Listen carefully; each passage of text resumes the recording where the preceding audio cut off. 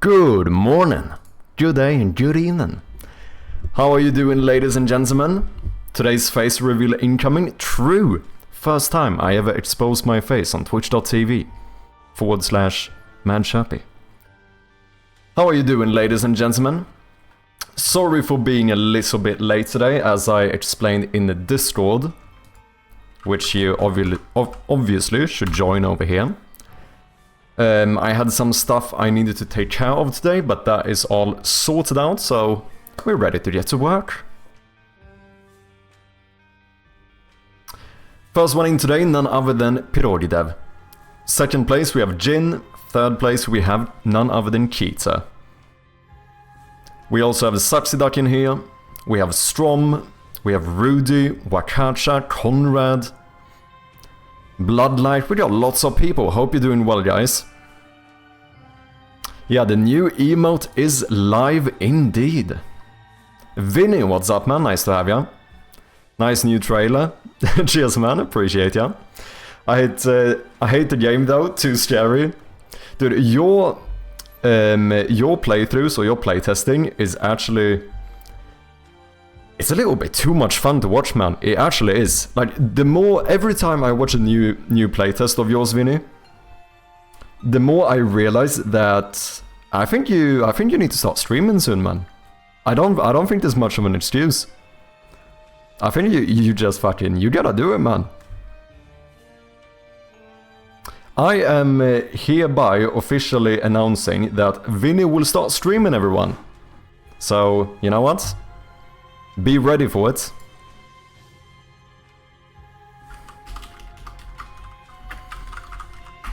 Here you go, big shout out to Vinny, a new up and coming streamer here on Twitch. He's gonna start in just a few days. Go and give him a follow. You have to do it officially. I feel like the more of us that follow him, the more he's gonna be inclined to do it. So basically we're just gonna we're gonna go for grupptryck here. Do you know what I mean? We need to have some proper grupptryck.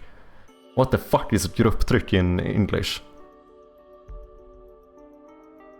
What do you call the thing when there's multiple people and everyone, oh come on, do it, and then the person feels like obliged to do it. What do you call it? I am having a full fucking... my mind is blank here. You know what I mean, We need to do some of that to Vinny. Peer pressure, there we have it. Yeah, thank you. Indeed, peer pressure is the word I'm looking for. Bjarne, how you doing, man? I was sure you said you have to start screaming, man. No. I mean, he already does that. He just needs to start screaming on camera in front of people. Illittis in Finnish. Terve, minne. Forces you to enter focus mode. Let's do it. Minne ollen illittis. Kiitos. Welcome in, Atrium. Hope you're doing well. Focus. We're getting straight into focus mode here. Hope you've been well, man. Have you gotten any 99s in Idol RuneScape yet? Finnish version of it is beer pressure. And good, how are you? I'm doing quite good. Doing quite good. Did some administrative stuff or whatever today, and then I went on a little birthday get-together thing. So, you know what, people? Guess who fucking ate smörgåstårta today? Yeah, that's right. Good shit, man, good shit. When Vinny started the streaming, because he almost have as much followers as me, not fair. I don't know if Vinny has ever streamed, but he will now, because I am officially announcing that he's gonna start his streaming career. The annoying thing is that now he's gonna get too busy and he's not gonna be able to playtest my game. Shit. But yeah, anyway. You know, sometimes you just have to take the risk, right? I feel like you guys are missing out on content. I feel like when we finally release Shroud of Gloom and I'm not worried about spoiling stuff anymore, I feel like we need to get permission from Vinny, and then we need to sit back, everyone together, and watch through all of Vinny's old playtests. That would be a good fucking time. There's some good fucking moments in that, man.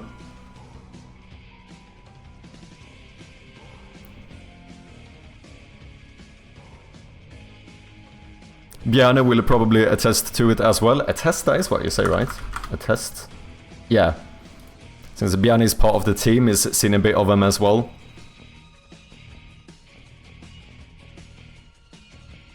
You're not the first one who told me I should start streaming, so maybe I should give it a try. I think you should, man. I think you should. It was... I mean, I'm being completely serious here. I actually really enjoy watching your playtests. It's a lot of fun.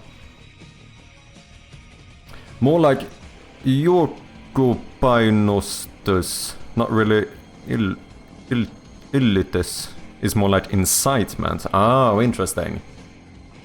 Jokopainostus. 880 mining, got a bunch of gold, now leveling other stuff. Nice. Did you get into anything? Did you get into it anything? Okay. I left it on. I think I'm fairly high in woodcutting now. I left it on like in the background woodcutting the entire last stream. I haven't had time to look at it anymore, but I think I hit fairly high woodcutting from just, you know, smashing the like level 1 trees over and over again. I like the idea, let's go. Frosten, welcome in, man. It's genuinely great. It really is, right? Jokopainostus is group pressure. Also, it's the exact same as Swedish. That would be the literal translation in Swedish as well. Grupptryck is literally group pressure. We have some other news as well. I have not mentioned this yet. I have mentioned it on Discord for anyone who's a member there, but I recently decided to team up with Sellout. Yes, this is Sellout moment. I decided to team up with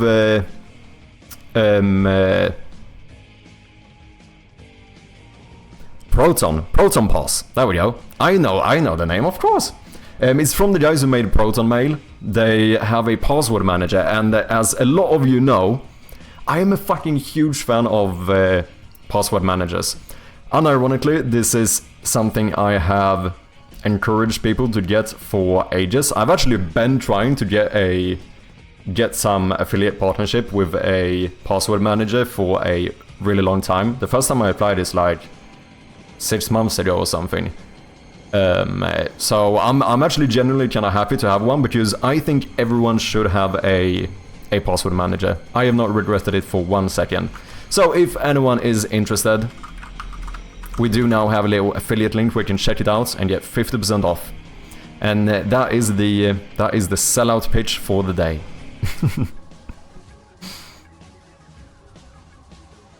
We also do have some new emotes. I did have the time to throw up a couple of new emotes today. I did what did I do? I think I did one animated emote. Yeah, what's up, Trash? Indeed. We got some new emotes. Pretty much thanks to Trash. He was the one who gifted a Vinny with the Prime resub. 5 months. Look at that shit. Look at that shit. Time flies. Let's go Proton Pass. Exactly. Let's go Proton Pass. Go and get yourself a password manager, everyone. It's fucking fantastic. Do you know how nice it is to never have to remember passwords ever again? I mean, obviously, you probably need like one master password or whatever. But other than that, like, you know, just having like great passwords everywhere and not having to remember them is fucking fantastic. I highly encourage anyone to get a password manager if you haven't. And I am legitimately, this is the reason why I like this affiliate partnership. Because I am not incentivized to do this because I have a affiliate partnership. I'm incentivized to do this because I genuinely think that everyone should have a password manager. But yeah, we do have some new emotes. Once again, if you wanna check out Proton Pass, here's a link to it. There's also a banner below if you wanna check that out. We do have some new emotes. We did the Oi emote last time on stream. Other than that, we also have... what did I do? I did a new animated emote, the Magic Wink emote. And last but not least, I threw in some of my old emotes just to have something in the meantime at the very least. Which other one did I do? I think this one. So we have these old little chicken emotes that are like 10 years old, but oh well, they can fill up the space for the meantime. We do still have more slots though, so we could get even more. We could get even more emotes if we get some good ideas.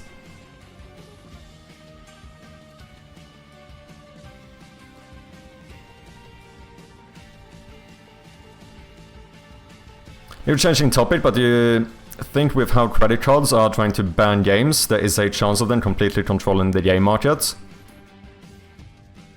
I don't know about completely controlling the game market, but I mean it seems fairly obvious that they do have some control, and there's probably ways we could get around it. I just don't know if the platforms are willing to do it, you know. We'll see. I'm not too knowledgeable when it comes to it. Obviously, I've heard about the stuff on Steam, but and itch as well, right? I think itch started having to remove some games too. It's fucking unfortunate. So the Chinese can get your passwords in one place. It's kind of pain to look everywhere else to get them, but that's not really the case for Catch-Up, because normally for most people, I don't think you have to look at every site to get their passwords. You need one site to leak their passwords, because then what most people do is that they reuse the same password across like every account they have. Maybe they add like an extra symbol or an extra number here or there, but generally speaking, most people, I truly believe that most people have one password for everything, which is, you know, pardon my French, but fucking idiotic. Because if, you know, your cybersecurity is only as strong as your weakest link. So in that case, if one of those gets leaked, what they do is obviously, the first thing they do is to try and use the same password on other sides. And if you use the same password everywhere, then, you know, they're gonna get it all. So, so then the issue is that, you know, one of the reasons why people do this is because it's too annoying to remember all of these passwords, right? Especially if you want to have actually good passwords, which, like, the best passwords should not be fucking readable. Do you know what I mean? Like, it should look like a completely alien language. Like, that's what your password should be. But you can't remember like 100 of those. And believe me, you have more accounts than you realize. I think I have like, I think I have over 100 logins in my password manager. So to have like unique, super strong passwords for all of those is fucking impossible. So the way you fucking fix that is to just get yourself a password manager, which I've been saying for months. It's fantastic. I have not regretted it for a second. Gotta go, but leave the lurk. Good luck with the stream. Thank you very much for lurking, Vinny. Have a good one, man. What if I instead just use the easy password everywhere so I can remember it? For instance, ABCD1234. Yeah, this is a perfect example of what you shouldn't do. Yeah, some people use one password. I think it's more than some people. I would bet that the vast majority of people use one password. And maybe what they do is have like a few variations of the same password. But I think it's fairly rare that people actually have good passwords, because it's too annoying to keep track of it yourself.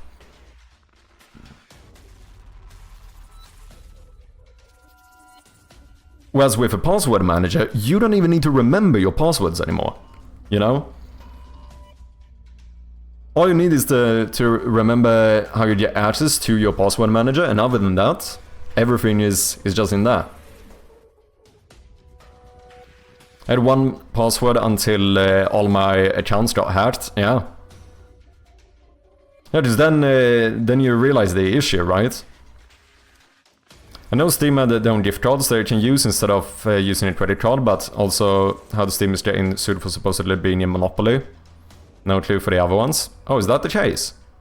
But wait, why is Steam supposedly being sued for being in Monopoly? Because they're not in like in an objective sense, right? So we still have like epic games and stuff. I mean, do Steam have the majority of gamers? Yeah, of course, they're by far the biggest ones. When you let a religious group or old school politicians group choose what people can watch and play, everything is banned, yeah.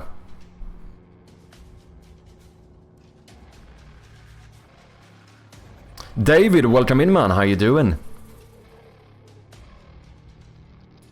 The way I explain to my family, when they say, but my password is really good, yeah, but if you use it for carenthusiastforum.com, well, they get hacked, password is insulted, I'll rip all your accounts. Exactly, guys. Hope you're doing well, man. Welcome in. Yeah, because that's the thing, like, if you reuse your password, at that point, it doesn't matter how good your password is. Because all you need is one site to leak it, and that could fucking ruin you.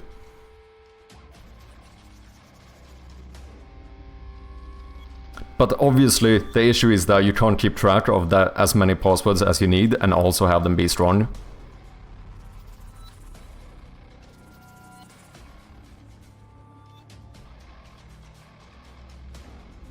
I have one password that has definitely been leaked, and I still use it for any site I need to register, but don't really care about my account there. Yeah, I see what you mean. Yeah, like, if you don't have any important information on it, then, you know, at that point it's kind of up to you, but there's a lot of stuff that you definitely don't want people to get access to. Especially stuff like anything that's tied to, like, credit cards or whatever, you know, like, if you have a PayPal account, obviously your emails, definitely important. Two-factor authentication, also. Get two-factor authentication. I have it on, like, every single account I have. You know, it's a hassle. It makes stuff slightly harder, but, you know, you can't be much more secure, so it's worth it. And the good thing about ProtonPass is that they actually have a integrated two-factor authenticator, which means that you can have both all your passwords as well as your authenticator in the same place. It's my go-to for throw accounts password now, yeah. Was one password been hacked again? If so, I need to regenerate my passwords. There was a really big leak a month ago or something, maybe a little bit longer. When was it? It was in June. It was 16 billion passwords leaked, one of the largest leaks so far. Which is actually funny, because here you can see the reason why I say that why I'm happy about this affiliate partnership is because I truly believe in password managers. Even here, I legitimately said, when all of these passwords were leaked, get a fucking password manager and set up two-factor authentication. Do it, people. Do it. And now, you can do it with my link and get 50% off.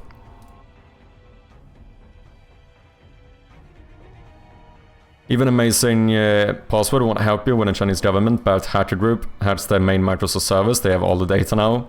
This happened a few months ago. Solution is to code your own password manager and host it on your own machine. Then only your only enemy is your SSD dying.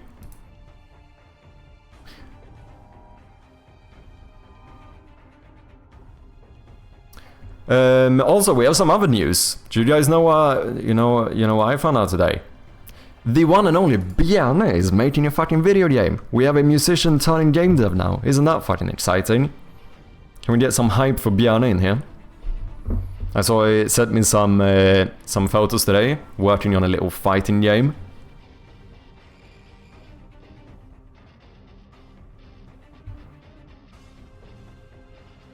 So, I haven't really planned out what we're doing today. Obviously, we're not going to be able to do like a super long stream. What time is it now? It's like a bit past 8. But we'll be live for a few hours at least. So, we could do some work in Shroud of Gloom. I've started playing around a little bit more with the save system, and you know what? Some stuff actually seems to be working pretty good. I've gotten it so that items you pick up will be saved now, so they won't respawn if you like reload, which is obviously gonna be important. We could also continue the Resident Evil playthrough. Play that for a few hours. We should also go ahead and make more emotes, but in that case we need some good ideas for emotes. I think I've filled up all of the standard emotes now, but I definitely think we have a few that are like slightly subpar, so if we have a better idea we can definitely switch them out. We still have a couple of animated ones left. We can cut the Tuesday stream short, the Wednesday stream is coming up anyway. Yeah, about that.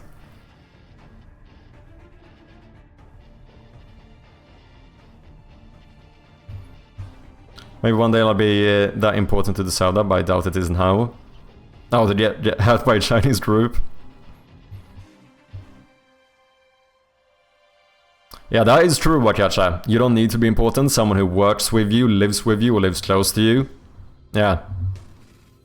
And also, a lot of the time you don't even need to have anyone important whatsoever. Sometimes it's one of those where, you know, the opportunity creates the criminal or whatever. And the opportunity is should be very simple. It could be something as simple as, you know, one forum that you're registered to or something has a leak, and someone finds a password that you've been using. That could be enough incentive for someone to start looking around.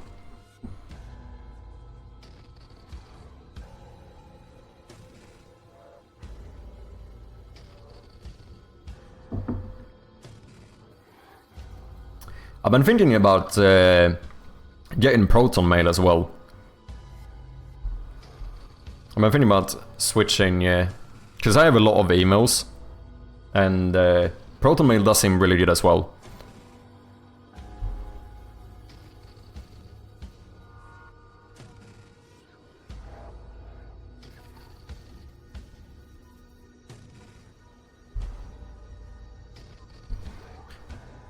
I mean, if they already have my machine hacked, they already have a keylogger stealing my passwords and my clipboard anyway, so But that's when you also use two-factor authentication, because if you have two-factor authentication, they need more than just your password. So even getting just your password won't be enough.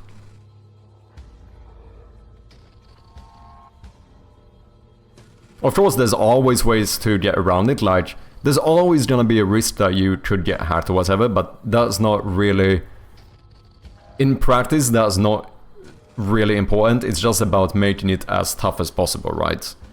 Like, minimize the chance, the opportunity for it to happen. So, password manager, two-factor authentication, and then you're fucking set.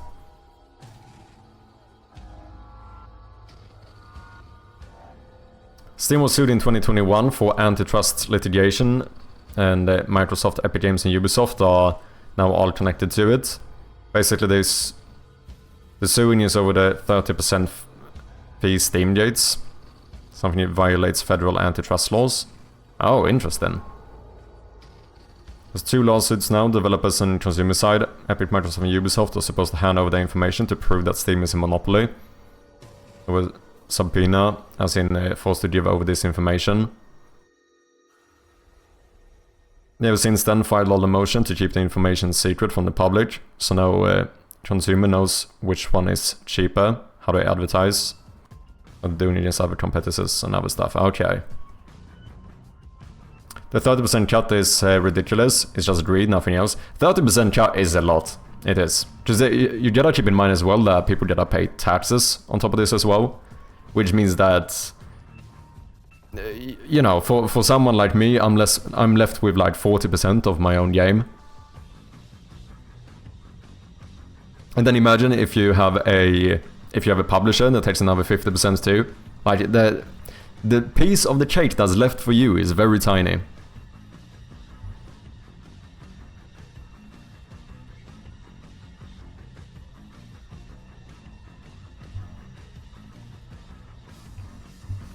Something I need to do is to figure out a way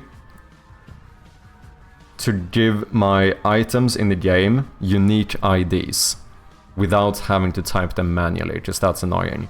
And we're a programmer now, so we do stuff programmatically. Do you know what I mean?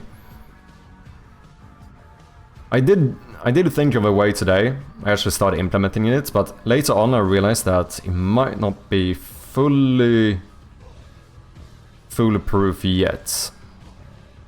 What type of what value type do you need? I need to have a string, but the thing is that since this is a key for the save system, it must be the same every single time. So I can show you guys what I did now, and then we can discuss about maybe making it better. I think the thing I did now is almost fine. Like it's this close to being like foolproof. But I did realize that there is like a slight chance that two objects could get the exact same key. Which would be an issue, because then if you like destroy one object, the other one isn't gonna load in, because when we try to load it, we're gonna see that, oh, but this ID was, or the item in this ID was destroyed, which means that we shouldn't load you or whatever.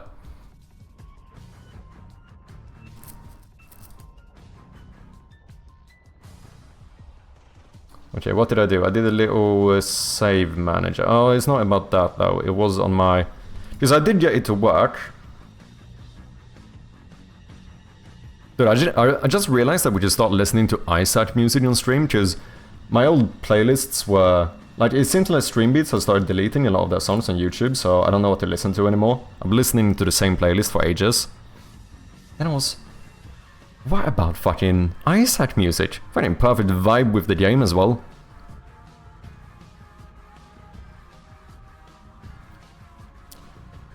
Druid, new Druid cache for each object. That's what Unity uses behind the scenes. Oh, interesting. Isn't that copyrighted though? I doubt it. Usually games are quite fine, because otherwise people who stream the games are fucked. So like, yes, to be very clear here, it is copyrighted, but like game soundtracks are usually quite fine. Like, it's very rare that it is enforced or whatever. Do you know what I mean? Which is then you can't play the game. I don't know. We'll see. We'll see. I don't know what to listen to right now. Nintendo likes to claim every video with their music. Do they do that? Then how the fuck do people stream the games? Or upload videos about the games? Because if people can't...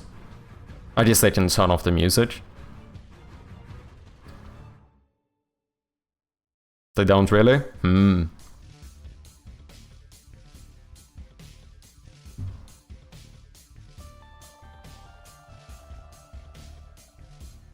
Okay, let's get into it. First of all, if anyone hasn't, make sure to wishlist Shroud of Gloom. Very much appreciate it. There's some tracks that will get you DMCA muted instantly. From Nintendo, that is.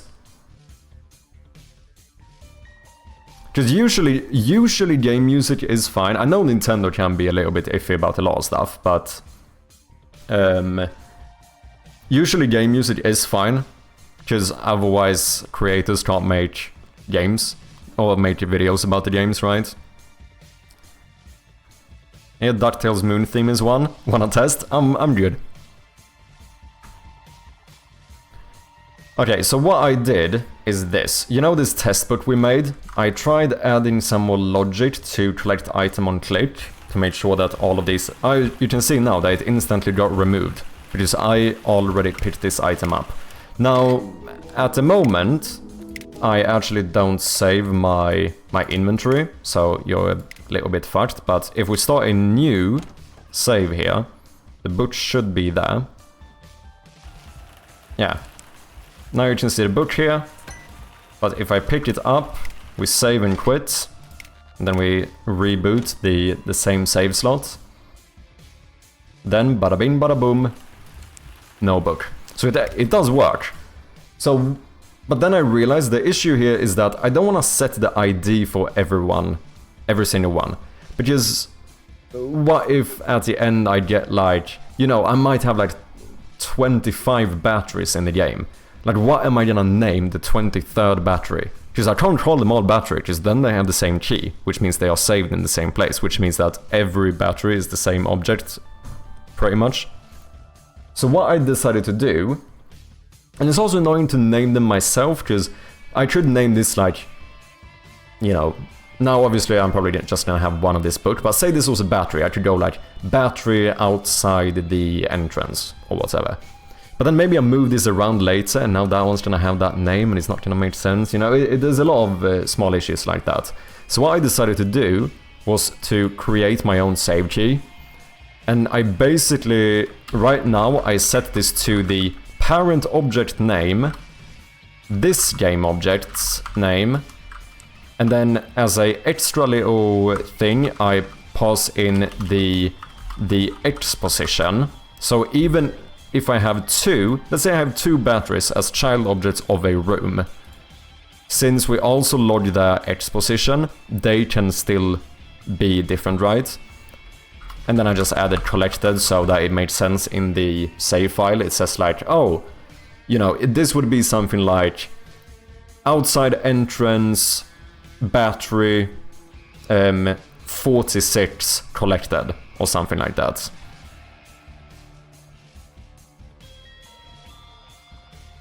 But then the issue is that, what if this wasn't a child object of the room itself? What if this item is a child object of a cabinet? I have a lot of cabinets in the game.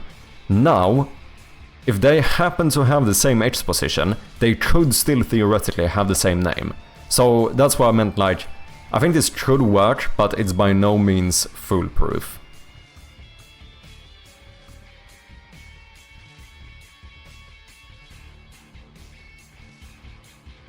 Using position X is very iffy, you could get rounding issues. Yeah, that is a good point. I know floats can be a little bit messy that way. And even casting this to an integer wouldn't really help.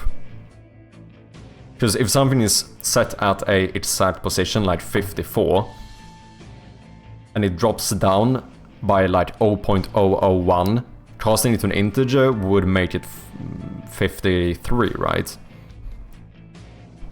So we could still have that issue. Valve Steam has filed a dismiss the claims from the consumer side recently. It's a claim for consumers that 30% is inflating prices for consumers. Partly to Steam has proven backed by evidence that is not affecting the consumers, that's pretty much it. Yeah, I feel like it's probably affecting the developers more. Because it's not like, because Steam takes a 30% cut, I'm not gonna increase the price of my game by 30%, right? Because I'm more...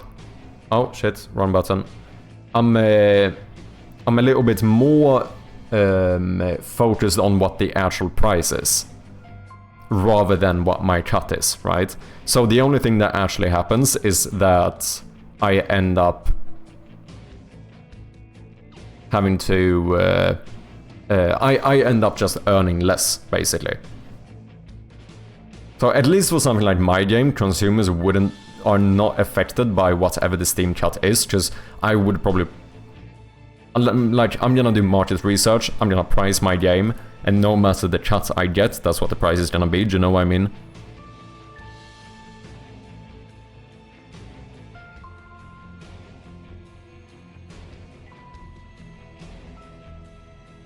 What happens if Steam loses? They have to lower their commissions, which in turn then should make game dev lower prices, just so Steam lowering their commission price, but I doubt that will happen. Yeah, because then I probably wouldn't. If Steam decided to lower it to 20%, I mean, because like I said, I would have set my price without the percentage in mind.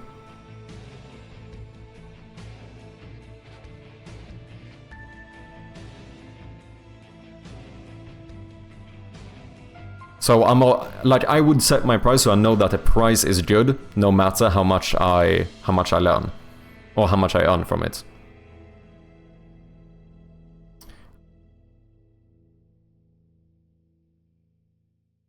It would be different if I raised my price because of the Steam cuts. Then I would lower the game if they lower the cuts. But since I'm not taking the cuts into consideration, I probably would... I mean, it depends though. It depends though, because I'm setting the price based on market research. If everyone else starts lowering the prices, then I would lower it as well. Because I'm more interested in how my game compares to other similar games, do you know what I mean? Like, how much I earn per sale is not really my focus, which is also a bit... Like, I'm probably gonna end up feeling like I'm underselling the game. I'm fairly sure that's gonna be the case. Partly because I maybe spent a little bit too much time working on this game. But I don't think there's a way to get around it. I think overpricing my game would hurt it way more. Or just manually name the keys uniquely so that you can look at save data and understand which battery it is. But this is the thing. Here, I would understand it. Not if it's in a cabinet. That would be a little bit more tricky. But if this is like outside entrance, battery at the X position, then this perfectly tells me what it is.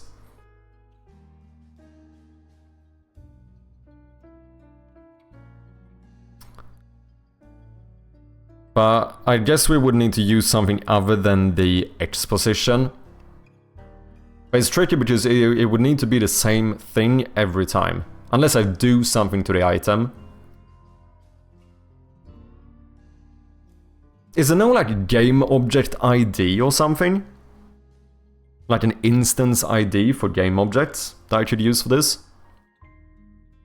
Made save key serialized field. But it sounds annoying having to name like 25 batteries. I mean, I can do it, of course. Like, I'm not saying that, say, like, oh, no, it's the end of the world. Of course not. But it feels nice if I could automate it. Does anyone know, can my release price be different on different platforms? I think so.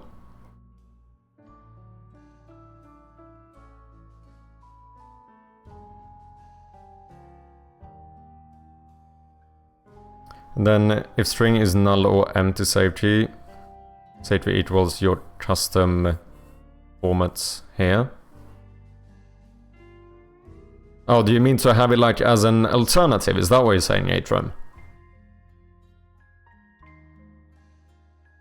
Like, I name them myself, but if I can't find the name, then we do something like this.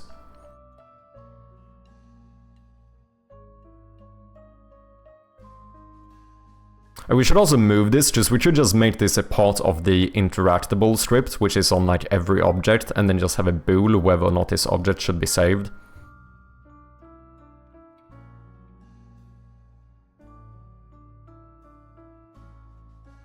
Yeah, most people I've seen do the comparing to figure out how much they want to sell the game for, yeah. Steam doesn't allow you to price cheaper on EGS, for example. But I think that, Cheetah, is that not if you sell Steam keys? Because I know if you sell Steam keys on another platform, you're not allowed to put them at at least too much of a low price compared to Steam. But I don't know if you sell it completely separate on another platform. I don't know if the same thing applies. I'm not sure, to be honest, you could be right, but I know that's the case if you sell Steam keys. Because you can, for example, you can sell Steam keys through itch, right? And I don't think you're allowed to sell a Steam key for like too much of a discount.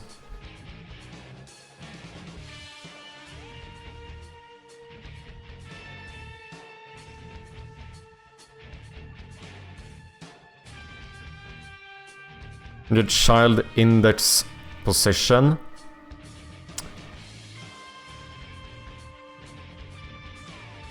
Yeah, well, automate, you just give it a UID, serialize it. So how does that work? Is there some documentation I can read?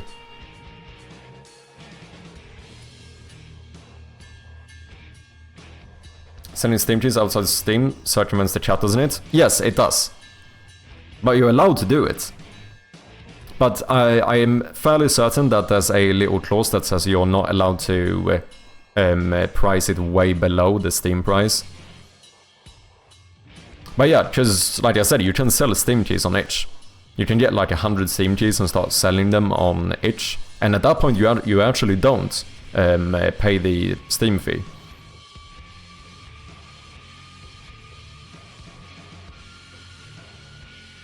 ChatGPT says you can have different prices. I would expect so if it's like different builds. Like if you have a... Just if you're selling on like Epic Store, you wouldn't have the... You're not selling a Steam key. Like it's not connected to Steam. At that point I feel like you should be able to price it differently. I don't think you can when it's Steam keys though. Check Discord? Okay.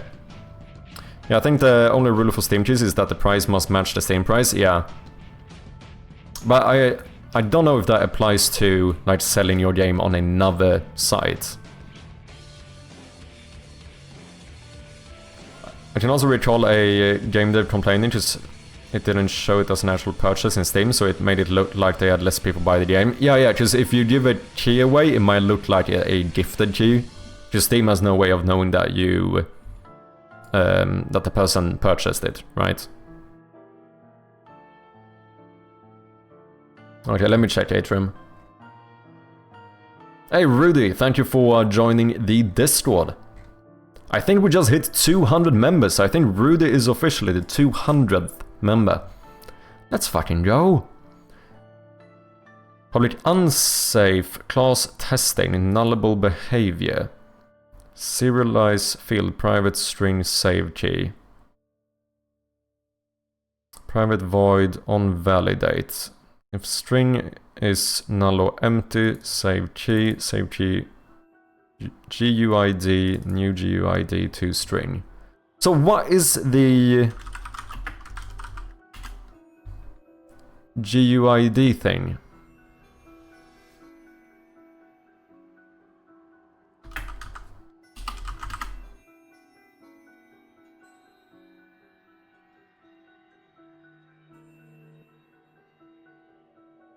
Because the only thing I... similar to what we said before, was it... Was it that said it? Was it Cheetah? I think it might have been Cheetah. I can't find it now.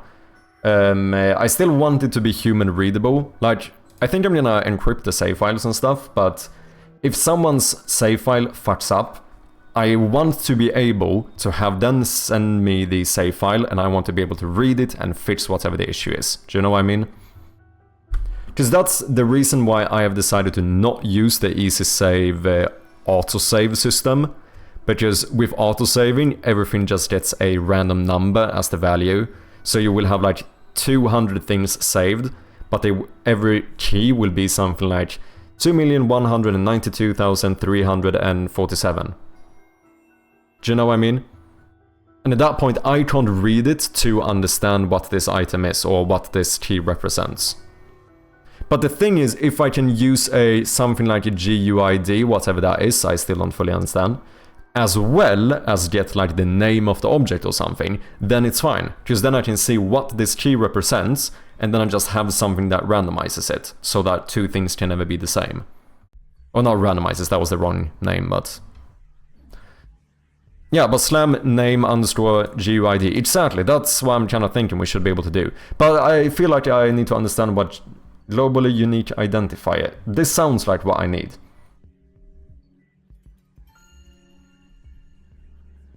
Almost absolute certain that no computer has ever nor will ever make up the same number. Every asset file in Unity project has its own GUID assigned upon creation. Every asset file. But does this include like different prefabs in the scene of the same prefab? You know, different instances of the same prefab in the scene? Because obviously I'm gonna have more than one battery in the game, for example. So those need to be different.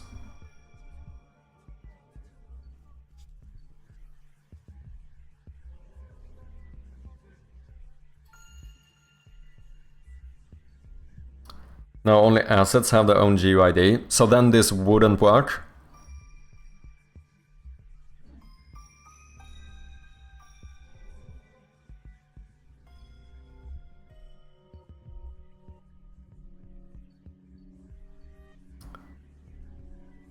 Now, if you sell it as a separate non-Steam game, then Steam can't say jack shit. Yeah, that's what I imagine as well. But then they don't get Steam integration or Steam achievements from a game. True. Good point. Your ID is base C#. Oh, interesting. Does someone really care about Steam achievements? Oh yeah, I think a lot of people do. No, I think a lot of people care about achievements. I mean, you even have like proper achievement hunters. I would argue that there's probably a lot of games that have been purchased because they have achievements. Like, you know, there's these like, oh, easy 100% achievements type games. I like achievements too. Like, if I see a game and I'm like, holy shit, I have like 95% of the achievements. I'm like, shit, can I get them all? You know? I feel like achievements are good incentivize in that way. It will work, the thing I sent. Even for the instances of the same prefab.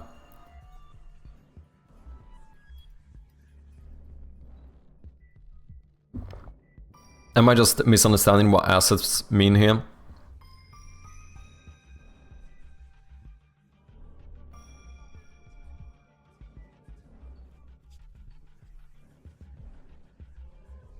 I don't know when who really cares, so I was just asking. Maybe I'm just too old, fair enough. No, and I'm definitely by no means saying that like every... yeah. I'm definitely not saying that everyone cares about achievements, but I definitely know there are people who do.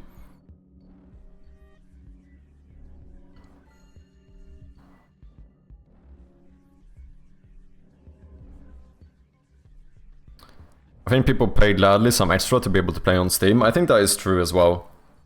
Because it's convenient to have all your games in the same place.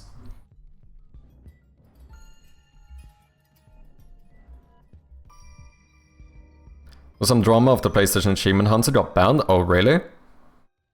I also want to make a game, but all the modeling scares me. Use assets.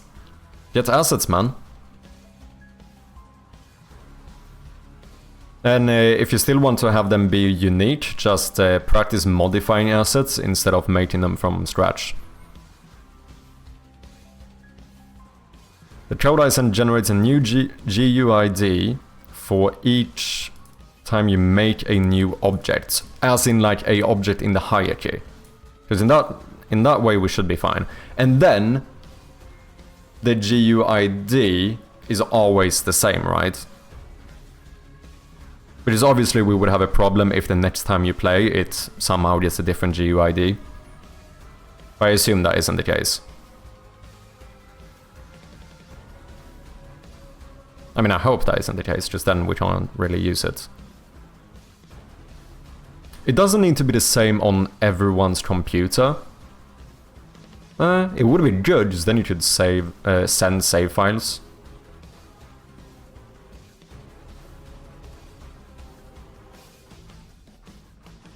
When I was a kid on 360, I chatted a lot, but now it feels like waste of time. Like, if it does not affect my game at all, why would you do that achievement? No, I think you're, you know, it's completely fair to have your own opinion on it. But I do think a lot of people care about achievements.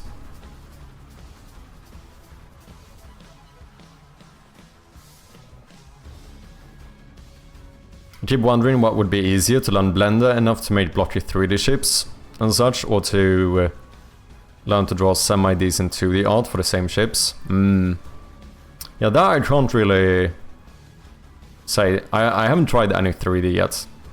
What is up, Red Rocker? How you doing, man? Long time no see. Hope you've been well. I really dislike when a game requires more than one playthrough for achievements, but that's mostly for linear games with not a lot of replayability. I don't know. I don't know. If achievements are too easy to get in a linear game, I also don't like it. It definitely shouldn't be like, oh, this really simple game you need to play 300 times to be able to get all achievements. But if you take something like... I played Mind Over Magnet by GMTK. A great game, no shame on the game, I very much enjoyed it. But in that game, he decided to do achievements for like every level you beat, and that is all of the achievements in the game.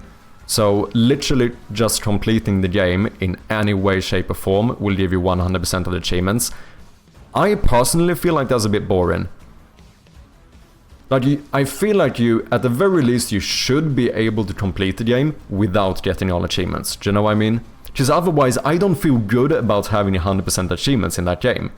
I didn't feel like I did anything to get it, you know? Because in my opinion, like, just completing the game doesn't suffice me getting 100% achievements. But what would you say, Raka, about a game like Undertale? You can't get all achievements in Undertale in one playthrough, right? Now, I know Undertale isn't like 100% linear, but it is a fairly linear game, right? You have to go through all your current objects in the scene, so it generates a GUID. I'm mad focused, man. You have to go through all your current objects in the scene, so it generates the GUID, then save it all. Wait, are you saying manually? Do I manually need to go through and generate it or something?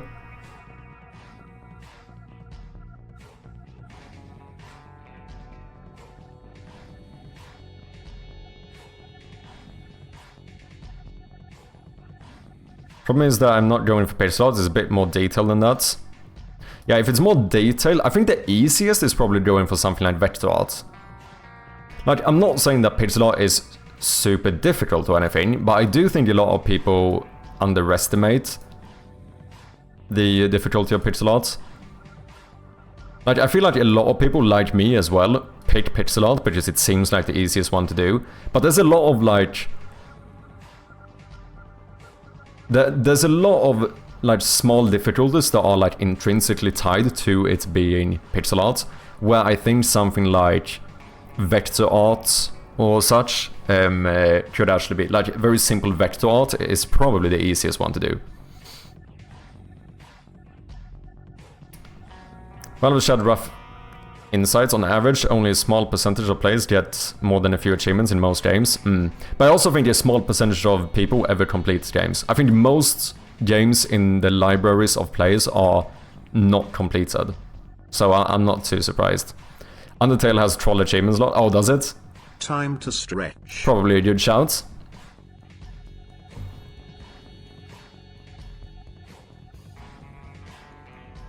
The pixel art is often sort of low-value sentiment, just saying it's very fast to prototype and even polish, popular for a reason. You to stand up for Let's 10 do minutes. it.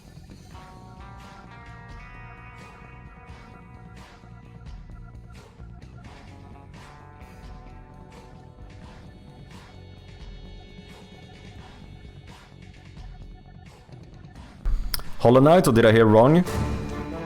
Hey, Emma D-Boy, Mr. D-Boy, how you doing? Welcome in. Thank you very much for the raid. What have you been up to? If there's anything you wanna share, anything you wanna show, then let me know.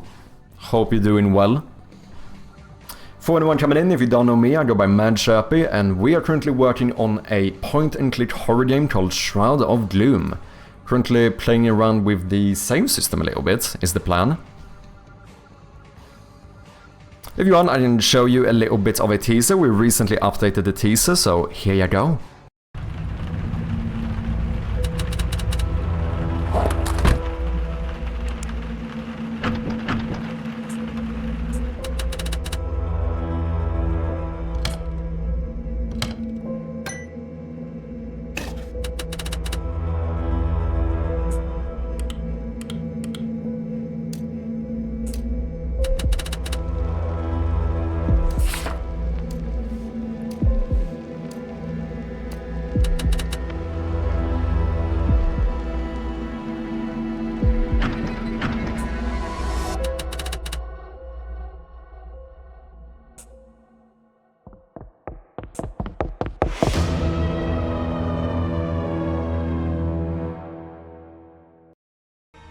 Ginger Cat, welcome in as well. Cheers from, looking good, thank you D-Boy. What have you been up to? What have you been working on today?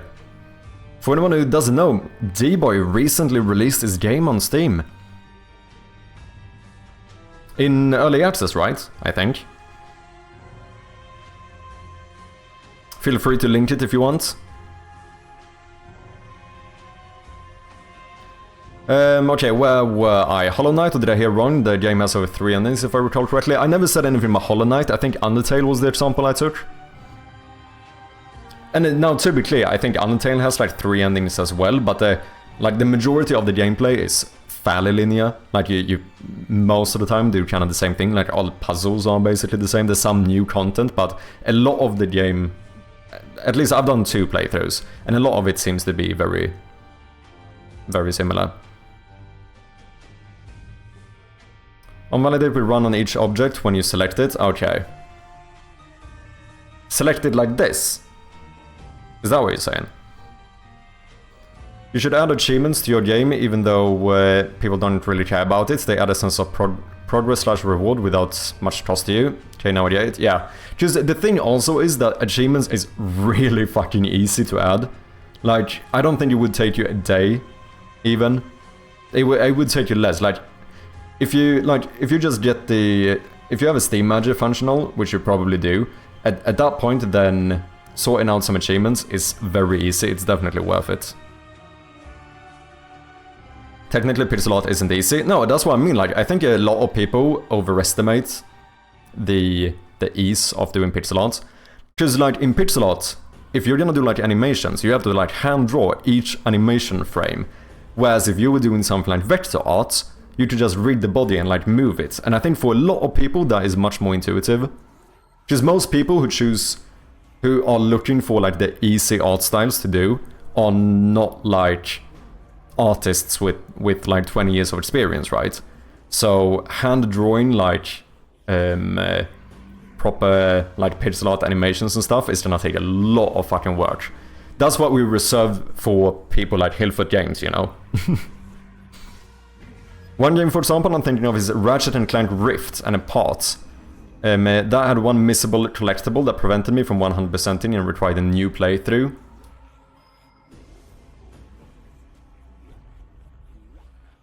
Yeah, that's interesting. I don't know if I think... I don't think I think that's a bad thing. Because if 100% achievements is guaranteed by just getting through the game, I don't feel like it's rewarding enough. I feel like getting 100% in the game should be fairly rewarding. I even tried to get it in Dark Souls 1, the weapon one, but getting like every unique weapon in the game though is fucking insane.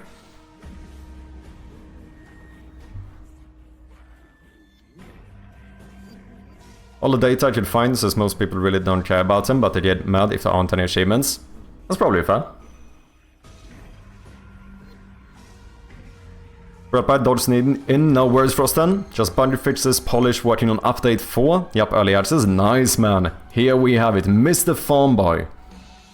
Cute farming game with automation. Build your dream farm, grow crops, raise animals, attract villagers, and hire workers to automate everything.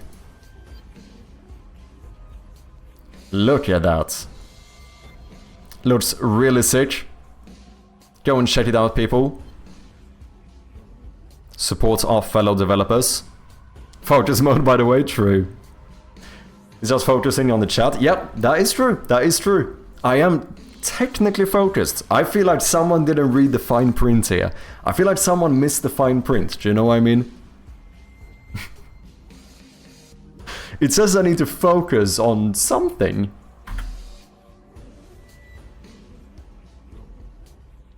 I have about 2 or so games where I have 100%. I have like 1. I think the only game I have 100% achievements is Mind Over Magnet. Because all you needed to do was to complete the game. And that's why I kinda don't like that. Because I don't feel like... It doesn't feel rewarding. I don't feel proud over having 100% achievements in Mind Over Magnet. Once again, no shame on the game. I think the game is fantastic. I just think that he should have had some... He should have added a few more like random achievements or something, in my opinion.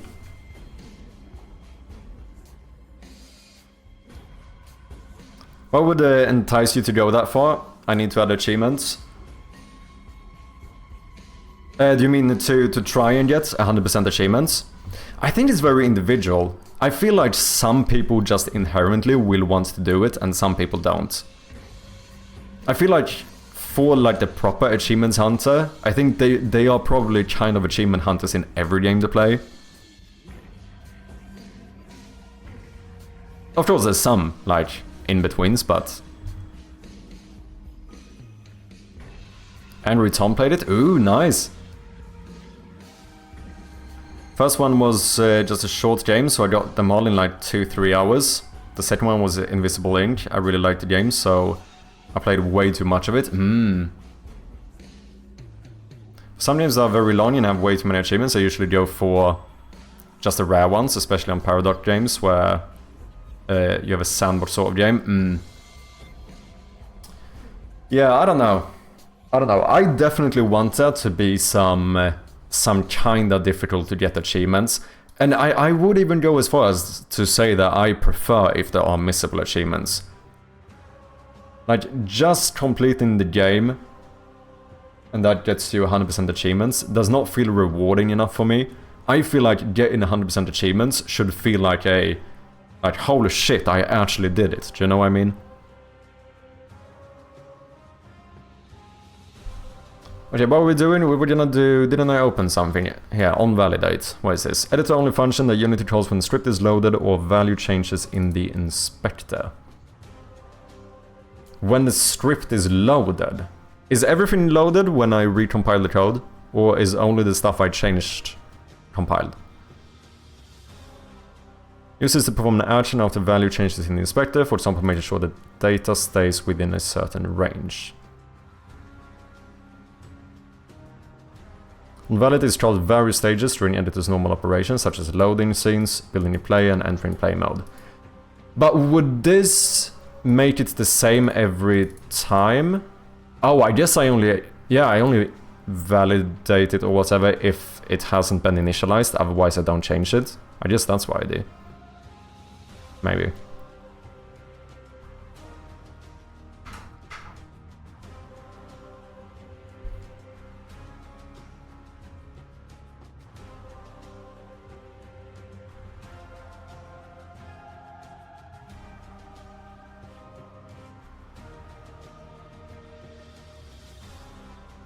The hidden sim achievements for playing various popular songs on the piano. Yeah, I could do that. With the piano is playable? Of course, man!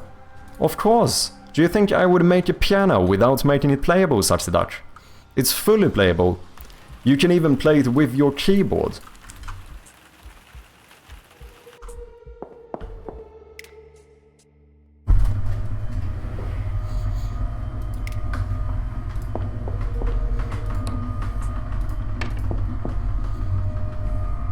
Oh shit.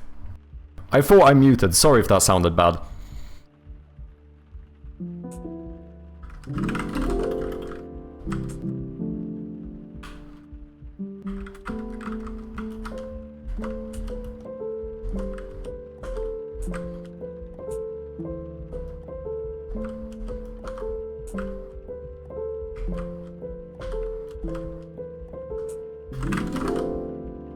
Good shit.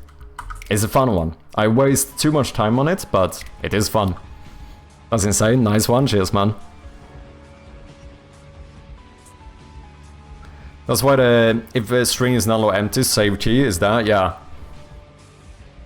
0 is the save key, so it's saved on each object. Welcome back, Frosten.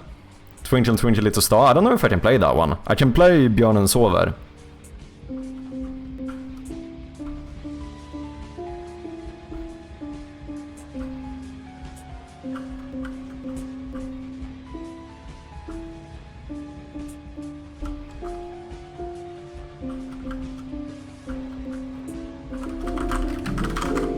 Yeah, something like that. Any cards in the game, I will spoil it for myself and find out if they die or not before I play it. Just popped in my head, so I felt like saying that. Do you mean if there's any cards in my game?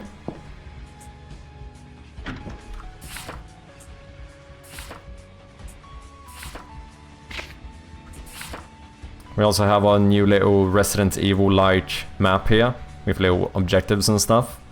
Or rather maybe points of interest, I suppose. Also now updates as you walk around. So every time you explore a new room, it gets added to the map. Feels a little bit more like you're actually exploring the house, you know. Quite happy with it.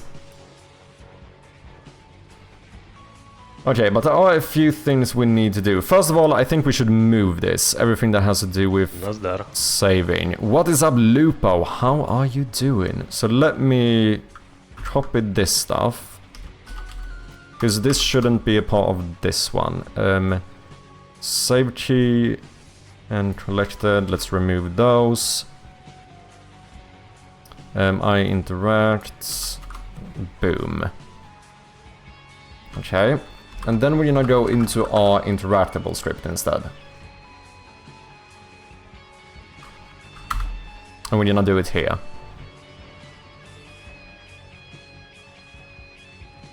I wonder maybe if we... Okay, let me do this first so I don't forget to paste that in somewhere. Wonder if we should make a new header for this. Header... saving loading or something like that.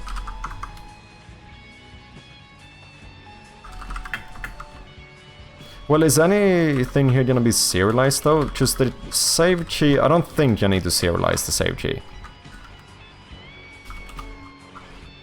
Oh, but I do need to serialize some bools, like whether or not to save it.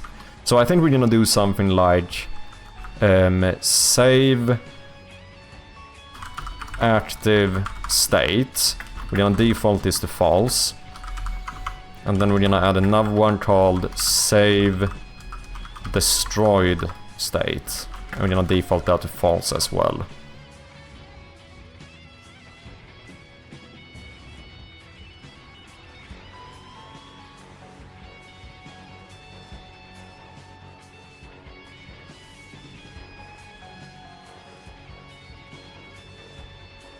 Yeah.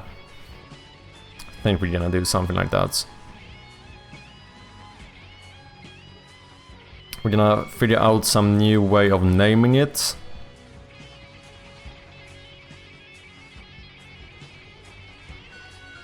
So we're gonna have one of these that checks if it's active and another one that checks if it's destroyed. I think that's what we're gonna do. So let me just remove this for now.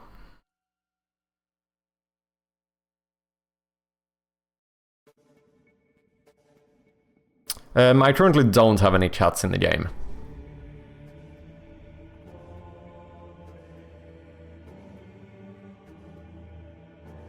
What's up, Lupo? How you doing? You have to serialize the key, otherwise you have to rely on the generated name.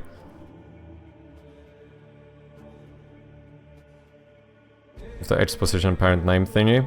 Personally, would not put the saving within the interactable. It's a bit weird as it's supposed to only handle interaction. I guess that makes sense. Okay, what if I...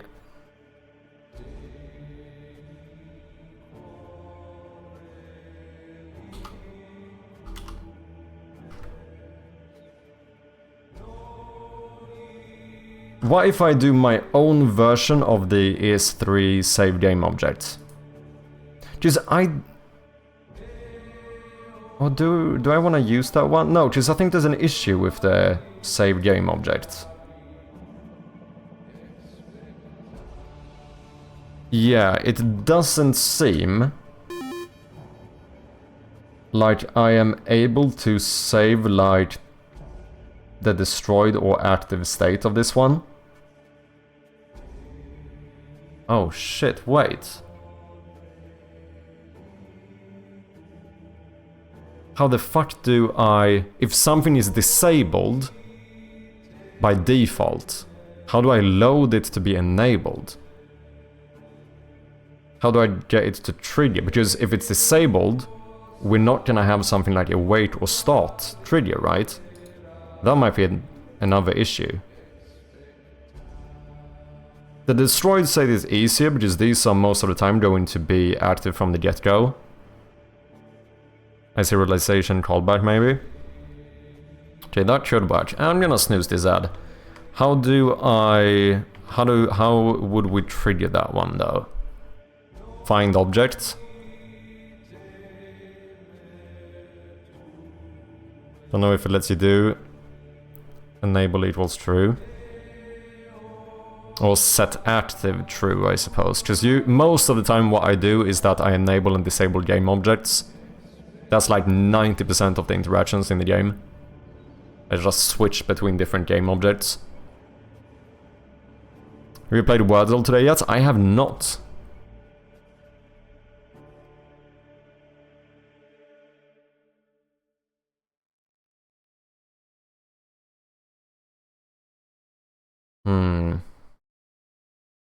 Yeah, just I don't think... let's go to the book again.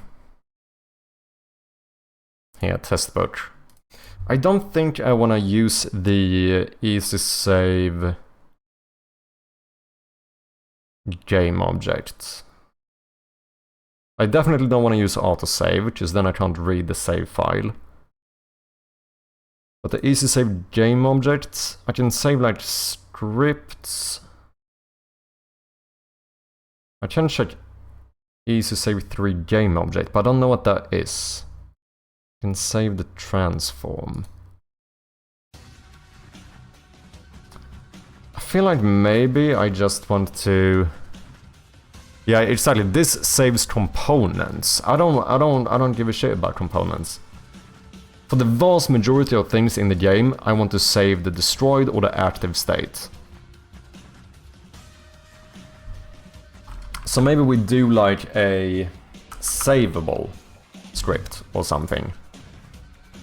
So we have interactable and we have savable. Does that make sense?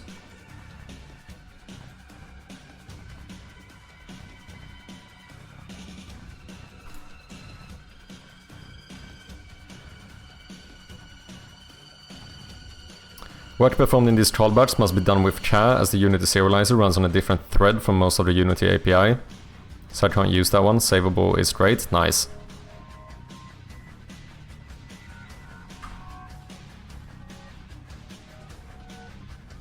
Oh shit, did I copy the wrong thing? Whoops. It's fine. I know we're gonna want a bool for like...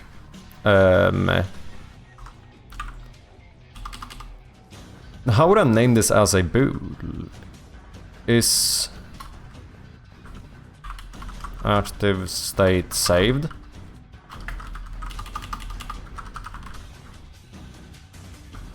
Is that what you would do? Because you usually... the convention is to start with a verb, right? Like is, has, can. Can you do?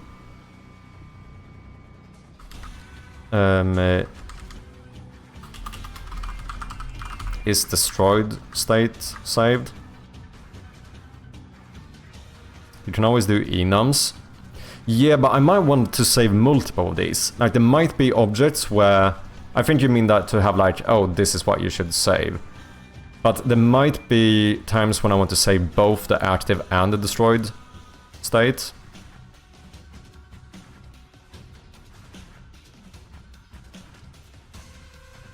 Flags enums. What's up, Manlo?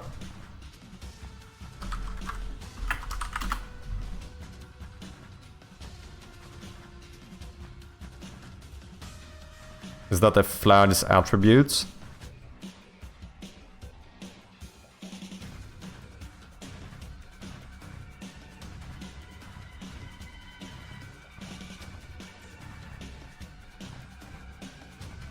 Find an enum with the flag's attributes. Multi-hue shorts.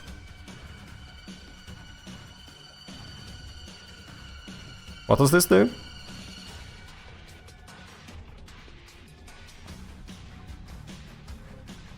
Guess you can learn something new today. True. That is usually the case. Okay, we're gonna let this ad run so we can get rid of it. Thank you for your patience, guys. Bit flags like collision lays and such are using. Oh shit, I think we read about bit flags as well, didn't we? Oh no, was that the... Ah shit. I don't know. I don't know. Oh, yeah, let me see the code you sent me. Okay, yeah, that was with the GUID thing.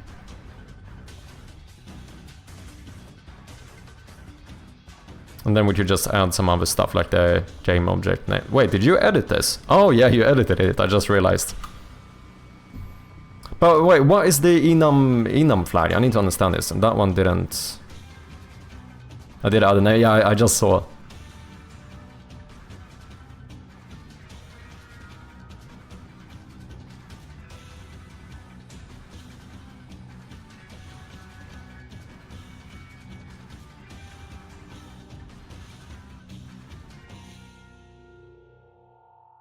Need to create an alarm to set off at 7 AM only during your work days. You need to execute some conditional logic depending on your selection.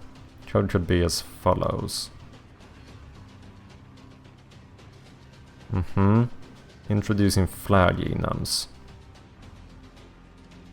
Created to optimize both memory and CPU usage by providing a way to store multiple options into a single variable. Okay, this sounds useful. Picture at the top explains it.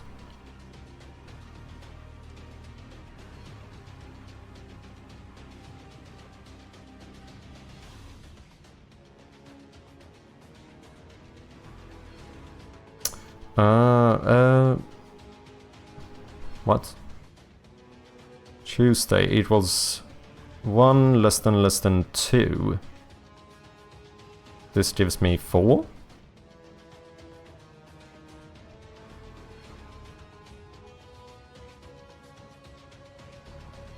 So in this case, how would I use this? For the purpose of having multiple choices.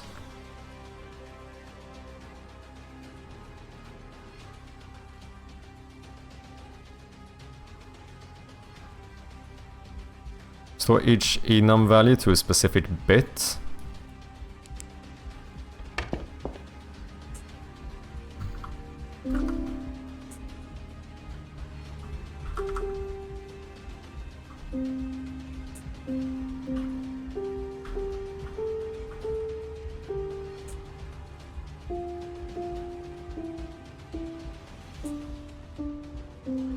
Beautiful! Beautiful, man.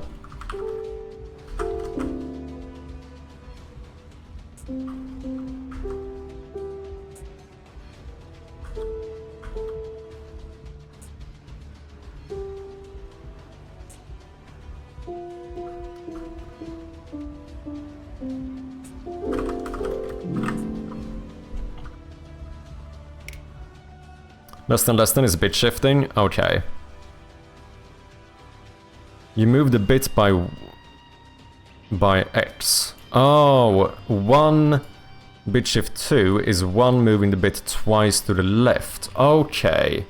Tunes, what's up, Mitch Sherpy? How you doing, love?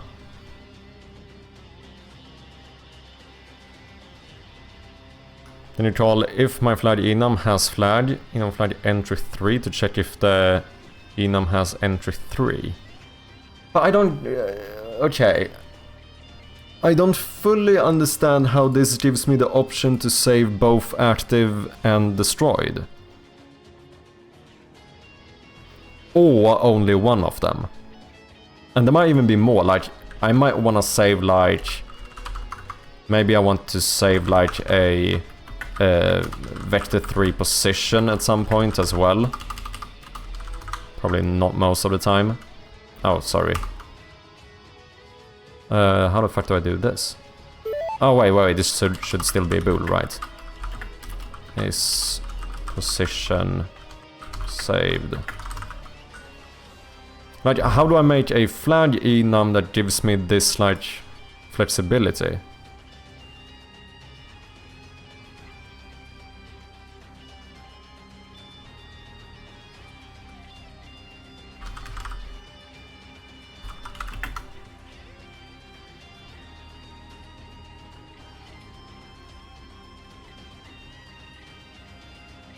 Supports up to 32 entries. Then you can make it a long, Support 64 entries. Okay.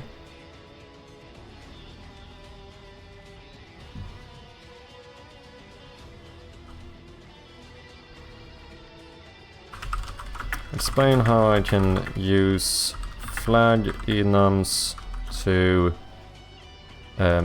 combine different options.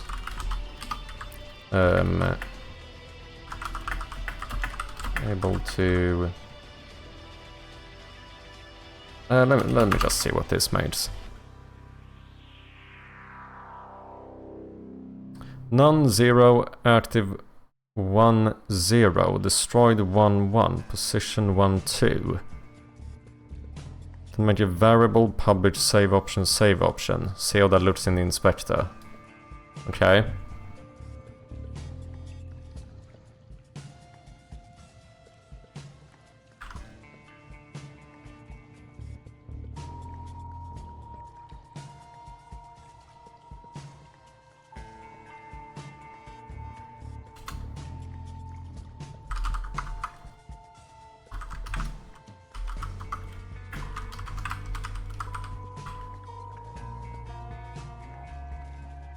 Let's try and see what happens.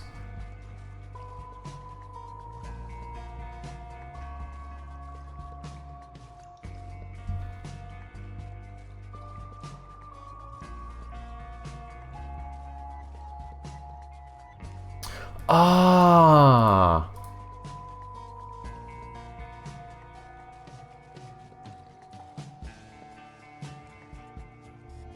Oh, it becomes like a check thing.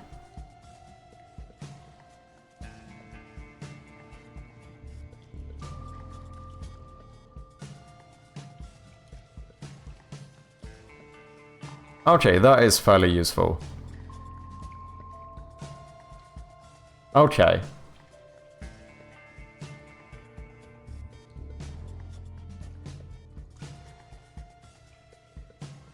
Are we teaching Chappie about bit-filled flags? We are indeed. Incredible. Yeah, this does seem very useful. Interesting. And then...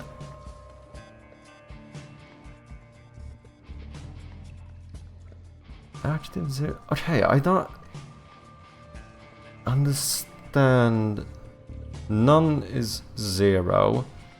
Active is 1 shifted by 0. Okay.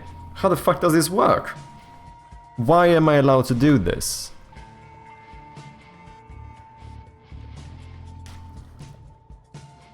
I mean, I get the general gist of being able to, like, move a bit or whatever, but why does this let me pick multiple options? I don't understand how this, writing it like this, gives me the ability to do different options.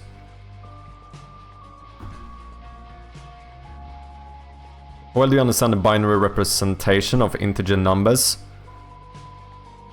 I understand maybe the very basics of it.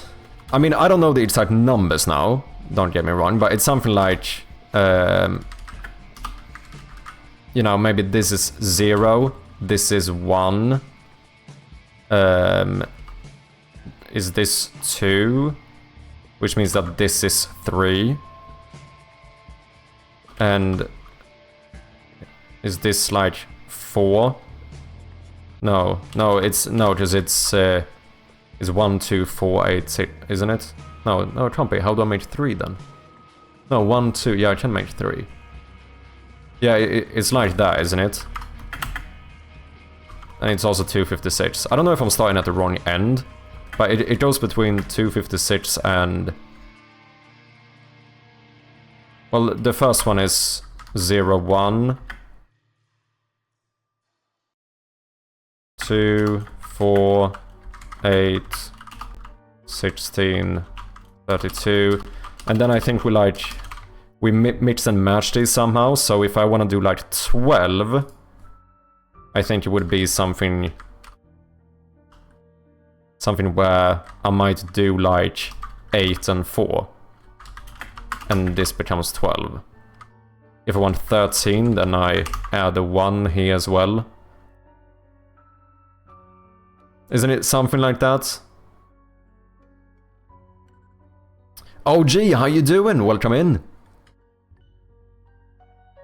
Each enum represents the bit, so it's like assigning the int 0, 4, 16, 32 or whatever. I don't remember. Okay. So each one represents the actual bit in the memory. Oh! So this bit will be like oh, is that what this number is? Is this like the index of the bit or whatever? So active is going to be bit index 0. Oh, I guess that one might be automatically everything. Or is 256 everything? Or am I misunderstanding this?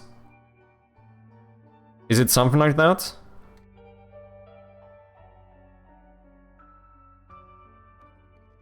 That way you can read the bytes as true, false for each enum. Okay, okay, that kind of makes sense. I see what you mean. Yeah, 1 is true, 0 is false. So one operator thing X makes it so the value in the enum is a different bit. You are very correct. Okay, okay. So this one we don't use, so you will just set everything to 0. This means that like bit 1, which is like this one, represents whether we say active or the active or the deactive state. Index 2 is going to save either if we're gonna save it destroyed or not. And then we keep doing that. So does that mean... But then, didn't you say I had like 32? Does this not mean I can only do 8? Because I only have 8 bits. If each one is a bool, practically speaking, doesn't that mean with one byte I can only do 8 different options or something?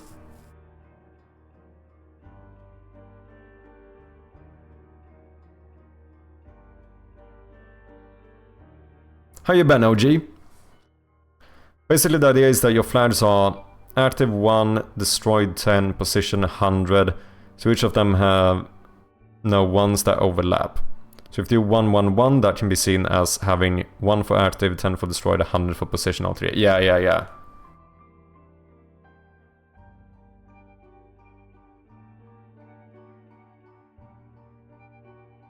Yeah, the number is the offset slash index in a way. Yeah, yeah, yeah. I should basically see the byte as a array or a list or whatever. Is a byte an array? Is that an array of bits? I don't find it. Am I asking dumb questions? Probably, but hey, we're learning. And in that case, this, practically speaking, represents the index in this array, and the 0, 1 represents true or false.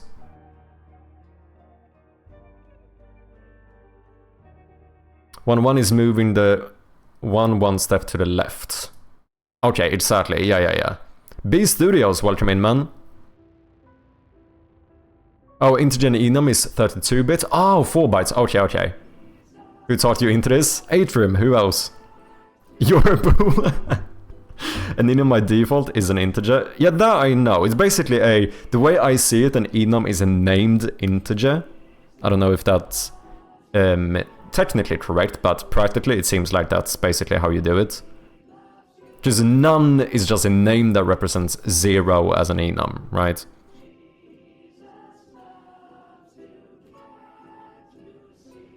Because a bool is 8 bits, but a bit is 1 bit. Oh yeah, yeah, yeah. I know this isn't objectively a bool, but in this context we are using it as a bool, right? Where 0 means false, 1 means true. But I'm not saying specifically that a standard bool is a bit. I just mean that in this context we use a bit like a bool. Doing a lot of counting today, that is as much as I understand. So teaching one new thing each evening I am here, that's kinda true.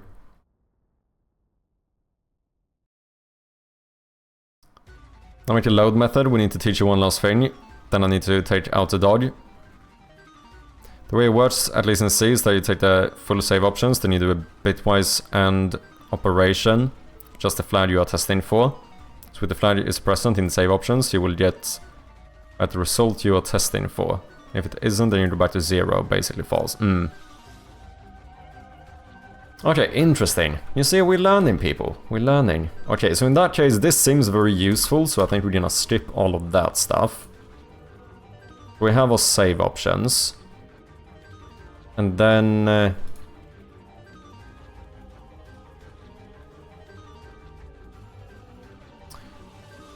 I guess maybe we just make functions first, so we do something like load load. Sure. And then I guess we do... Well, I would have to do some check. How do I check if this is the case? If I only want to check active. If save option is equal to... Oh, so multiple of these can be true at the same time. So and then if I don't do a else statement, I can also check if like this is true as well on top of this one. Why is this not correct? Oh, state, sorry. No? Oh, sorry, I'm being a dumbo over here. Is this what I'm gonna do to check the different things? No, read chat, goddammit. Read the chat, Itram said how to do it. Yes, but sometimes it's fun to try things. Save options has flag. Oh, interesting. Oh yeah, because this would work, but only one of these can be true at the same time, I suppose. Or maybe this doesn't even work. It should have been the way to do it. I feel like that should have been the way. So we're gonna check if the save options has a flag of save options active. Okay. And then once again though, the same logic stands here that I don't want to do else if. So later on, we're gonna start just making one of these work, but later on we will do this as a yet another if statement, right? Because if I do else if, then only one of these will inherently only one could be true. And then we check like position here.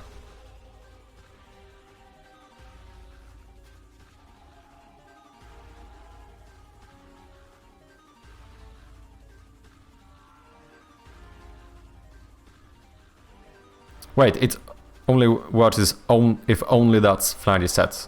Oh yeah, with how I did it first, right.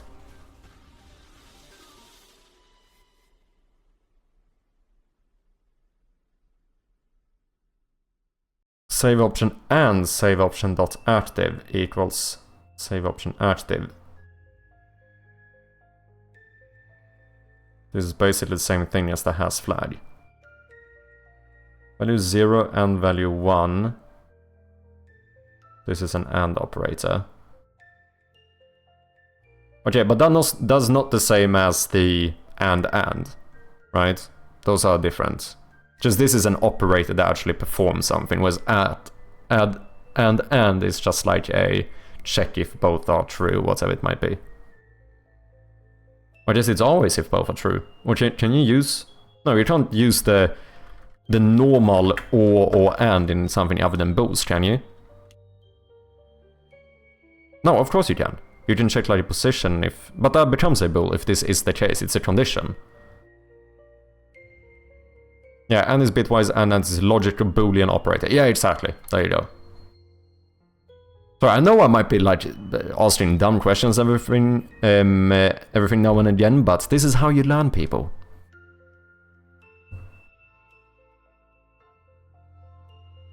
I'm sorry you've spent the one new thing learned for tonight. Oh shit, I'm not allowed to learn anymore. Shite. And operators do bitwise operation. So 0010 and 0110 equals 0010. Yeah, exactly. It checks if both the bits are the same. Yeah. Okay, so yeah, this makes sense. I think. Save option and save options dot active.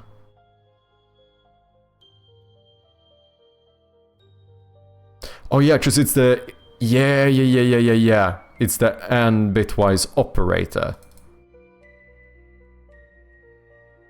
You check if those. Oh, okay. I think I get it.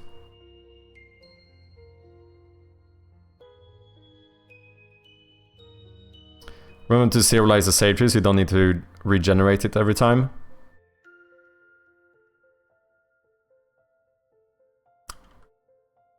Do I need to serialize it? Oh yeah, if I'm gonna use the GUI thing, I guess.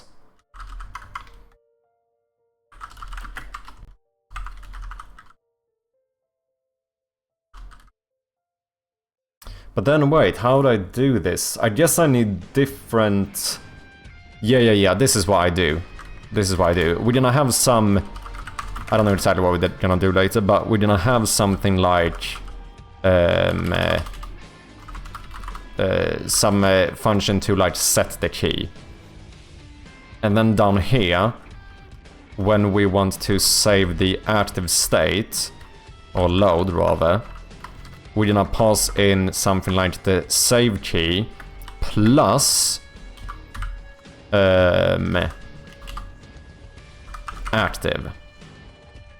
So it becomes like, oh, this object blah blah blah here, active, is set to... I don't know if I... Wait, if I do this, what happens here? Bool default value. Okay, it's only when it's strings that it gets messy. I think I have to do like string as an object or whatever. Because otherwise they think I'm passing in a pathway or whatever. Save path. But in this case, let's say whether it's active or not. Well, I don't know what the default value... Because the default value could be both active or inactive. So how do I know what the default value is?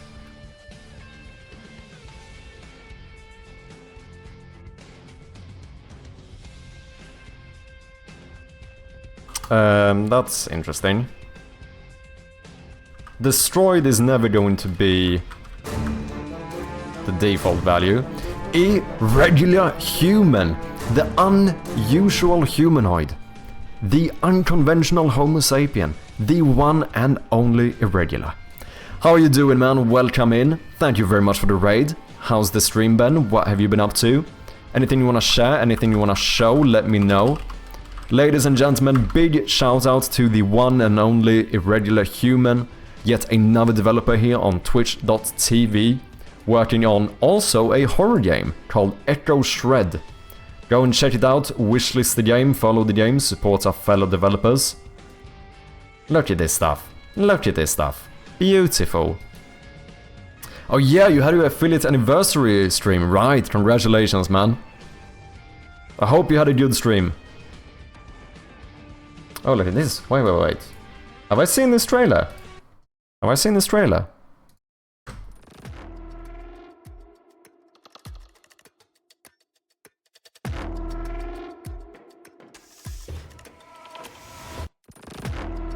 This looks fucking fantastic, man.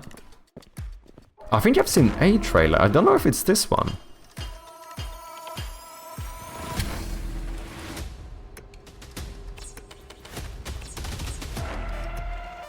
It's really good, though.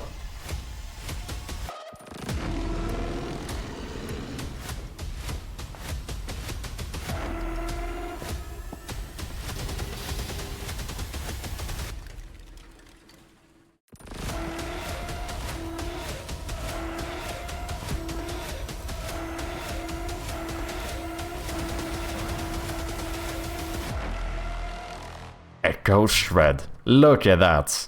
Wishlist now on Steam. Go and check it out, people. Looks really nice. Is this a new trailer? I think I've seen a trailer. I don't know if it was this one. For anyone coming in, if you don't know me, I go by Mad Chirpy, and I am currently working on a horror game as well, but a point-and-click puzzle horror game kind of thing. This is what I do most of the time on stream. If you want, I do have a little teaser as well, so here you go.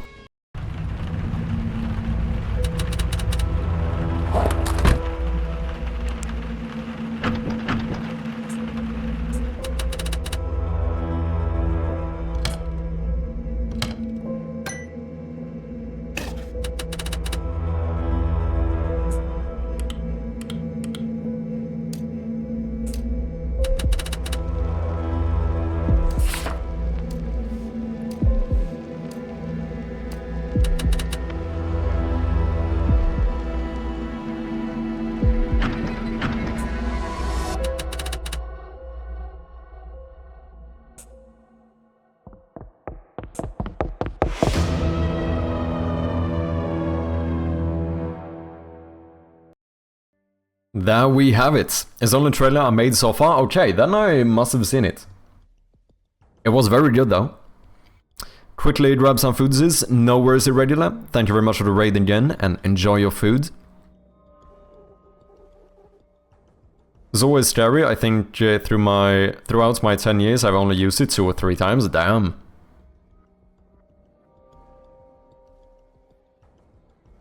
Same way, the thingy is bitwise OR and thingy is logic slash boolean OR operator. Oh, interesting. Okay. Yeah, so we are currently working a little bit on the save system here, trying to see how we are gonna save our game objects. You can use it to toggle bits without first checking the previous state. Damn, back-to-back raids, ladies and gentlemen. Delric, welcome in. How you doing? Hope you've been well. Hope you had a good stream. Let us do yet another shout out here. What have you been up to? Are you a fellow game developer as well? If so, do you have anything you want to share? Anything you want to show? Let me throw you a little follow as well. Cheers for the follow, man. Appreciate it. Enigma for you. Welcome in, man. Hope you're doing well. So, I go by Mad Chirpy, and I am working on point-and-click horror game. I just ran the teaser, so I'm not gonna do the teaser yet again, but if you wanna check it out, it is up on the Steam page. But yeah, I'm working on this little 1-bit point-and-click puzzle horror game.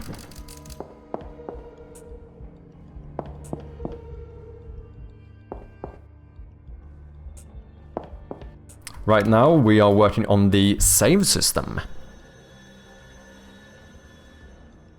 Just so, I'm just participating in the brightest game jam at the moment. Nice, man. Gas sends his regards. Cheers, man. Alert statement, thank you very much. Appreciate it. Anything you want to show from the game you're working on? Let me know. Feel free to drop a link or whatever. I think I was... Do I not even have a...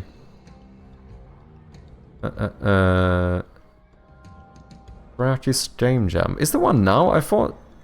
Oh no, this is the old one. Right. This was February 2025. This is not the one.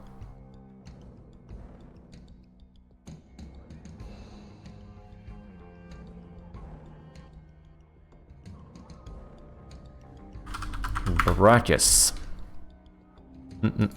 Jam. Submission closes in 3 days. Look at that. What are we doing here? Theme. Risked it for the biscuit. Ooh, interesting theme.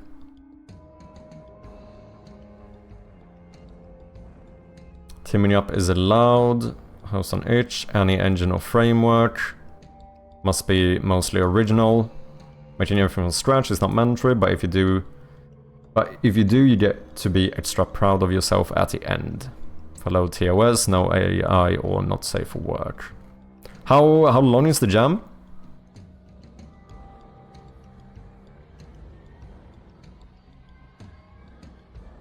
So what kind of game are you doing?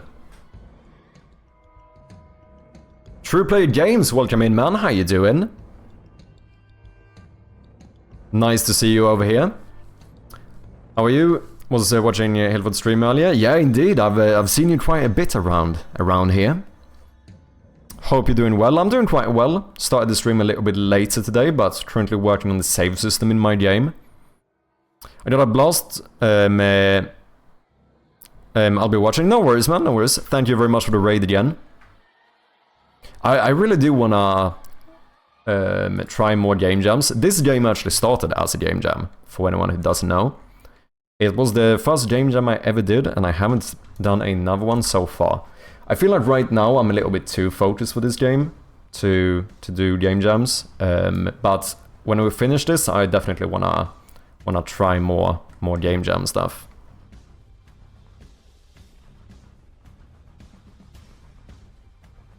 Which one? I did it for the GDFG monthly game jam, like 36 or 37 or something, I think. The one in October. That's why it ended up being a horror game. The jam for the theme was Safe in the Dark. Yeah, I'm good. Been doing some animation work today. Also felt tired too. I was thinking of joining the game jam, but it's a bit much for me. Okay, fair enough, fair enough. Animation work, nice, man. I think I've seen some of yours that way. Let me know if I'm not mixing people up here. Are you doing the Viking, kind of Viking themed game? Or am I mixing people up? Let me know. Sorry if that's the case. Blue, welcome in. We're doing Down to Jam next weekend. Ooh, nice, nice. Yeah, 2D Viking game? Yeah, I thought so. Vikings Have Fallen is the game I'm making. Nice. Do you have a Steam page? I've seen some stuff you've shared. It looks good, man. I did actually make a Viking game once as well.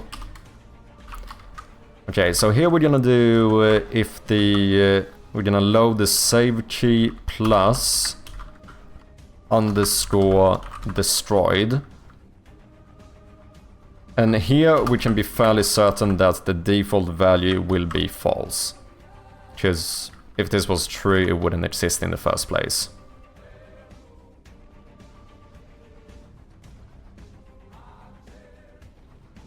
Save options has flagged position. Let's leave that one for now. And then we're gonna do save options destroyed. Okay, let me strip this for now as well, because I'm not sure how we're gonna do it. For now, let's only play around with the destroyed one, because this is gonna be the easiest one.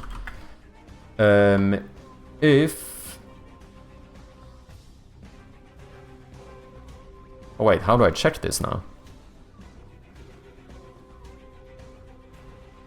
Oh, I need to save it somewhere, don't I? Do I not need to have something like a... Oh, I could just make a bool in here as well. I could probably just do bool is destroyed is equal to load this, and then we check if it is destroyed, then I would like to destroy game objects. Then if this remains false, we're not gonna do anything. We of course are going to need a private void save as well.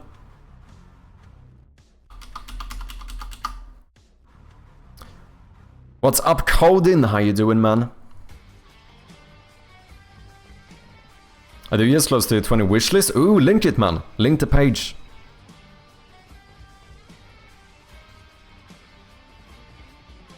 How you doing, Blue Blow? Hope you're doing good.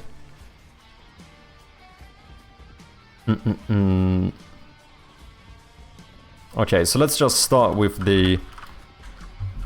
we can just copy this line. If we have the flag save option dot destroyed... Oh wait, I do need to save this. Because I need to set that value here, otherwise I don't know if it's changed or not. Ah, no. I don't need to save you like this. What we do is that we do a private void on destroy, right? Isn't this called when you destroy an item? Function is called when a mono behavior will be destroyed. So right before you are destroyed, I would like to tell easy save to save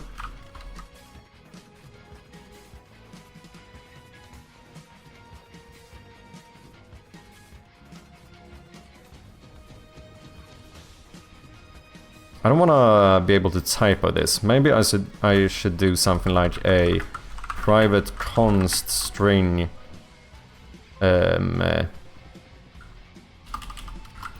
destroyed key is equal to underscore destroyed, and then we do like a active key which is active. Oh, whoops. Maybe we do something like that, and then instead of passing in a handwritten string, we just do plus destroyed key. So now on destroy, we want to save the save key plus destroyed key, and we want to save this to true, which means the next time you play, we're gonna load this key, it's going to return true, and if that is true, then we destroy it again. That should be fine. So we just need a way to set the key. That is really... So what we did before was to say something like that the save key should be equal to transform.parent.name Scheiße underscore gameObject.name underscore and this would be some random value. And that's all we need, because then the underscore active or destroyed we will set up as we need it. So we just need some to create a specific key here. Patching stuff to Stuba weekend. Ooh, nice man. Where you going? In the Netherlands?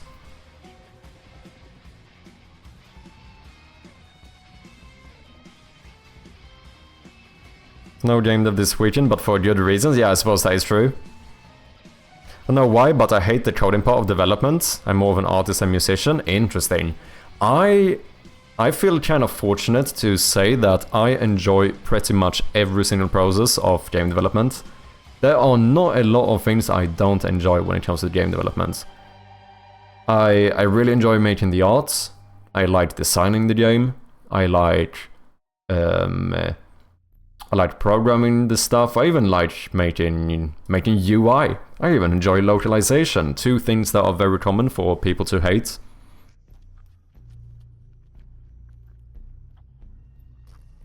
Yep, in Netherlands, nice man. I hope you will have a great time. Business parts? Good point. Yeah.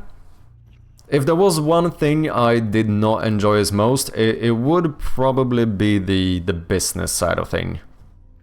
That is a good point. Basically the only one that isn't as creative or whatever. Yeah, I didn't think about that. Marketing is like both. I don't know, there's things about marketing I don't like, but there are elements of marketing that I do enjoy as well. I don't like if you consider like the last devlog I made to be marketing, like I did quite enjoy to make that devlog, for example. You know what I mean?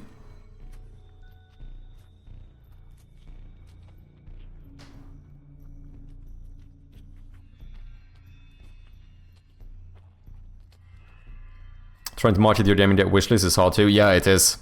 I'm definitely nowhere near the amount of wishlist I'm gonna need, but I'm hoping that once I start doing my devlogs specifically on Shroud of Gloom, then maybe it will be a bit easier, or get some conversion from it or whatever. That's the hope at the very least. For me it's the opposite, but probably only because programming is my day job, so it is what I'm the most good at in game dev. Yeah. No, that makes sense. Use this as well, transform.get sibling index. But that could be the same in multiple cases, right? Like, if I have a battery inside of a cabinet, the chance of that one having the same sibling index is very big. I do suppose that just the more stuff we add, the less the chance of that happening will be, but... So we should do a mixture of stuff that can't be rounded. I also wonder, I would like if I could do the room instead. The issue is that I don't know if the current room is set up. Or can I do something like, wait, do I have a function to get current room? I don't, do I? Get room? No. Because my room manager has a static current room. But I don't know if this one is set up yet. Because that would be a very good identifier to see the current room.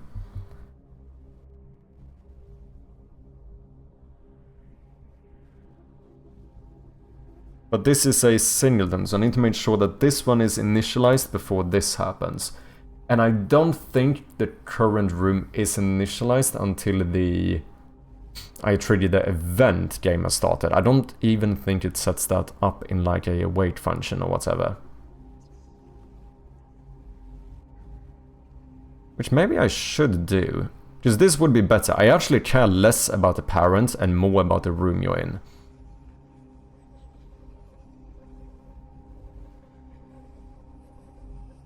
I didn't even get to the wishlist part of it. So Wallstone's Game Jam, I don't think I can do anything for it. Oh, how come? But do you plan on releasing on Steam Coding?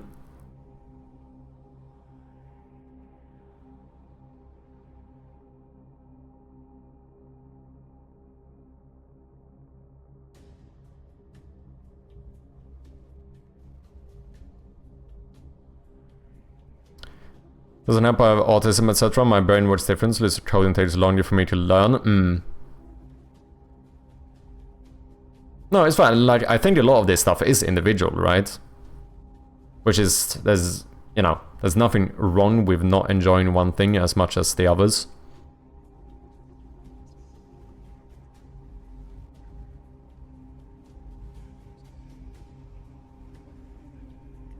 Gonna serialize the save keys anyways. Don't run it start, run it when you create the object. Then have it cached. Is that what the onValidate does? But how does that work with the ones I've already set up? You did say that before, but... Okay, that kinda does make sense. Because then I only need to run it once.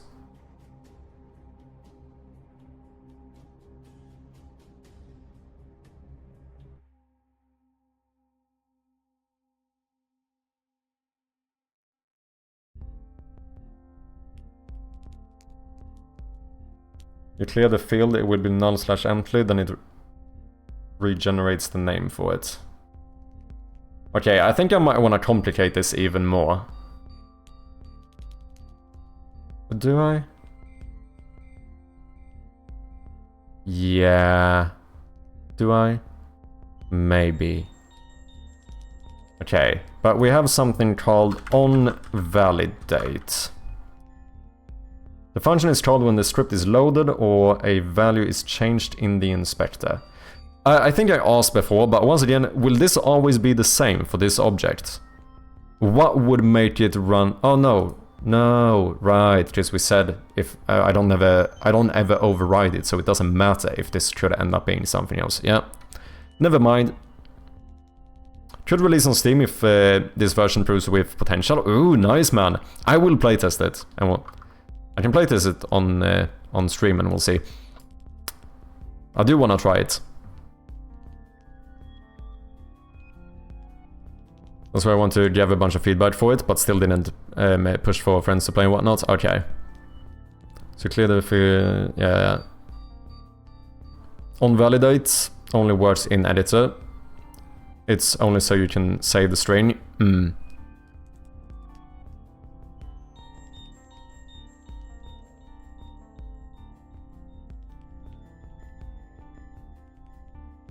Wait. Do I have to... I guess I have to remember to actually save the string as well, right? As in, like, save Unity. Like, it's only generating the string if there's no value? Yeah. Okay. So... I wonder if I want to be able to override it, though. Which I still could do just by changing this, to be fair, so that is fine. I was thinking if I should have a separate, like, override key or something, but I don't need to do that. I'm gonna check if the save key dot string. No. This is something like string dot is null or empty. There we go.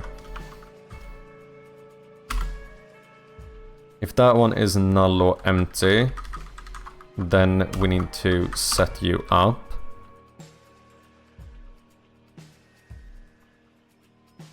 And the value is saved with serialized field. Okay. I don't know if this is... Oh yeah, this isn't going to work. Because now, we definitely know that the room manager isn't set up if this happens in the editor. So we cannot find the current room. Ah! No, we can find parents. We can go up in parents until we find the room. Are rooms in the scene? Yes. But it's just that a lot of the time, the parent will be the room. Like right now, the piano's parent is the room, right? However, the lid, say that I wanted to save whether the lid is open or closed, which I'm probably not gonna do, but if we did that, this is the child object of the piano. But maybe I wanna show, maybe I want to have it say, okay, this is a better example. I think, okay, fuck it. I think this cabinet has a battery in it.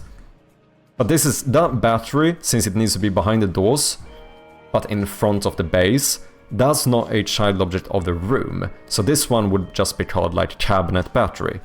But I might have more batteries in cabinets. So I rather have this find the room it's in and set that as the game object, or as the prefix or whatever.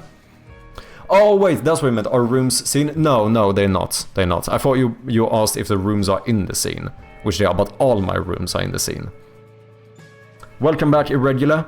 But couldn't I just loop upwards or whatever? Do like a for loop and just check the parent. If I find the room script, we set this.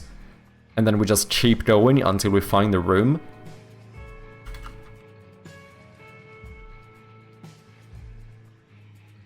Recursion.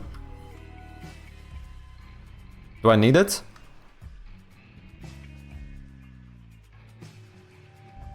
Wait, for loop is weird because I don't know how many times to check. So maybe actually this is a case for recursion.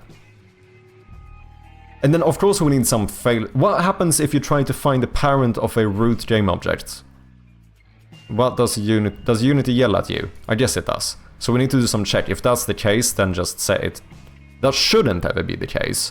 Every object needs to be in a room. But if it for some reason wouldn't be, then I guess we just set this to null. Like null battery, blah blah blah. So what we're doing here, for anyone coming in, we're trying to find a way to programmatically set unique save IDs for all items and objects in the game. Just why do something manually when you can do it programmatically? Do you know what I mean? Over-engineering. That's what we do over here on the Mad Chappy channel. Okay, so recursion, then I would have like a... Let me see if I remember this. I would have another method called something like... This would be a private... I guess we do room. And then we call this get room. And then we did something at the end. I'm gonna call myself, right? So I said if we don't find it, we return get room. Which means that we're gonna loop this again. But then we also need to pause in a depth in both of these. Where we do like... This I can't need that much. Like 20. There's no way you can be 20 game objects down. There's no chance. Oh wait, this needs to be... This needs to be depth -1. But then when I call this, we say what the depth is. Okay, I'm trying to see if I can remember this. So what we're gonna do is that we're gonna check if the transform dot parent dot get component. Oh, but then I need to... No, I need to pause in a... I need to pause in a transform as well. Transform parent. So then what we actually do is we say if parent dot get component room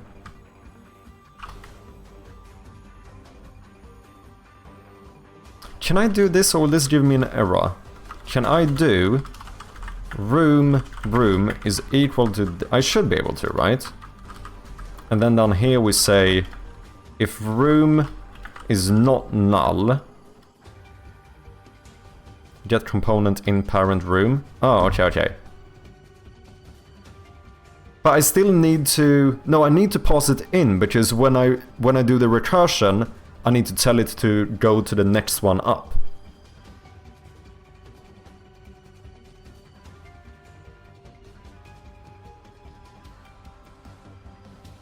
I was also thinking get all the parents' name as a hierarchy. Oh, that is a pretty good one. If I get the room and down to the object, it will very clearly explain where this object is. And there shouldn't be a case where, unless I have two of the same object in the same piece of furniture or something. No, I'm still gonna need something unique. Because I could have two batteries be the child object of a room. But if they are just somewhere in the room, at that point they would still have the same name. So we need to pass in something as well. But that is a good point. Yeah, room, object A, object B, interact. Yeah, exactly. That does sound pretty good.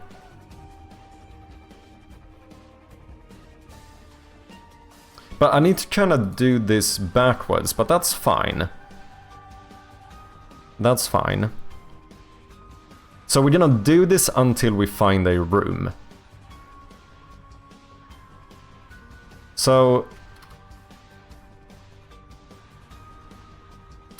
let's actually start by checking if we don't have a room.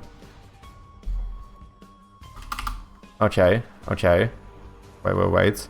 So here I could just do save key is equal to gameObject.name. That's all we do at first. And then we could actually make this a void. No. Wait, I can't put you here because then you're gonna override it. GameObject.name. But we can, wait, we can do that at the end, when we find the room. Else. This means we found the room, right? If the room is equal to null, otherwise, yes, this means we found the room. If we found the room, then we set the save key equal to all of the things that we found, and then finally at the end, we just do gameObject.name. I still think doing plus, someone said doing plus isn't as good, so should I do this? Now I know this is just a string, but since we're gonna do more things in here, so we're gonna do... Oh, but I don't know how... No, I need to do this... No, yeah. So here we're gonna have the... Here we're gonna have like the prefix, and then we do underscore gameObject.name. Yeah, and then we change the prefix. No. Do I wanna do this?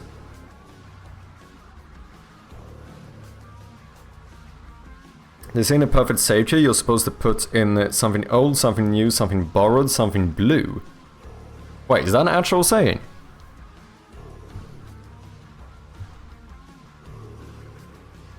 As you only run this in editor, you don't need to care about performance. That is true. That is true. I'm just, I'm trying to figure out the logic here. I mean, I could have something like a private string prefix and save this here. Because I can't create it in here, because then every time we do the recursion... Ah, no.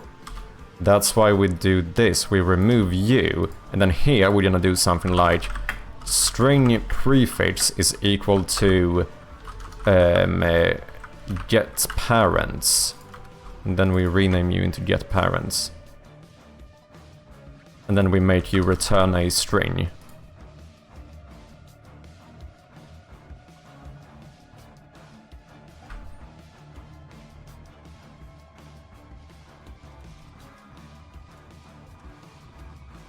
Do I need to pass in the transform parent? I think I do.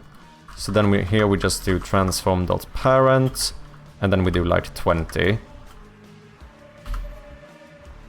And then once that is completed, we are going to save that the save key is equal to prefix plus... Yeah, you did say that, we don't need to worry about... No, not plus... No, plus... gameObject.name. This is how we do it.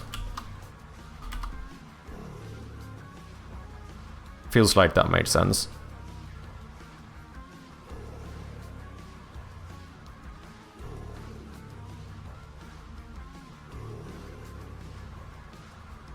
Transform parent in depth.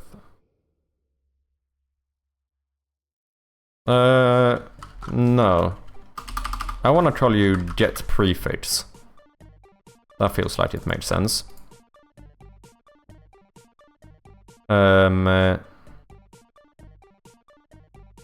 Okay, first thing we do, we check if the parent is a room. If the parent is a room, that would be the final step. That means we've added it. And now the weird thing is that we need to set the prefix, but we need to constantly add them beforehand. So that it goes... Because we don't want trip, trap, trull, right?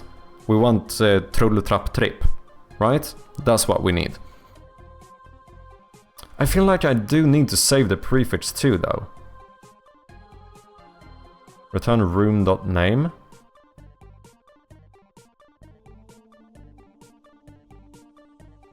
No, because then I override the other ones.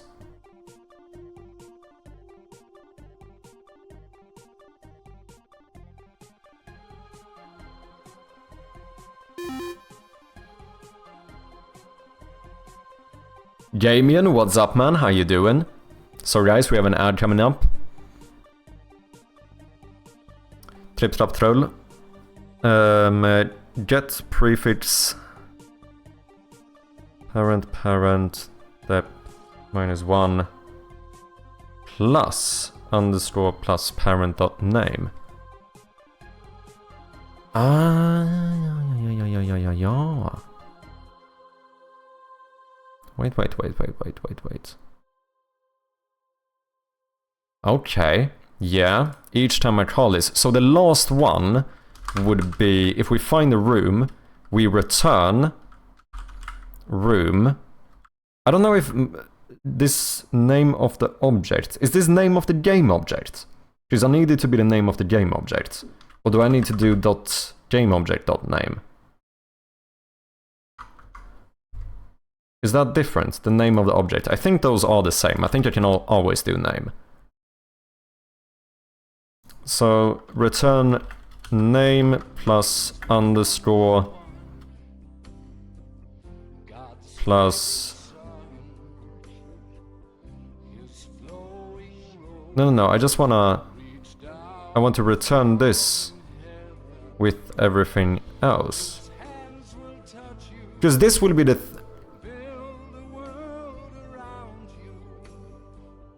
Is this Tom Waits?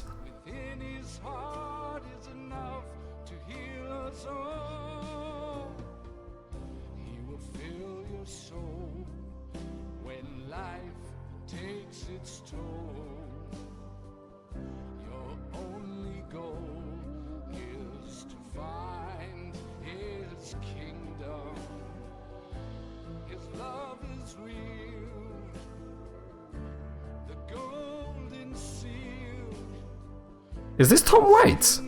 Is this AI? No, this is the soundtrack from Binding of Isaac. This was really similar to Tom Waits. I don't think it is it? I'm so confused. Okay, I'm gonna quickly go and get some tea during the break here though, so let me just be right back. I'll be back in like a minute. Cheers! And we are back. Wow, Sharp-Ace Gaming. Sometimes I do. Ads should be over as well. Welcome back, people. It's at the bottom.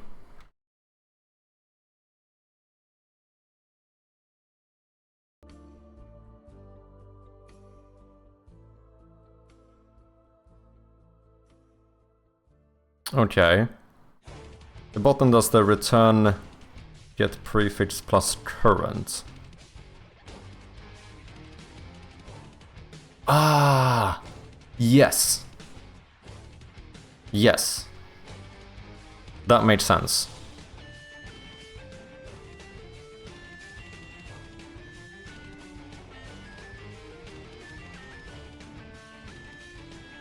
Return room.name returns the first one.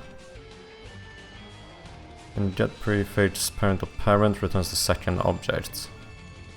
Recursively returns.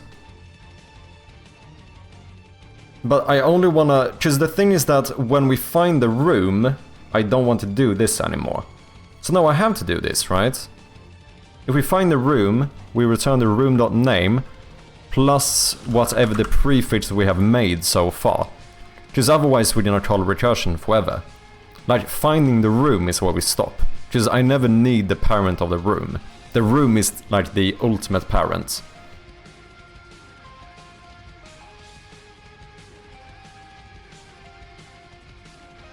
You have not made a prefix at that point? No, but we will make the prefix like here. Because this is... Wrong order? No. Because I need to check for the end condition first, right? I cannot start with the room. The room is the highest, because we start with the game object. We have to climb our way up to the room, right?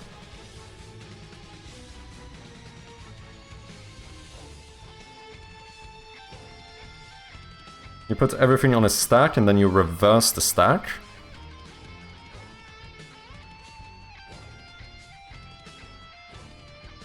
Turning the things from top of the stack first.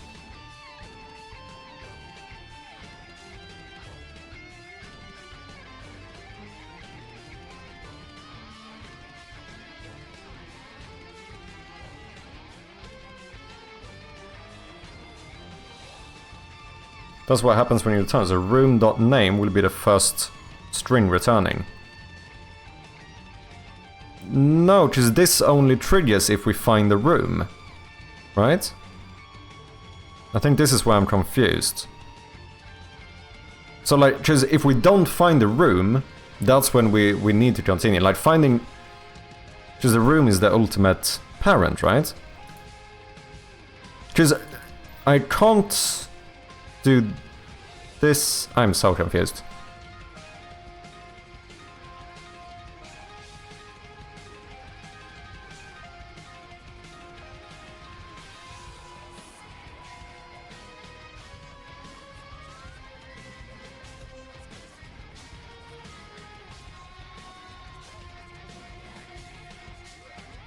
Last thing you do is combine, return get prefix, parent.parent, depth -1, plus underscore plus parent name. Yes. But okay, so here's my question. When do we stop? Atrium. The way you're thinking about it now, when do we stop the recursion? It will stop at the room.name? Okay. Because that's the only thing that's important. Just we never have a reason to go further up the family tree than the room. We're learning the difference between stack and queue now. I still don't know what... There's something called heap as well. You have like a stack and a heap. I know things. I have no idea what they are. But I know they exist.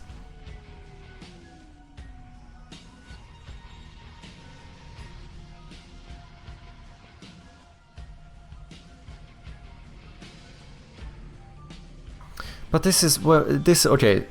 Last thing you do is combine return get prefix blah blah blah plus parent.name.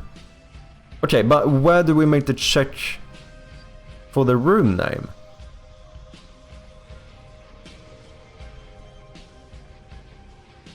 I'm very aware that I'm starting in the end here, but I thought that this made sense. Like every time we don't find a room, we do the whole thing. As soon as we find the room, we just return the room plus everything else that we find. I know I'm jumping to the end bit here, but...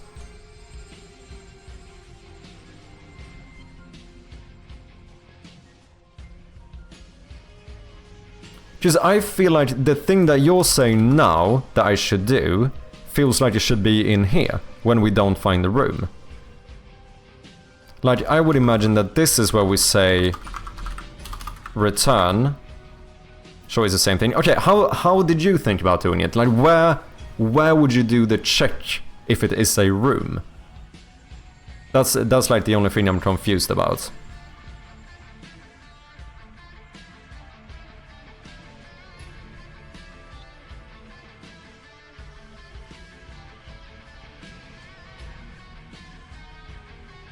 Wait till you have a stack inside the program's stack. Damn, stackception.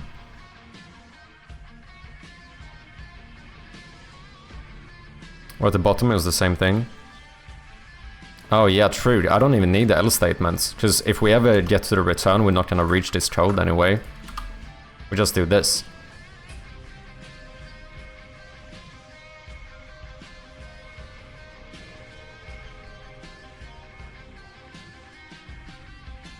Well, I don't even need this, do I?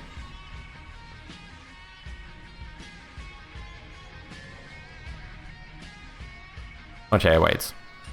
Let's take this one step at a time.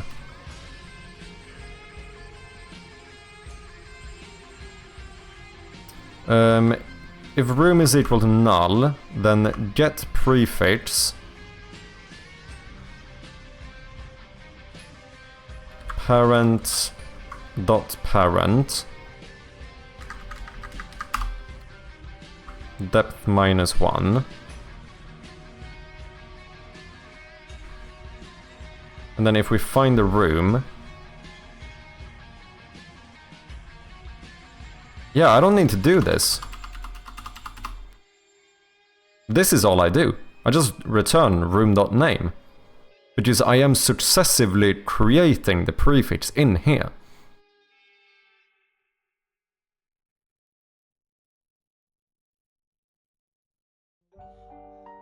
And then of course we need to return this plus underscore.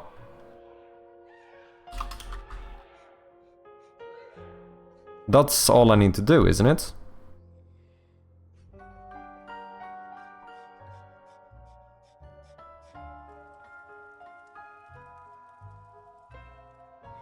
Should I add a parent.name? Oh yeah, true, because this one checks... This one just tells me to check the parent. I haven't actually added the parent yet. Good point. So this would be parent no. This is parent name. I need to pass in the name of this one. And then this one checks the next parent. And when that one doesn't find a room, you will add your own name. Yeah, it makes sense, it makes sense.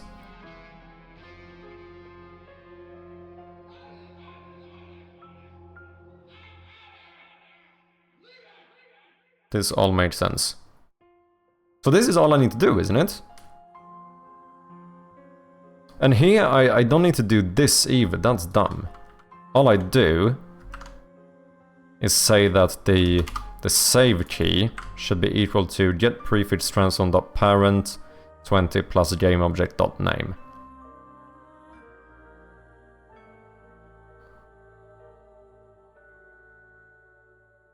Wait. Do I add a underscore? Do I need to add an underscore here, don't I? What's up, Jost? How you doing, man? Welcome in. Technically, an escape if depth is less than 0 and or if the parent equals null. Oh yeah, true.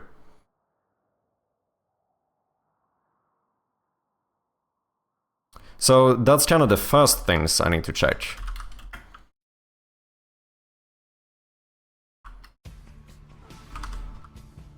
If I should just do a if parent is equal to null or if depth is less than or equal to 0. Well,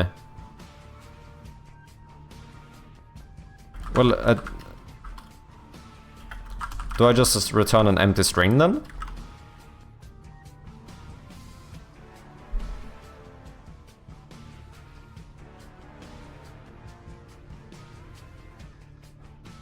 Okay. Or a debug string if you want. Nah, it's probably fine. Do I want an error?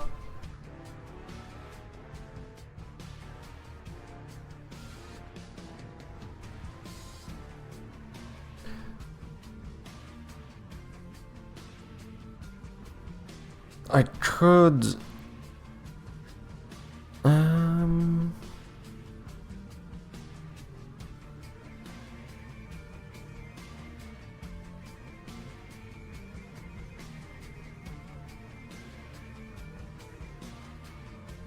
I don't know.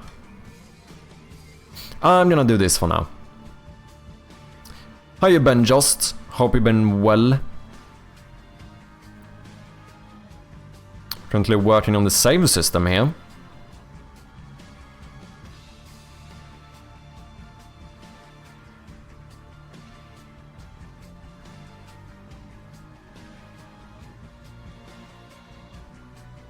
We'll start in underscore name underscore anyways, because it's missing your first room.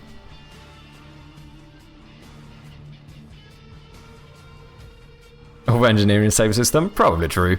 But it's a good time, isn't it? Okay, so we check if the parent is null or if the depth is 0. If either one of those are true, then we return the string empty, we stop the recursion. Otherwise, we look at the parent and see if you are a room. But here I should do get component in parent room. Okay. So we look at the parent and see if we find a room. If we don't, then we return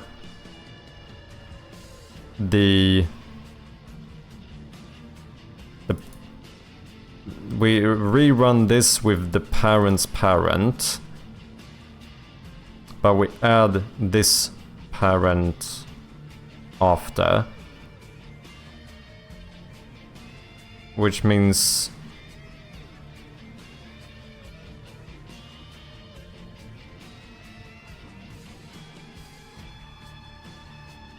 let's see, we do not start at the front, right? This will be the first parent.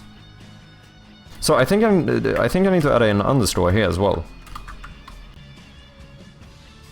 I should also add an understore here. But this should be fine, right?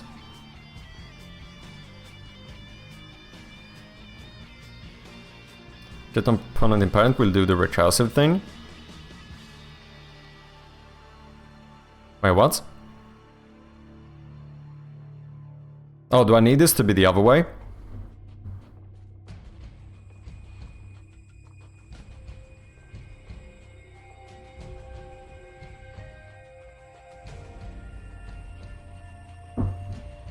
Don't use in parent room.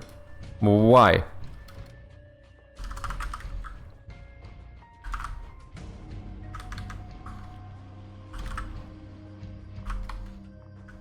Why is this better?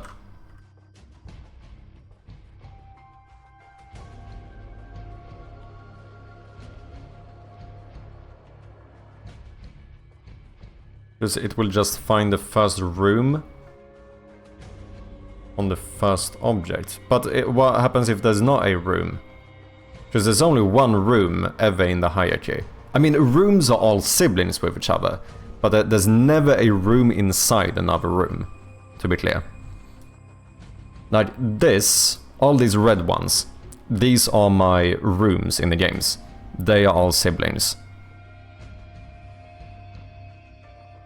We'll find the first room in a parent. Oh, in any parent? Oh, will this one climb up and find the actual room? Oh, okay, I see. Okay. Huh, that might be useful. Not here, but I thought that one just checked in the first one. Interesting. Okay, so we do this. Okay, let's try this. Let's do all of this. Do I want to debug log this? Yeah, sure. Debug log the save key. So is it gonna do it now?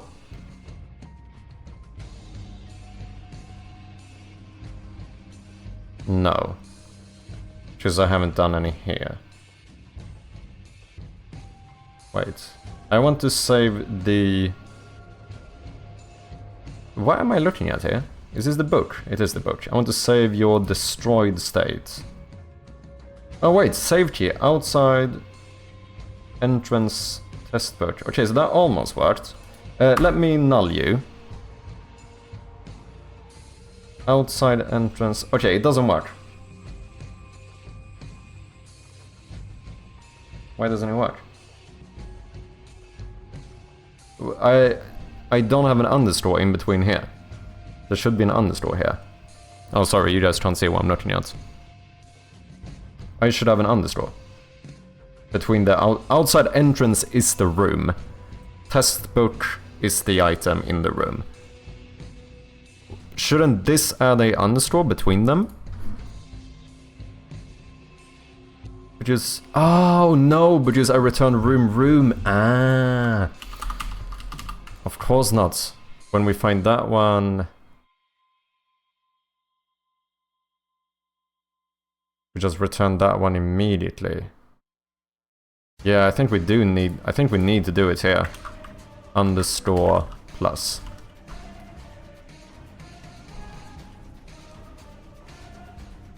Yeah, I see how that works. Okay, remove this. Boom. Outside entrance room textbook C. So what happens if I, just out of curiosity, if I rename this one? Do you change? You don't. Okay. I don't need to rename you, I was just curious. But that's fine. So then let's take this battery as an example, because the battery has multiple parents. So, battery, my question to you is, can you be savable? Second piano, room, cupboard, 1 underscore battery. Look at that! That's fucking beautiful! That is fucking beautiful. Now, it does mean that I feel like I need to be... Why are you even called cupboard 1? You should be called cupboard.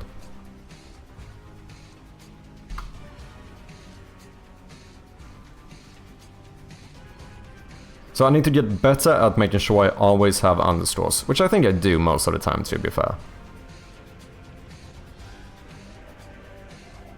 And you should also save the destroyed state.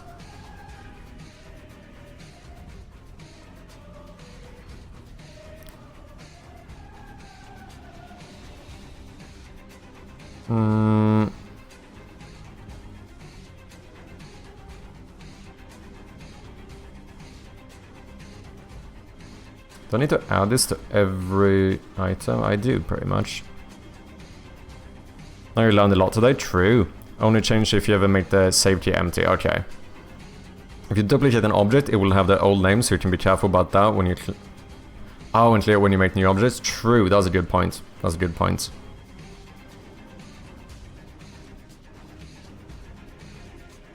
I'm gonna put this one, like, up here or something. Oh, I can't do that? Okay. Need to do it in the prefab. Oh, yeah, this is interesting. Ah! Yeah, so I add this... I add the savable thingy to... This only run... Does this run... What happens if I go into the actual battery? Like the battery prefab. And I add savable. What happens then? Does Unity crash? Let me save first. Let me save all of this. Then we go into the prefab. Is it gonna remain empty or is it gonna do some weird shit? Savable. Ah, canvas environment battery. That's a issue. It would be nice if this could be set to null in all of the prefabs, and then it's really when I drag it into the scene, that's when it initializes the save key. Because otherwise, now every time I put in a new battery, I'm gonna need to remember to clear this.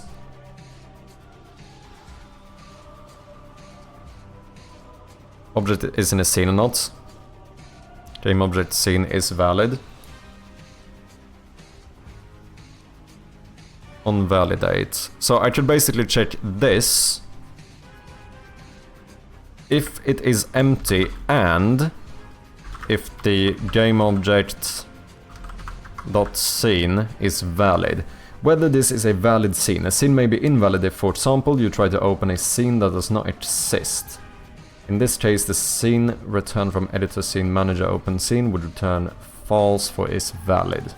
Let's try that and see what happens. No?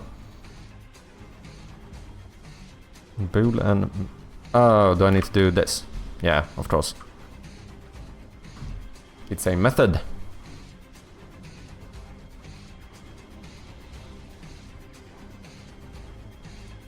Okay, let me actually remove that one, and then we're gonna re-add it, just because I'm curious. Savable. No, it still does it. Apparently the environment canvas here, this canvas environment, is a valid scene.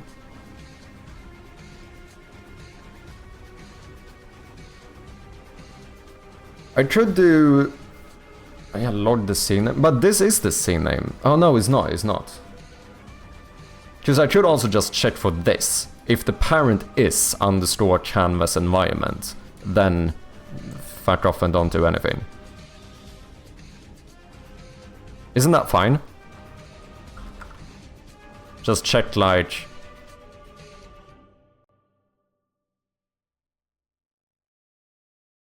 Oh, but then this is gonna keep running constantly. No, because yeah, I don't ever wanna reach this. Oh yeah, so I don't have this part yet. Right, because I get that part here. Well, I could just get parent, rather than checking scene. I could say if the transform.parent... Is this weird? This might be weird. If the name of the parent is equal to this.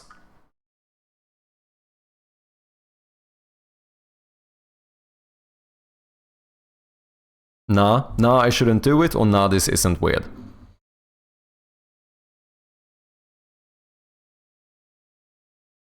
Transform.parent is not equal to null. The thing is that I don't think the parent is null. Because technically the canvas environment of the prefab, like if you look at the hierarchy here, this would be a parent, wouldn't it? Welcome back, Odin. Why we're trying to solve game save? Yeah, we're trying to find a way to programmatically create these save keys for all of my items.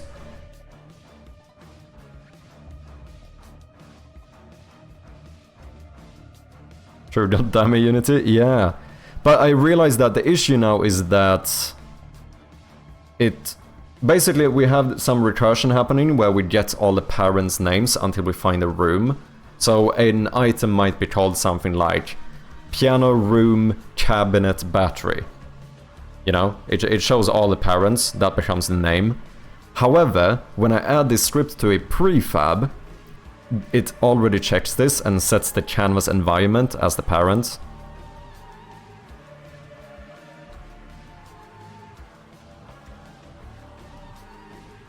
You want to identify an item from the save file? Yeah, I want to make items in the save file identifiable and unique. That's basically what we're trying to do. Because originally I wanted to use the easy save autosave system, where you can just check every game object you want to save. The issue with that is that they just save it as the key becomes like 23548972341, which means that I can't even read my own save file, and that feels risky. Like, I want to be able to understand my own save file.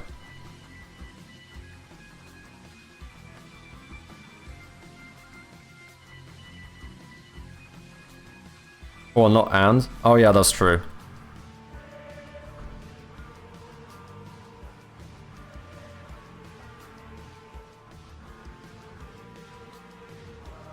But this is the most common approach is using UUID, which is a universal ID that never changes. Is not human readable though. Yeah, that's the issue. I do want it to be human readable. Because if for whatever reason someone's save file breaks, I as the developer, I want to be able to look at that save file and fix the issue. Like if there's for some reason some bug happened where a key item they need to find has been destroyed even though they didn't pick it up. At that point I want to be able to look at that save file, see all of the items, see that they don't have the key. I can see that the door that the key leads to is not unlocked, but for some reason the key in the world is destroyed, so they have been soft locked, or I guess hard locked. Oh no, it is a soft lock. But at that point, you know, I can read my own save file and like understand what's going on. It's like, okay, there's some bug here, so I can just manually set that to true, send the save file back, and everything is fine. It feels weird to not understand my own save file. Do you know what I mean? It feels risky. Like if someone says I have a corrupt save file, it feels weird as the developer to be like, start over the game, I guess, because I don't know what to do. Like I want to be able to, okay, can I at least have a look at it?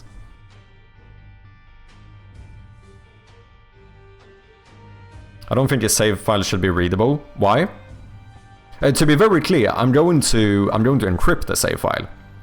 So like players, it's not going to be readable for players. But for me as a developer, I should be able to read my own save file.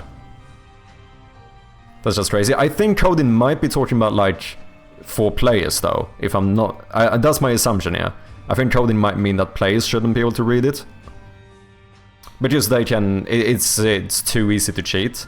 Now, to be fair, this is a single player game. It's not the end of the world if someone cheats. But it is... I am very much under the... I'm under the... My mindset is basically that most of the time, cheating is not that fun. Like, if I've ever tried cheating in a game, the game isn't fun anymore. Do you know what I mean? Like souls duping in Dark Souls or something. The point of Dark Souls disappears. Like, I don't care that someone could cheat in the game, if they like really want to. The thing is that like, if you can in plain text edit the save file, it feels like it's almost too easy, where it might incentivize people who otherwise wouldn't have cheated. Does that make sense? Someone wants to ruin their journey, let them. But I don't know, because if it ruins the experience, I have now basically encouraged someone to ruin the experience in my game. I don't want their experience to be ruined. Like, if someone is really set on, I want to be able to do this, like, they probably could, right? But it shouldn't be a open one document, change one thing, and unlock all achievements in the game. Because that's another one, the save file is gonna be tied to a lot of achievements too, I imagine. No, probably not, because... No, they could, because... certain things might be like, oh, if this happened here, you can just go and change the save file and not like any achievement you want. But that doesn't feel fun, does it?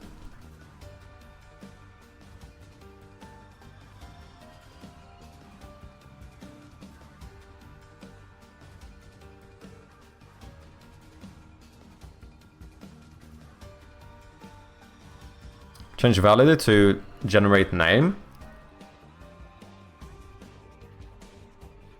Not cheating, I would just have a way to convert it to readable form. Yeah, that's what I would, right? Like, I would encrypt the save file, but then obviously I have, you know, I have the key to decrypt it.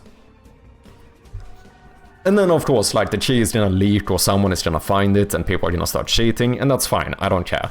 I just don't want it to be as simple as, you know, open the save file in Notepad and change any value you want. Let's say you accidentally delete a unique weapon in Dark Souls or Elden Ring. I would want the ability to recover it. Yeah, I have the ability to recover it, which is kind of the reason why I want it to be readable. But I don't know if I want it to be readable for everyone. We'll see, I'll think about it, but I don't know. Is From Software's save files fully readable?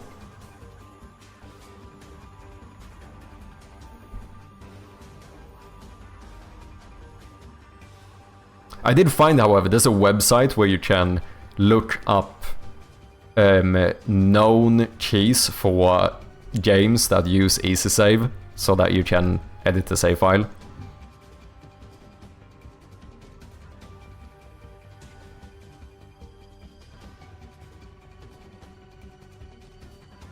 The key is visible on stream currently? No. I can show you the key. The key is password. I think I disabled encryption right now though, because I want to be able to see what I do while I work on it. And obviously I'm gonna change it. It's not gonna be password, but right now the key is password. I can say that without any issue.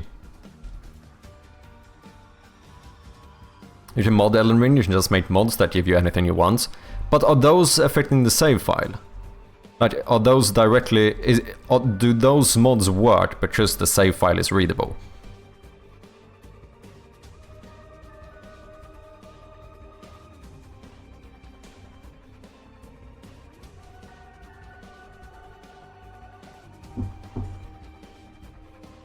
I'm a firm believer of not encrypting save files so people can fix your botched persistence.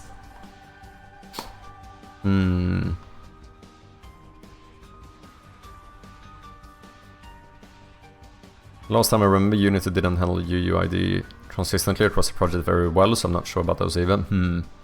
Nope, they are mods, it's just annoying when developers made save files unreadable.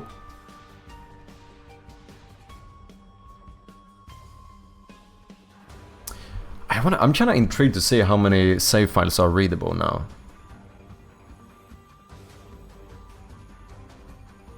I feel like it becomes... It almost becomes like too... Like a bit too easy though, if the save file is plain. I do understand the concept that like, oh yeah, but they should fix their own saves. Oh, sorry. But like, preferably, I shouldn't have an issue with a bunch of corrupted saves. And in the rare exception where that would happen, then at the very least they could send me the save file and I can fix it. Oh, I could leak the key. Easy to do what? Ruin the experience.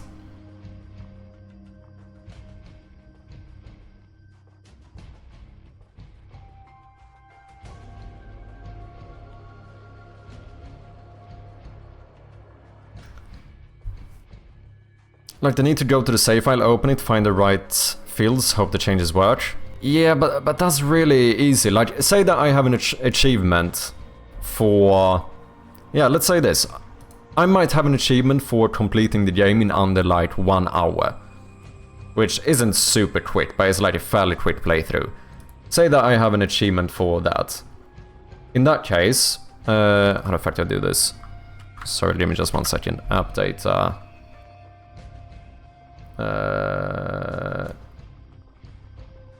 boom, local low. At that point, all you have to do... Let me do this. Is go in here, where you see playtime. You change this to 0 right before you complete the game. Red Cabin Games. Welcome in, man. How are you doing? Hope your stream was well, and I hope GamesCon was well. I hope you had a good time. If there's anything you wanna show or share, let me know. Big shout out to the one and only Red Cabin Games, yet another developer here on Twitch.tv, working on a really cool action roguelike called Space Scavenger 2. Go and check it out, people. Make sure to wishlist and follow. Support our fellow developers. Game looks really polished. Jotson, welcome in. Foolbox as well. Nice to have ya. For anyone coming in, if you don't know me, I go by Mad Sherpy, and I am currently working on a point-and-click horror game called Shroud of Gloom. And I have a very important question to ask you guys. But first, here's a little teaser for my game.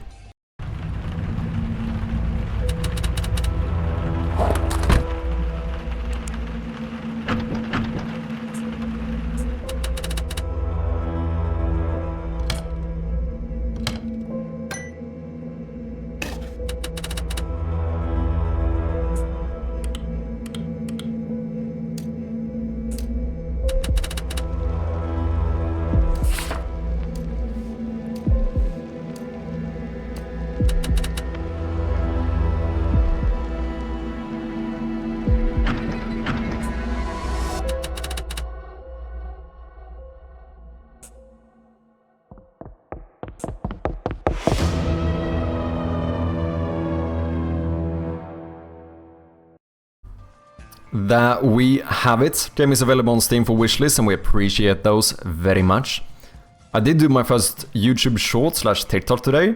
I should share that. Do it, man. Send us the link. Let me check it out. Look at this guy being in a fest. Insane. True. We're gonna be in the Steam Stream 4 Fest. I think that's what it's called. In October. Very exciting. I mean, I'm probably not gonna have a demo ready, but it's gonna be interesting to see if it gets any visibility. Important question I think he's gonna propose. No.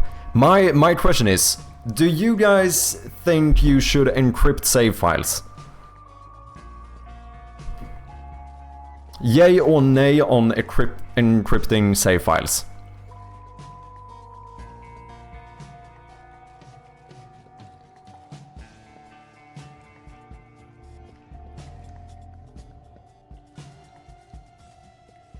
You can zip with password save file, hopefully only that, but if you have any savvy player who wants to change it, it's just a question of how long it would take to decompile and find password. No, that is very true, and here's the thing, I'm not under the... like, I don't think that if anyone cheats in my game, that's like a huge issue. Like, of course someone is always gonna be able to crack it, and I don't really mind if someone is able to do it. It's more about exactly the thing that you're saying, like how easy should it be? How easy should it be to cheat the game? And if my save file looks like this, and you can just open it in plain text, the thing I said before, I might have an achievement to beat the game in like under 1 hour or something, which is nothing crazy, by the way. The game is not gonna be long, so it's like you were kinda quick. At that point, what you could do is just open the fucking plain text save file right at the end, change this to 0, and then complete the game, and now you have the achievement. Like, should it be that easy? That's kind of my... Like, the problem is not that I think it would be the end of the world if anyone manages to crack it. No, of course not. I don't think it is in a single player game like this. But I don't know if it should be this easy to do it. That's the only thing. The other thing I push you to do it? True. Wasted effort? But it's not effort. I use easy save. I check one box and it's encrypted. It's literally me checking one box to encrypt it. It's quite literally 0 effort for me to do it. In a single player game, no need, but I do it. Why? I want to do it as well. Like, my initial reaction is that I want to encrypt my save file. But what's your thought process? Why did you end up encrypting it? Not worth the effort unless it's super competitive multiplayer game. But this is the thing, it is no effort. Same. Oh, you also do it, Brainoid? Single player, then why? If someone wants to cheat the saving to winning, that's on them. Yeah, but I don't know, because if I make it super easy to cheat in my game, isn't it kinda on me as well? That's kind of my argument, I think. Like, if it's this easy to cheat in the game, I feel like I almost encourage cheating, and at least in my opinion, I think that 95% of the time, what happens is that someone ruins their experience when they cheat. I think in the vast majority of cases, that is true. And at that point, it's like, I would prefer if people not do it, because I don't think the experience of the game is gonna be as good. However, if someone really wants to do it and wants to go through the effort of like cracking the encryption, then I'm fine. Because like, okay, if you want to go that far to cheat, then so be it, you know. But this seems like it's too easy. That's kind of my... I feel like if it's this easy to cheat in the game, then I feel like I'm almost encouraging cheating. And as I said, my thought process is that cheating is kind of like ruining the experience. So I feel like I'm kind of encouraging people to ruin the experience in my game.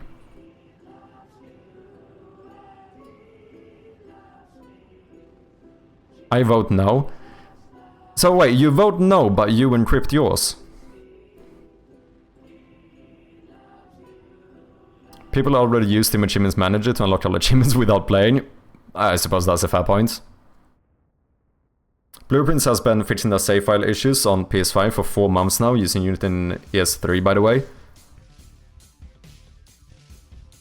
Yeah. Do you mean like corrupt saves or like soft locks and stuff like that? Because I feel like, is it not fair to say that Blueprints is probably a little bit more complex logically than my game is? With like generation and procedural generation and shit. Like, a lot of the stuff in my game is gonna be like, do you have this item? Or like, have you unlocked this door? That's like what, like, there's not that much that can happen. I feel like, at least. I should be overconfident here, but I probably am. But I feel like Blueprints is quite a lot more complex. Okay, wait, I'm quite far behind chat here, let me catch up. Cheat engine is almost as easy as editing a text file, but is not really. I don't think it is, because you have to like download cheat engine. There's still like the process is easy, but there's more effort in it. Like, if giving the best weapon in the game is the difference between changing this to 0 or 1, that's like literally no effort. Like, if someone wants to go through the way to download something like cheat engine and stuff, at that point it's like, fine, they are determined enough to cheat. It's like, I don't care about the people who are really determined to cheat. I care about the people who might be like on the verge. The ones that think, maybe I should just cheat a little bit. Like, it's more so those that I feel like maybe I should at least discourage them. I don't care about the ones that are super, like the ones who actually like are dedicated to cheat. I don't care if they cheat. Just as we said, it is a single player game.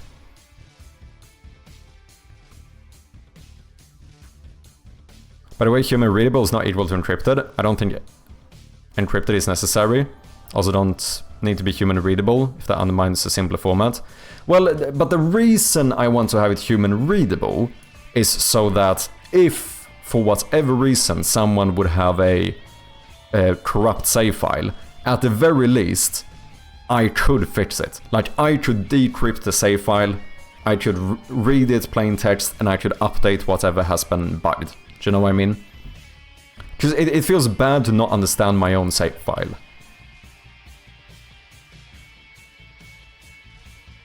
But then with easy save, it's so easy. Just I check one box if I want this to become encrypted, and it's not going to be readable. But then obviously I can turn it back.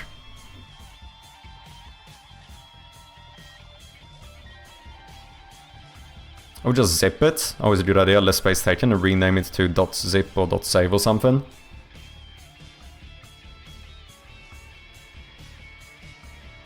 Good amount of security. But I don't know, can I do that? Can I have easy save read and write from a zipped file?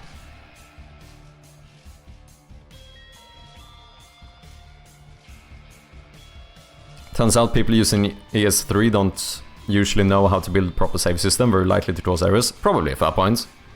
However, I also think that in my case, for me building my own as reliable save system, it would probably end up being even worse, and it would take 5 times longer. Oh, actually, I don't. It's in JSON format now. People have other ways to do achievements on Steam. There's an achievement spoofer. You can just run and unlock all achievements, so it's specifically for the achievement. It doesn't matter. But that's just, my argument is the same. That like the difference there is that someone is very determined and they put in the effort. Like changing a number here or there in a plain text file that you already have on your computer is no effort. Like if you want to go out of your way to get like an achievement spoofer, then you know, those are the people I don't care about.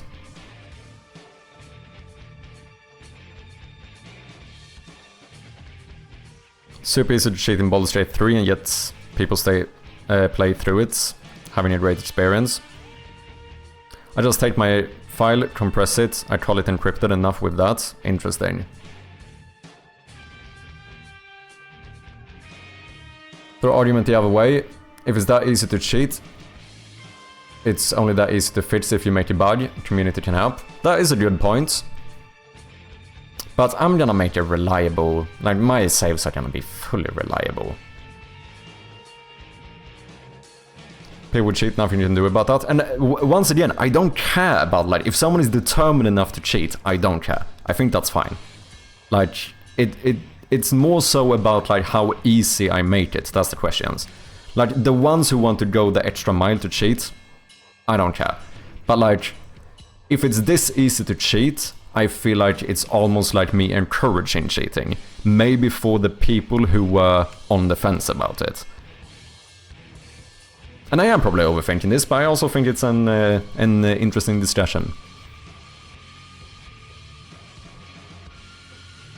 Canadian Corn Dog, welcome in. I will let the player do whatever they want. Apparently, I don't anymore. I used binary save files before, but now it's just JSON. But I agree with you, Chappy. It's to prevent people from ruining their experience by forcing an extra step. I might encrypt it later. Yeah, exactly. Just I understand your thought process, for example, Corndog, that you think people should be able to do whatever they want. Like, I understand the mentality. The thing is that I very much think that cheating in games ruins the experience. For like the vast majority of people, I think it would ruin the experience. And I don't want people's experience to be ruined when they play my game, right?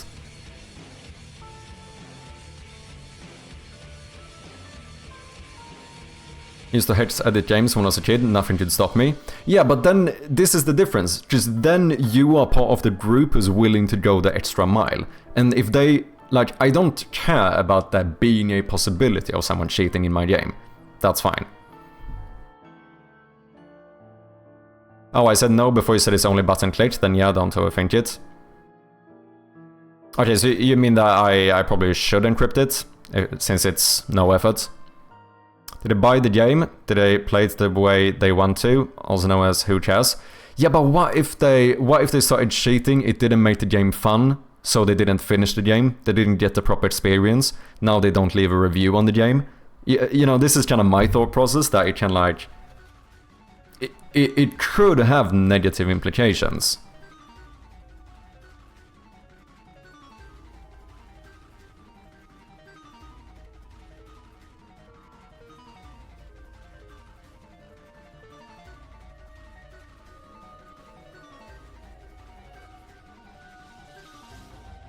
Just press the damn encrypt button, jeez Louise, please.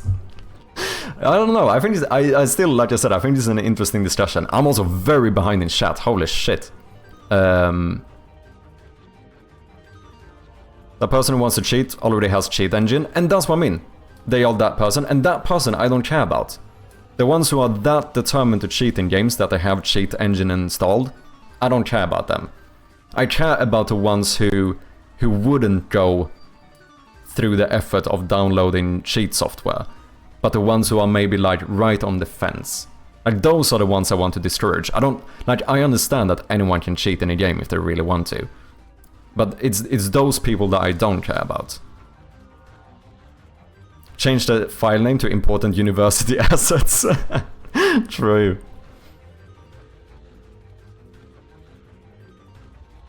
If that's the case, just save everything in player prefs. But that's not the case, because player prefs are also human readable.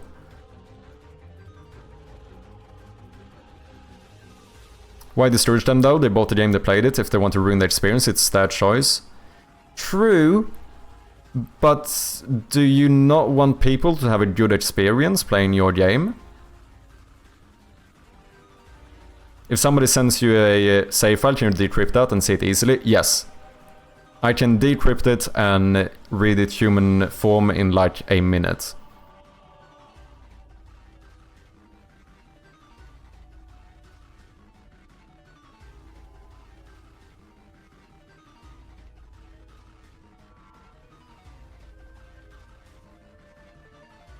Okay, I'm trying to catch up here.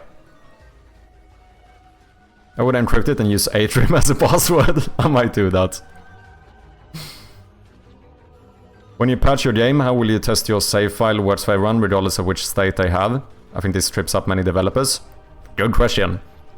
Don't have the answer to it, but probably a good question.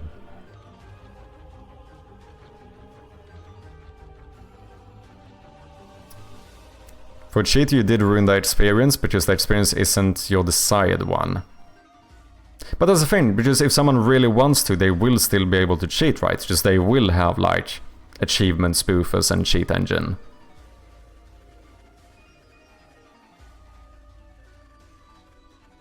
I don't think you don't actually care, or you wouldn't be asking. No.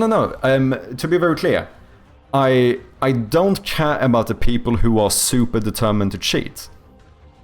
But that's only one group of people. We have like... the way I see it right now is that we have 3 groups of people, or something. We have group number 1, who never cheats in game, has no incentive to cheat, and never will cheat.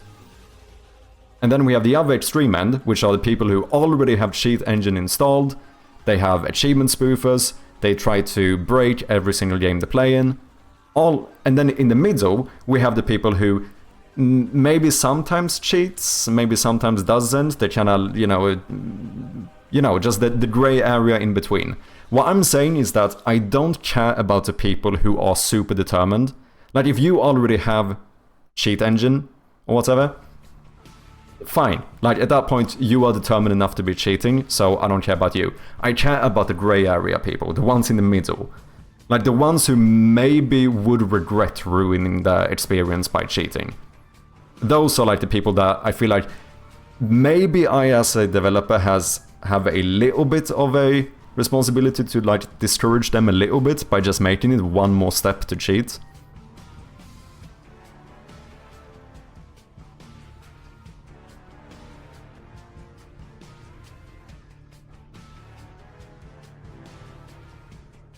Could have been done with the same stuff 3 hours ago. Yes, but we're having important discussions here. It's like the lock on your door. If there's... It's there to deter someone who isn't motivated enough to break in. But someone who is going to break in will do it regardless. Exactly. So this is what I mean. Like, the professional robbers who are going to absolutely kick your door down or break your window and jump in no matter what. Those are not the ones I'm trying to discourage.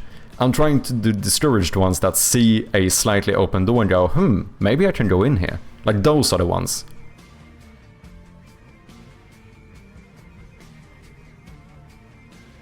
Dictionary keys in Finnish, best form of encryption? True. But then they're not plain text for me, because then I can't read them. The only thing I can do is give them as much as I can to have fun, and then it's their responsibility to play the game to their end. If they lose patience, well, fine, it happens, can't please everyone. That is true. But yeah, I don't know. Isn't it interesting? I'm gonna think more about this, but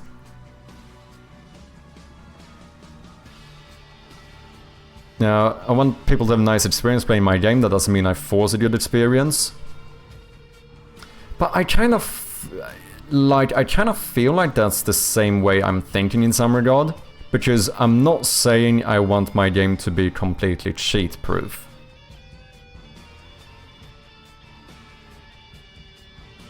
I get where you're coming from, you don't want people to ruin their own experience, but when you put stuff into the world, you give up some control to them and it takes a life on its own.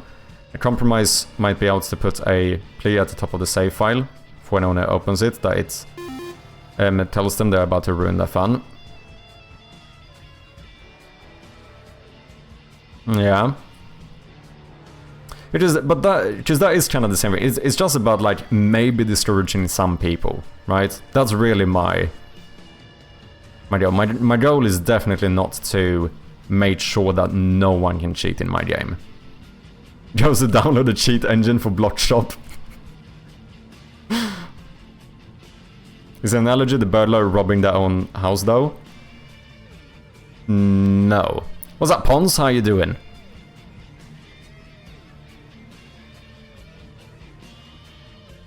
That's an interesting one, Cheetah. I do see what you mean here. I'm gonna snooze this ad, fuck it. Make the save file another puzzle. If you solve it, you get to find the actual save file, which is actually elsewhere. Big brain right there, that is pretty funny. But that's also kind of the same thing, isn't it? Like, shouldn't you argue that encryption is a puzzle? For the ones who are willing to go through the hassle to decrypt it, they get to edit the save file. For the ones who can't be bothered, they don't.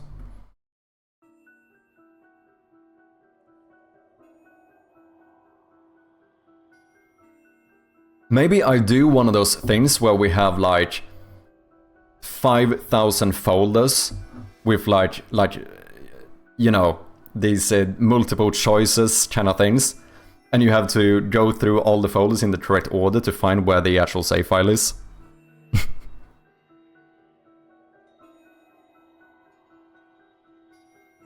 Okay, I haven't listened to this somewhat circular discussion for a while. I think I'm voted in keep it readable. The problems of having it encrypted, like being unable to manually fix issues, sounds worse than the issue of some cheating on the save file against their own will.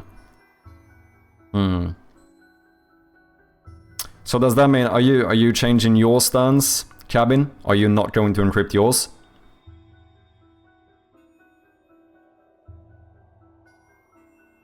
To be very clear as well, although I am arguing for the side of encrypting the save file, obviously part of the reason why I'm having this discussion is because I'm not entirely certain.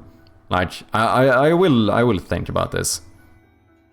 I'm unsure though. Hey Chappie, focus. Yeah, should we keep working? Probably keeping it readable. Interesting.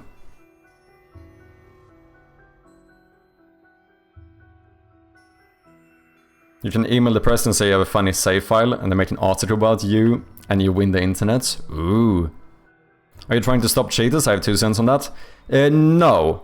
No. If we're gonna be pedantic, I'm not trying to stop cheaters. I'm trying to discourage cheaters. Do you know what I mean?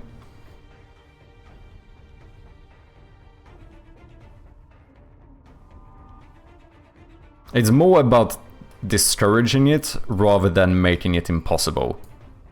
But I'll gladly hear what you think. Change some of the save file and delete system 32 if users tampered with it. That's outrageous. We need this to negotiate with yourself. Every 5k wishlist, you improve the encryption. Oh, you have to manually click the component and click generate name to create a name. Oh, interesting. Oh, that might actually be good. I mean, it's both. It does mean I'm gonna have to go through every object in the game, which I'm gonna have to do anyway, let's be honest. We're trying to make a new save. We're working on the save system here. I'm trying to do programmatic key names for stuff. I think this would work as well, though. Let me just check this. Let me move this up so you guys can see what I'm doing here. Why is this so difficult? Null rep... Oh, transform.parent.name is... Are you null? That's interesting. But did you still get... No, it still gets set to canvas environment battery.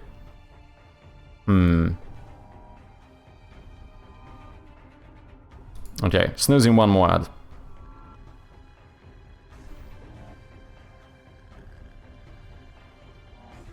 I'm also not sure, very interesting. I think going into app data and finding the save file and figuring out what to do means is enough of a hurdle in 99% cases. Yeah, you might be right.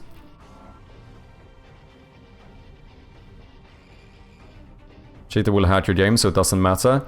I don't know, I don't really subscribe to that idea, because now I feel once again like we're talking about the very determined people, and those are the ones I don't really care about.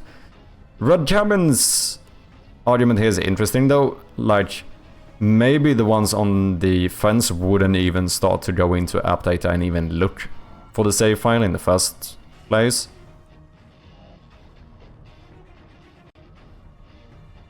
You're never going to solve that. If you can figure out that, you will be a bazillionaire. Yeah, but once again, I don't care about making it impossible. I'm discouraging. I just don't.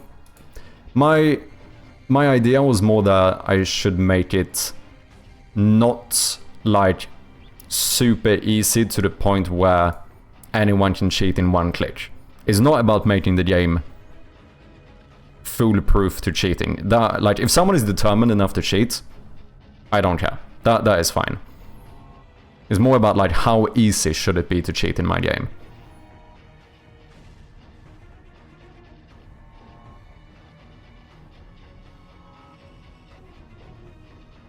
I asked ChatGPT about the answer. Want to see the answer? Yeah.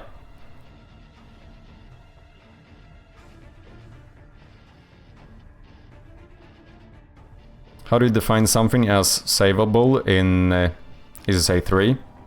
Well, I made my own class for it. So savable is my own class, where we have the key and then I choose what to save, like active, destroyed, position, etc. Just no matter what, you can't solve that. You can go apply at every big company, just we can't solve it. But once again, I think we're missing the point here, Pons. I'm not trying to solve cheating. I'm trying to discourage it. Do you know what I mean? I'm not trying to solve it and make it so no one can cheat in my game. It's more about, should I add one middle step to make it slightly harder to do so? to discourage some people from cheating, and for the ones who are determined enough, fine. Rule of thumb, if your game is offline single-player, encryption usually doesn't matter and might even annoy players. If your game is online competitive or monetized, you should use encryption plus server validation. Interesting. Back in my day, we zipped all of the assets. I used the zip as a virtual file system. The only real argument from my point of view for encryption is the save file to prevent from receiving bug reports with modified saves. Oh, interesting. But in my own opinion, it would already be such a niche case, it shouldn't matter. Yeah, just... like, if someone starts messing with the save file and they get a bug, that's kinda on them. But I guess that what you're saying is it would be an issue if they then report the bug.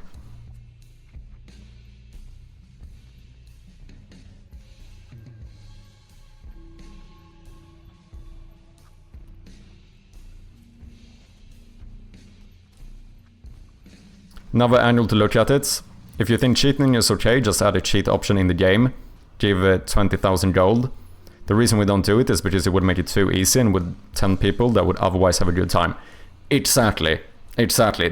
That is basically what I'm saying. And so I guess the thing that I'm trying to consider here, which I'm still, like I said, I'm unsure of, is whether having a plain to read save file in app data is close enough to having the give 20,000 gold button in game or not. Like, just Red Cabin, you did mention it, like whether even having to go into game data or app data is going to discourage most people. That is an interesting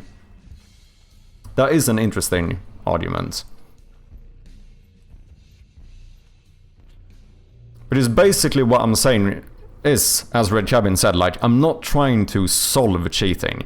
It's more about, like, how easy should it be? Because I think for everyone here who said that you should allow players to do what they want, we could say that as well. But you wouldn't add a cheat button in the game, right? Unless maybe you count like an easier difficulty or something. But if we say like the give me infinite currency in the game, you wouldn't want to add that. So the question is like, where do we put the line? How... It's not about making it impossible, it's like how difficult should it be to cheat? I think we can all agree that having a give infinite currency in-game button is not something we want, right? Because that is going to encourage people who maybe would not have cheated otherwise. Yeah, exactly, it's going to tempt people, right? So the question is like, how far away from that should we walk? Like, okay, so say now, for the sake of the argument, maybe is like encryption, is that taking it too far? Is having a save file, plain readable text in app data, is that difficult enough? Is that enough steps that most people are not gonna do it? I don't know.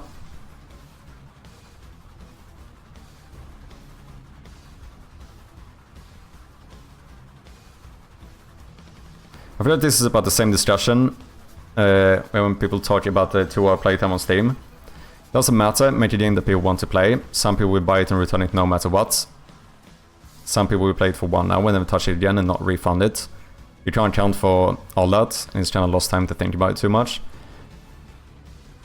I don't know if I see that as the same thing. I mean, yeah, because it's fairly similar, because obviously making a game above 2 hours isn't gonna make people not refund it either. That's not a foolproof way. Options are add cheating into the game, force them to edit save file, force them to get decryption software. Yeah, question is 2 enough of a barrier for most people? Yeah, exactly.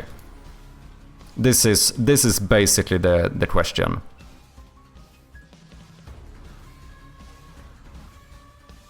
I feel like adding cheating buttons into the game, I feel like here we can probably all agree on that this is a bad decision. It's going to make it... That is like objectively going to make it too easy to cheat. But then the question is, Is it number 2 or number 3? Like, which one is the most appropriate?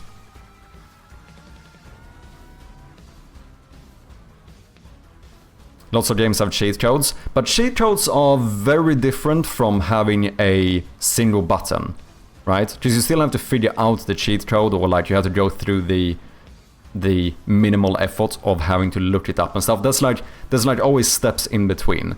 Like having a button that says like give me infinite money, that's one click. It's like practically no effort.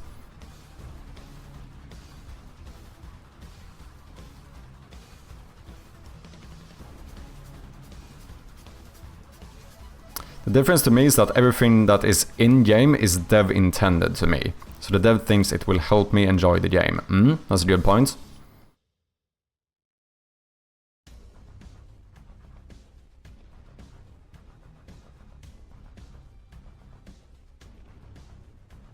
It's like predicting if my game is going to sell 2 copies or 1 million. Wait, what? So I would consider using something in a... I would consider using something in cheat menu, but I would never go tamper with files.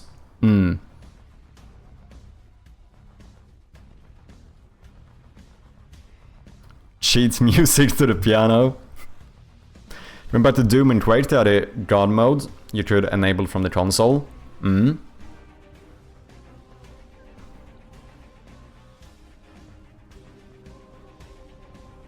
You want, you could just have the GUID values, then have an Excel document with the GUID to game object lookup. Suppose that is true. Yeah, because then I could still search for whatever. Fine, but then it still seems like I need to... Or is it easy to look it up? Okay.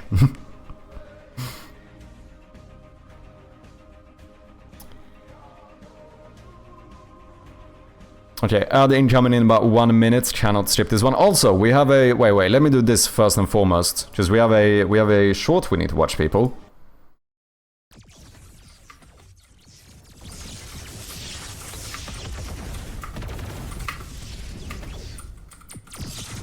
I'm testing my new boss, got too intense.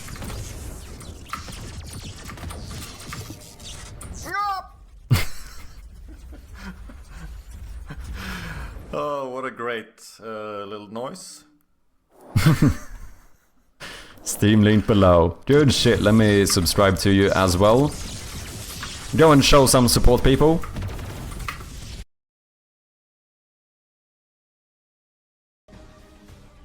Look, Chappy, you're basically making point-and-click puzzle game, right? Your demographic is people like to think and solve puzzles and figure out problems. I'm one of those people that enjoy those kind of games. I'm your demographic. Generally, I will not tamper with a save or even check solutions, because that ruins the fun of the whole game. That's a pretty good point. Yeah. Yeah, the question is like the general like puzzle game audience might not really be the ones who are the most inclined to cheat in the first place. Because, you know, you could always look up the solutions to any puzzle, but then why, like, how does that make anything fun? I mean, you couldn't really in my game though, because we have a lot of randomized puzzles or like generated puzzles. Like, one of the few ways I will try to add some replayability to my game is by having puzzle solutions not be the same. Of course, some of them are gonna be the same, but a lot of them are like generated.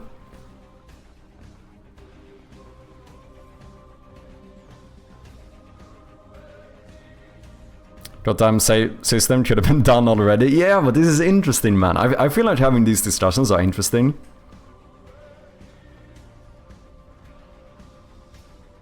You need to think about your demographic a little more here. No, you do have a point. You do have a point, Fullbox.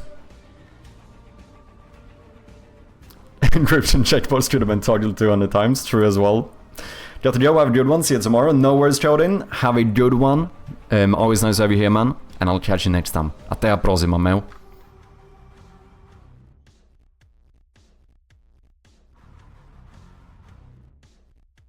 Different question. Why figure out how to cheat when they can just do the solution that made you stuck?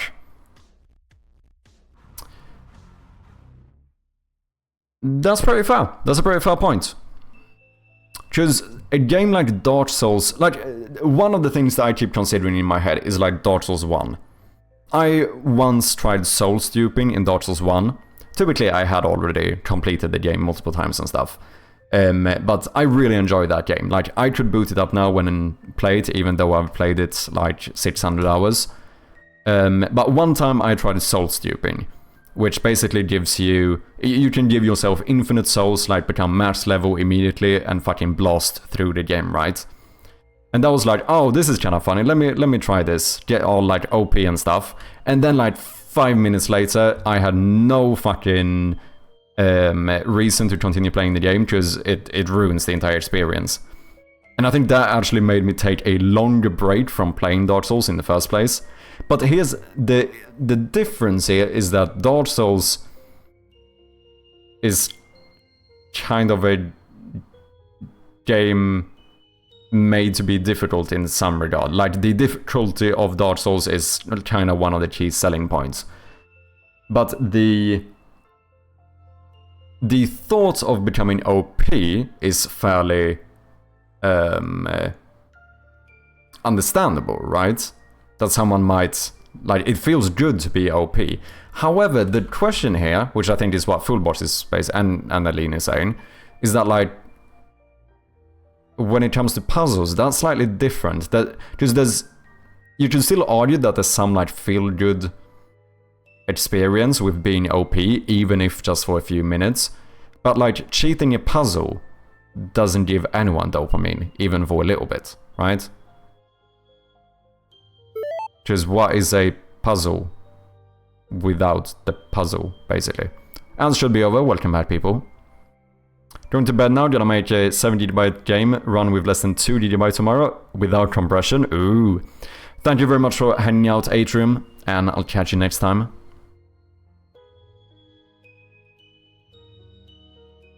People will probably do that first. Yeah, no, you're probably right. The only person that gets dopamine hit from cheating in a puzzle game is Pirate Software. Yeah, maybe I shouldn't. Maybe I shouldn't encrypt it. It's Oich with the raid. Welcome in, man. How you doing? Ginger Cats. Welcome, welcome. It's Oich, Viking Raid Roulette. Damn, I won again. Look at that. Big shout out to the one and only It's Oich, yet another developer here on Twitch. Go and check him out if you haven't. Do you have anything you wanna share? Anything you wanna show? Let me know, Oich.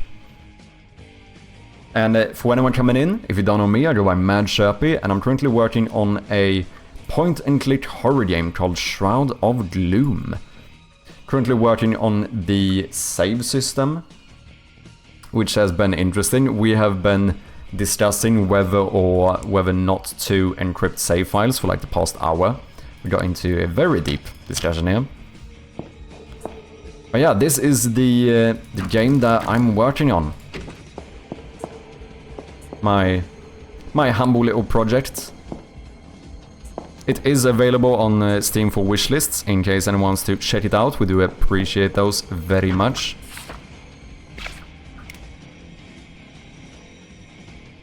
Are you saying you don't have a boss fight where you deal more damage if you completed more puzzles? Yeah, exactly.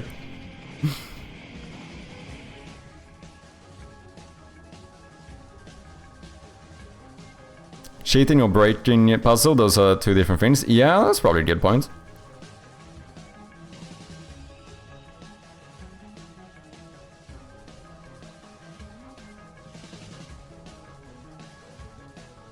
So I ordered a PC yesterday. It was supposed to be delivered today. I got the case, thermal paste and USB cables. Rest, CPU, RAM, motherboard, PSU, everything. Still not arrived, so kind of mad. Damn. I'm chirping along. Appropriate expression. I know the feeling. That happened to me last time I got a when I ordered my newest PC as well. I got like what did I get? I got my case. I think I got the case only first, and then I had to wait like another couple of days to get everything else. It definitely made me even less patient.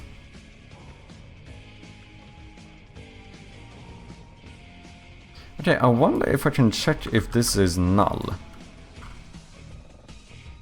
So we've been trying to make a way for game objects to...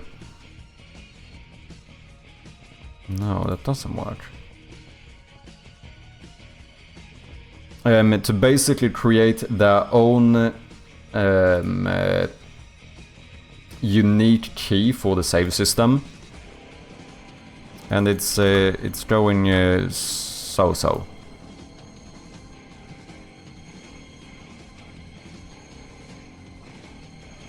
It happened to me last time also, but this time was Port Buddy. They've been reliable for a long time.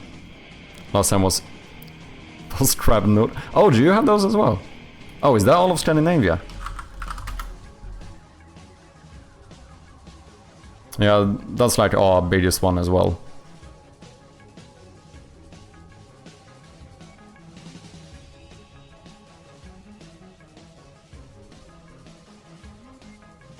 Oh, it is a Swedish company though. But yeah, if it makes you feel any better, they kinda shit here as well.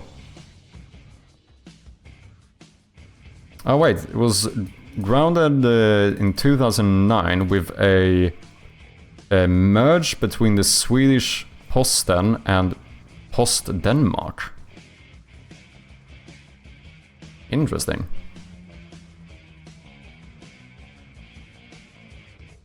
Oh, it is owned... 60% is owned by the Swedish state and 40% is owned by the Danish state. So they are lands. Yeah, I knew it was Nordic. I didn't know it was more than Swedish, to be honest. But it kinda made sense.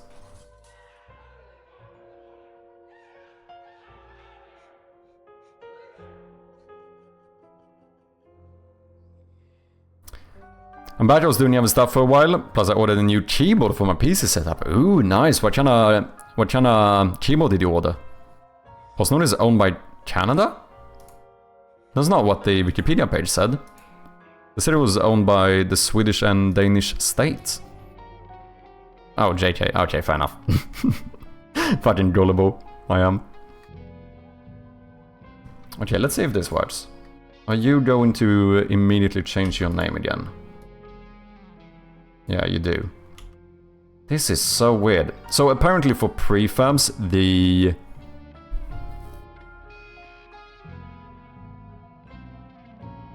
canvas environment is considered the parent, and I use the parent to set the name of the save key. But I think we need to do what Atrium said. Do something where I can click to choose to generate the key. Rather than just... Right now we just do it if it's empty. I think I want a button. However, I don't fucking know how to make a button.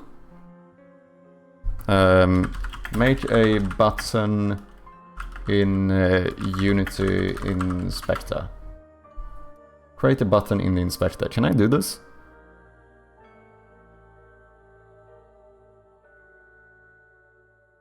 On Inspector GUI. Okay. Custom editor.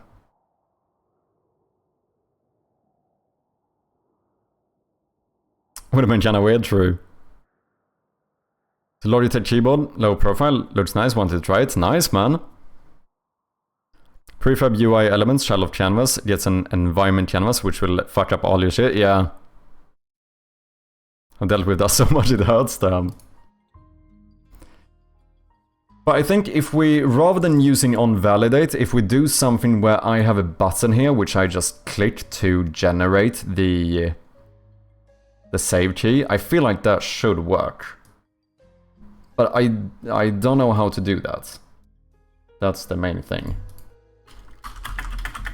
How do I make a button in the inspector in Unity? context menu. Simplest way, adds a right-click option in the inspector. Context menu, reset counter. That looked very easy.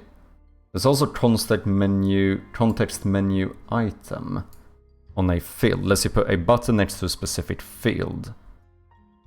Oh, so we could do one of those next to the... Yeah. That kind of made sense.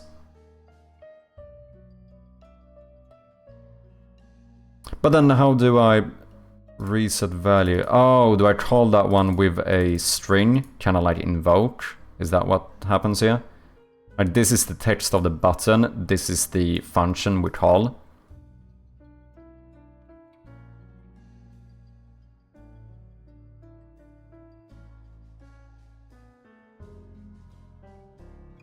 Custom editor type of... This seems overcomplicated. I feel like we should be able to do just that thing.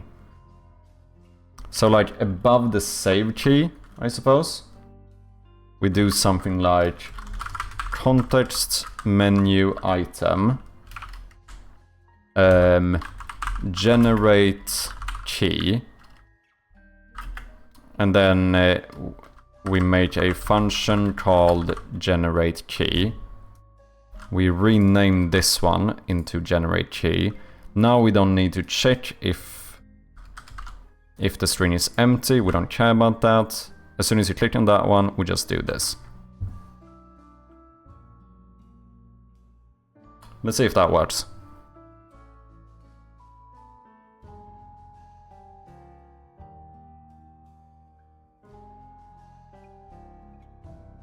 Make a canvas, style buttons, sliders, etc. Prefab on all of them. Go to prefab edit. Everything is blocked.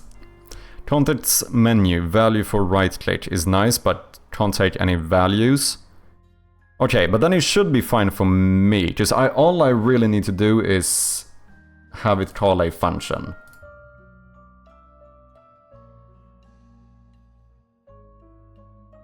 This doesn't work. I did save, yeah. There's no button here.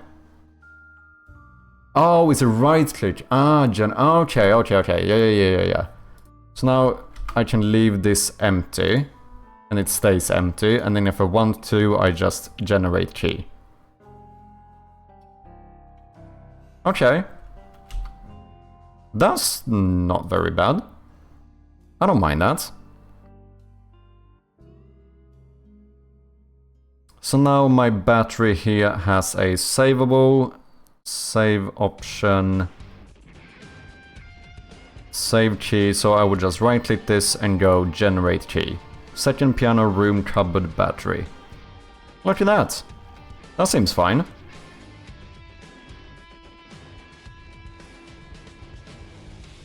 Doesn't need to be more fancy than this.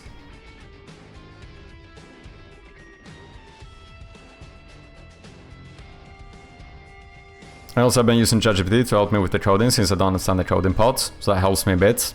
Yeah, I used ChatGPT quite a lot in the beginning. I definitely don't use it as much today. Except for, you know, small things like this. I feel like it's a tough balance, the thing about like using it but not being dependent on it. Do you know what I mean? Okay, so we should be able to save any item now. So we should check it in this room. Love that piano, cheers man.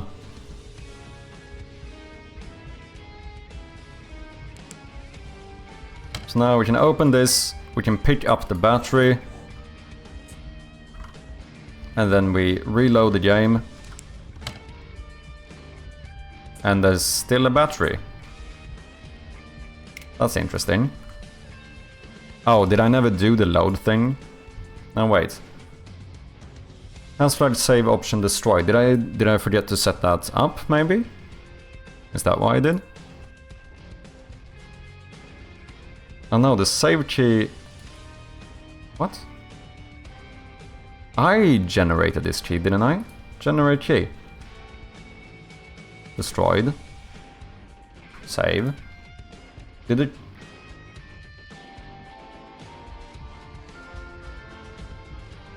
Why do you become null when I start the game?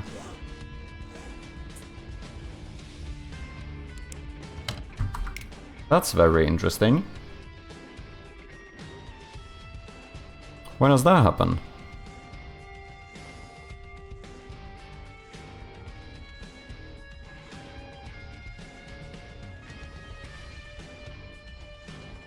What? Has flag... Okay, when we load it... Is destroyed... Easy save load, save key plus destroyed key false. If is destroyed...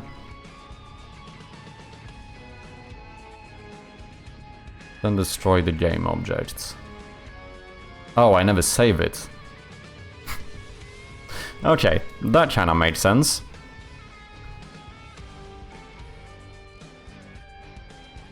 Oh no, I do save it. On destroy. Save key, destroyed key, true. I do save it. Why is this happening? That's interesting.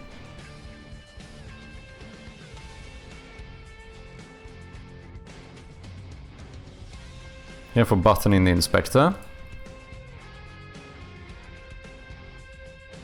Place the script in a folder called editor, anyway in the asset folder.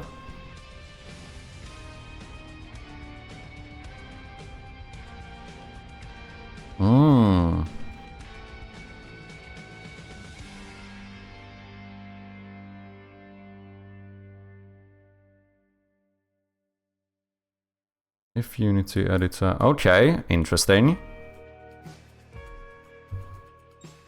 So this is the fancier button.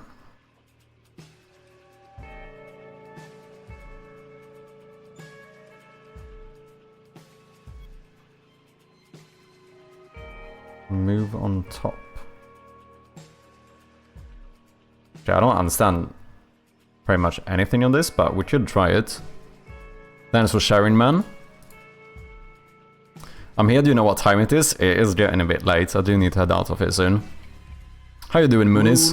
Oh, is that time? Now I got you, now I got you. You have the lower tones as well? The ones that wasn't marked? Yes, but I don't have all the ones. Okay, let me quickly show this and then we start the words on stream. So the way I've done it... All of these are playable. So we have 2 full octaves. But like these are not playable and obviously you can't see the rest of the piano. But you can do like a...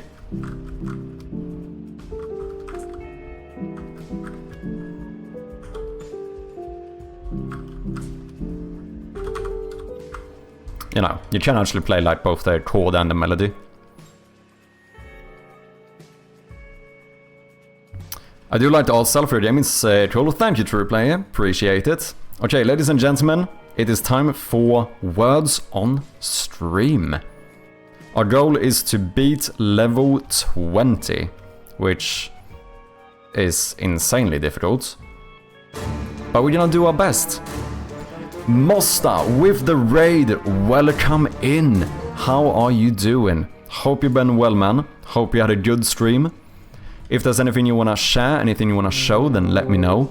Kilo, thank you very much for the follow. Big shout out to the one and only Mosta. Go and check him out if you haven't, people. Yet another developer. Good ass pixel artist. Go and check him out. Pato Jurist, welcome in. Kilo as well, nice to have ya. So, for anyone coming in, if you don't know me, I go by Mad Sherpy, and right now we're gonna play words on stream. So, hopefully, we can see if we can beat our old record. You can play along in the chat.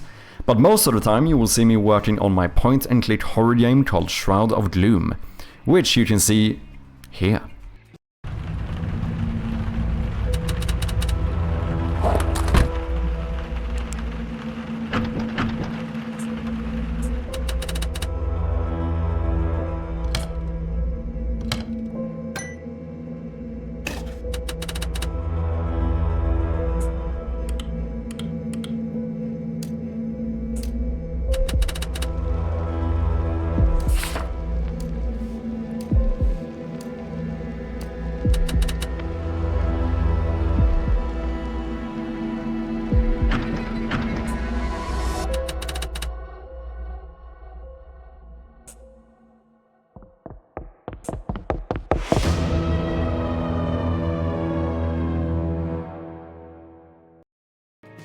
there we have it. Game is available on Steam for wishlists, and we do appreciate those very much. That looked so sick. Thank you very much, Pato. Appreciate you, man. Go to them. Cheers, man. Okay, what did you send there? Ooh, ooh, ooh. Look at this. Look at this. Okay, okay.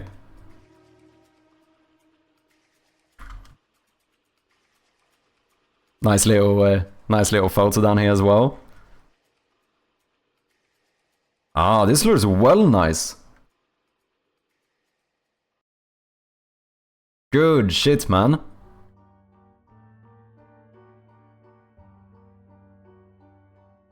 I like it, I like it. Oh, it's a new overlay as well. Yeah, that's true. I've seen this one before. I think you shared this one in the Discord as well, didn't you? Nice stuff, man. It looks good.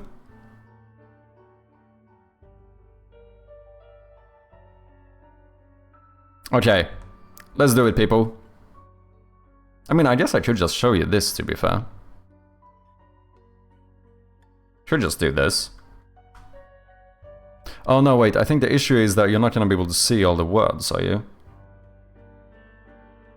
I think that might be the issue, why I don't do this. Yeah, exactly. So let me do this.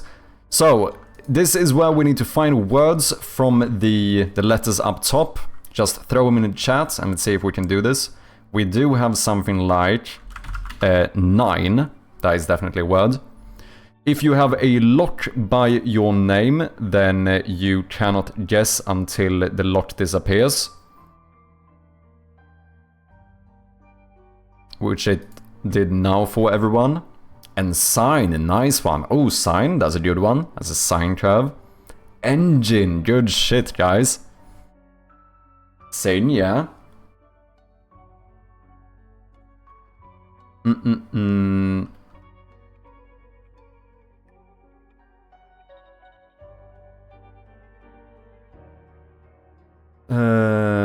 Engines, nice. Sign 9.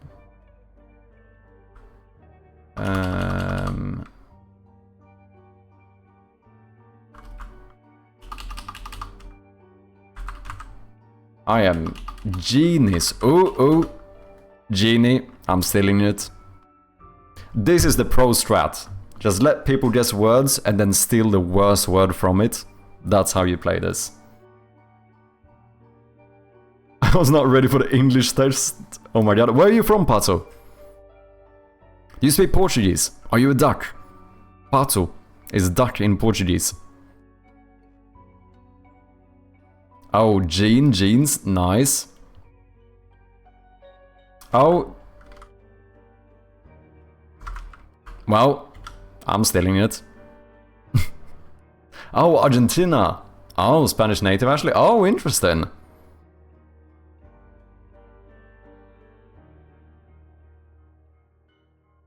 There's a really good song from Argentina. I fucking love that song. I never remember the name of it. It's like a rock song. Really famous Argentinian rock band. Kinda classic, I think. I was still in 2 top spots by adding the missing S letter. That's good shit. What is my homeboy? Take care of him, man. Chappy. Of course, man. Good night, Monster. Thank you very much for the raid again.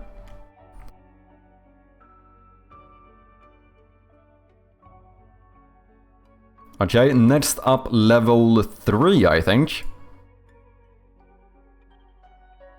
We have words such as a duct. Viaduct. Ooh, nice one, Moonis. Viaduct. Audit? That was not a word. Diva? I feel like those should be words. Do we have a fake letter? We don't have a fake letter this early, do we? What about... Oh, that was fucking late. Site. Okay. For some reason it seems like we had like an enormous delay there. Ooh, what about Vita? Or Vita. Oh, Soda Stereo! Yeah, that's the one. That's the one I'm thinking about. They have one song that's so fucking good, man. Soda Stereo. What is it called? The Musica Leggera. That one. That song is a fucking banger, dude. 2 more words. 2 5-letter words left.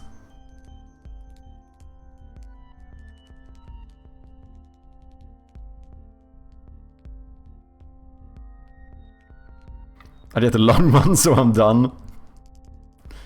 Ducat. Okay, the last one is...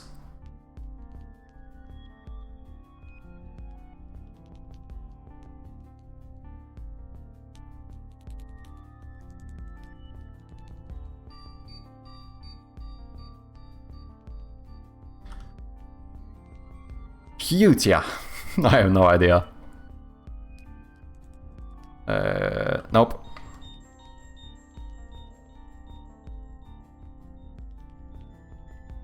Three levels, look at that. Next up we have level 6. Currently Strom in the lead. Everon second place, and we got Moonis in third place. Look at that, Moonis. You might have gotten the longer word, but I got more stars, man. You know, the stars is all it's about. Doesn't matter. The last set was laggy. It was really laggy. I don't know why. Let's see if it works better now. When we do something like... Does a whole lot of ease. Cemetery. Nice one. Cert. Short for certification. No. Meat. Okay, it seems good now. Does seem good now. Mia. Erect. That is a word. Tree, yeah.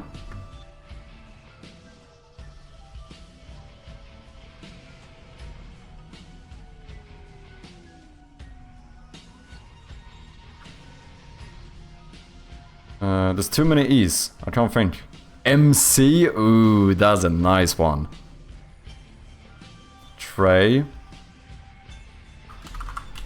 Cray. No? Okay. Meter.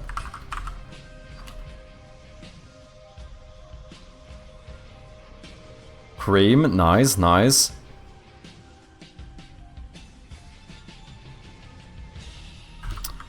Maya? No. Oh, tire though. Tire, that's a word. Team? No idea what team is. I thought about it, but I was like, that's probably not a word. Strom is has a slight advantage though. These fucking native English speakers, man.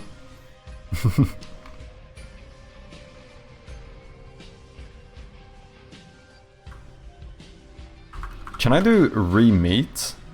As in like meet again? No. Emery. Okay, we're doing good so far. 2 stars, let's go. Next up we have level 8. Are we gonna start getting fate letters now? We do. Okay, 1 letter is fate, so we need to figure that out. We cannot use the fate letter. Rage. Okay, what about page? Okay, P is fake. P is fake. Rehang, nice. Hang.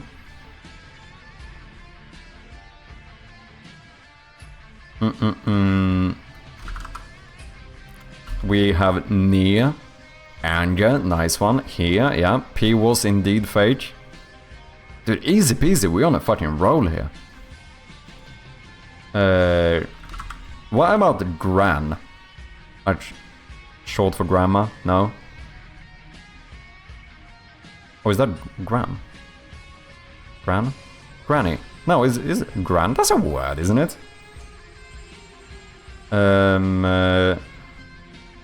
Rang, nice one.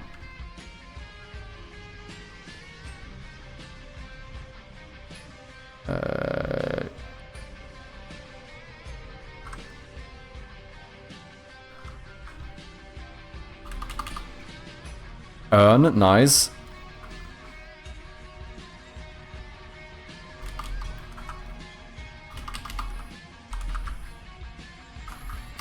Arge. Nope. Heen. Nope.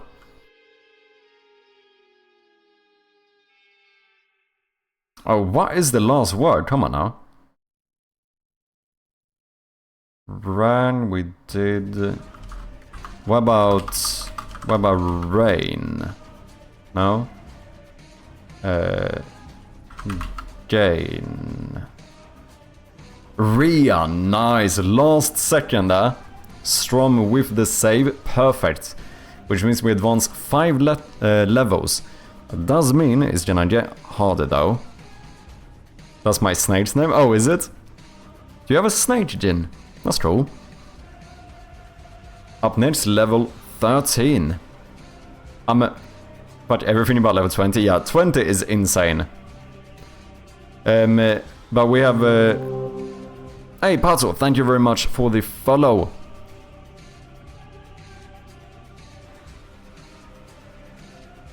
I was always sorted by letters. Oh, do you mean down here? Yes. I recently figured that out. That is true. So you can kind of get hints from the order. Lots of people, so fingers crossed. Yeah, this might be the day. Slot, nice. Oh, we have roll. I was just gonna take it. Who stole it from me? Ginger, you bastard. I'm joking.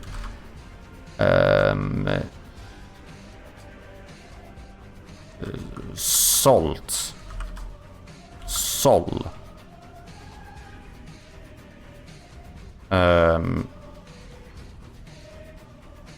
Lort. That's a Swedish word. Lot. Nice. Rot. Yeah.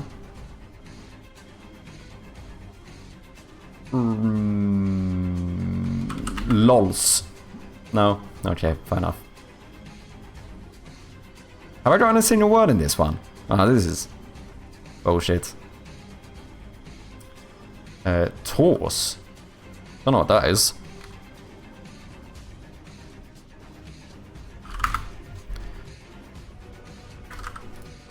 Tors, a hill or rocky peak. So Tors is many hills and rocky peaks. Interesting. Today I learned. Strom still in the lead overall. Holy shit, I'm in second place. Never seen before. Definitely not on the last one, but overall. Okay, we have a fake letter and a hidden letter. Come on now. Level 18. We're getting closer. Oh shit, only 5-letter words. Only 5-letter words. This is gonna be a bit trickier, but we can do it. I believe in us. What about worst? No. Wrist. Nice. Okay, I is hidden. Trims. Okay, I think I hit a fake letter, so M is probably fake. Just trims should be a word. I think M is fake. Stern. Stern is a word, isn't it? Oh, we don't have an N. Right, never mind. Writers. Ooh, nice. Right. 3-word rights. Rights is in here as well. You can steal it if you want. Or don't. Okay. Oh. We have more words. Rights. Oh shit. Tears, good one. Rights is free. We need to do this. Steal rights if you want to. Tries, nice. Tires, nice. Rights. Okay, 72 out of 99. We can do it, people. I believe in you. This is the day when we beat level 20. Wires, good shit. Myers, is that a word? No. Riser, nice. Ritz, oh no, we need like one more word. Come on. Someone throw in a last second word here. You can do it. Steer. Holy shit, Keita with the save. Good shit. 101 out of 99. One level. Okay. Level 20 is the max we have ever gotten to. And we're gonna do level 19 now. If we somehow manage to beat this one with more than 1 star, we will beat our record. Hopefully, we don't get the level where we can't see the words, because that is so fucking difficult. Are you ready, people? Let's fucking do it. Okay. Fake and hidden letters somewhere. Maybe we have something like... nope, that's not gonna work. Oh shit, it's one of these. It's one of these. Fuck's sake. Miss Chirpy and Strom. Bolts. Bottles. Okay, E is hidden. E is hidden. If bottles was a word, E must be hidden. Boats spelled weird. No. What about volts? No. Okay, Miss Chirpy do another one. Good shit, love. Belts. Can we do it? Or we need like one more word. Come on. Did we have A? No. Bloat? No bloat. What was the hidden one again? Was that E? Yeah, just we had bottles. Right, E is hidden. I don't know what is fake. This is so fucking confusing. Loves. No. Come on, we need like one more word. Bolts. It's so fucking difficult when you can't see the words.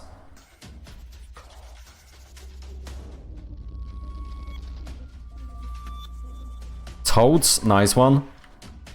Oh, did we have votes? Okay. One more word. One more word. Come on. Did we have stole? Why is stole not a word? Blots. Holy shit. Bowls. Okay. Can we do it? Can we clear it? I think we're gonna beat it. Holy shit. We have never won one of these before where the words are hidden. Good fucking job. 2 levels as well. We're gonna beat our record. Holy shit. 21. We are actually doing it. I never thought we would see the day, but we are here. Good fucking shit, people. I don't know if we're gonna beat this one, but I'm fairly certain that this means that 21, whether we beat it or not. If we don't beat it, 21 should be the new record. I'm fairly certain. No 4 letters, I need to pay attention. Yeah, the thing is that no 4 letters makes it so much more difficult. And then the hidden words is just fucked. Dried? No. Okay, tears. So S is hidden. Fires. Right, wait, Moonis was the one who got it. What did tears? Yeah, so S is hidden. Cheetah got stride. So F is fake. I think F is fake and S is hidden. Diets.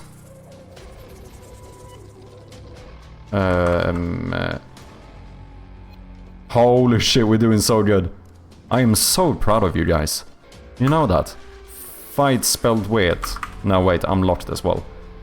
No, F is fake, didn't I say? I think F was fake.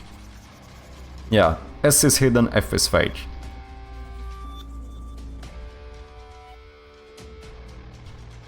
"61 out of 78, we are doing good."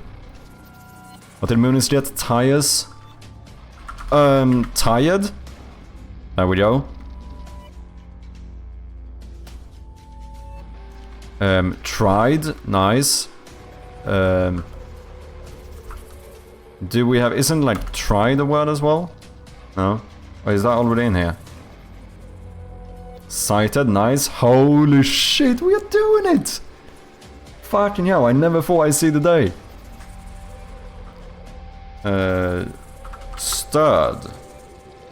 Right, nice.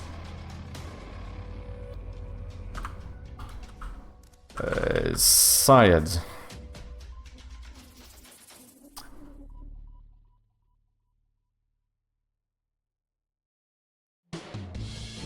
Fucking perfect as well! Look at that! Strom stole the word though. Oh no, he didn't, wait. Good shit, people! 26!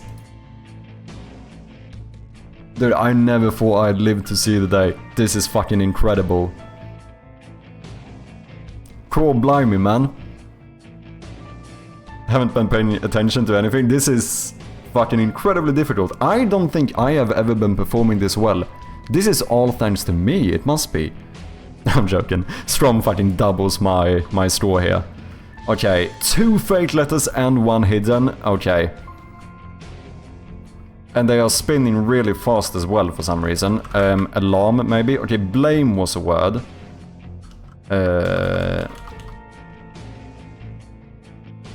Stop moving so much. What is happening?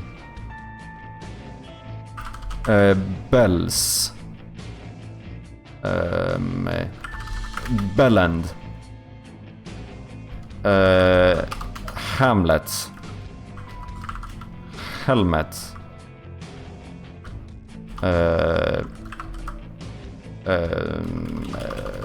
Oh, fuck's sake, man. Melts.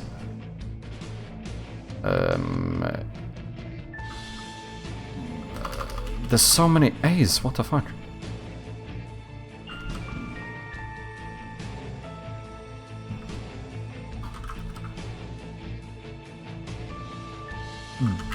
Alms.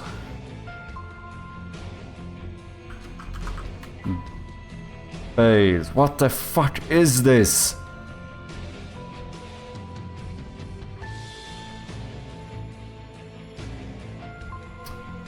Everyone, ballet.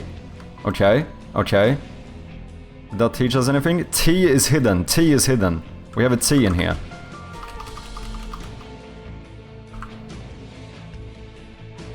Okay, okay. Q and H is fake. Meatball. Nice. Mallet. Why did I not get meatball? That's outrageous. Lamb with an E. I can only see 4-letter words. What the fuck? Okay, that's outrageous. 2 fake letters, hidden words, and a hidden letter. And the spinning, yeah, I agree. The spinning was probably the most fucked thing. It was going too fucking quickly, man. It was going too quickly. Jinx wants to play gamedev. Holy shit, okay, let's do it. That was outrageous, but you know what? You know what? I'm fucking proud of you guys. You did well. I never thought I'd see the day we would beat level 20. Now I don't know if we're ever beating this, because this was fucking insane. The spinning was insane. Also shocked you didn't get meatballs. True, I feel like I should have gotten that one. I legitimately ate meatballs like yesterday.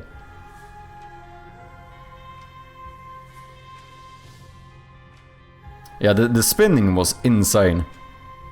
First time I checked what happens after level 15. Yeah, I've seen the hidden words before. This is the first time I see 2 fake letters. And the first time I see... Oh, wait, sorry. You do know the rules. You do know the rules. When we lose, that is officially game over.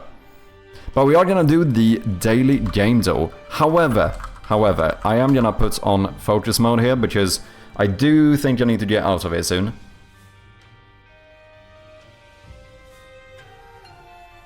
You know the rules and so do I, true. Hitting the bed, catch you later peeps. No worries, cheater, thank you for hanging out. Appreciate ya. Game note this hour, can't be up for another 2 hours, get out to bed. Yep. We're gonna get this one easy though. Would have been bad enough if with one letter spinning. Fuck all of them, yeah.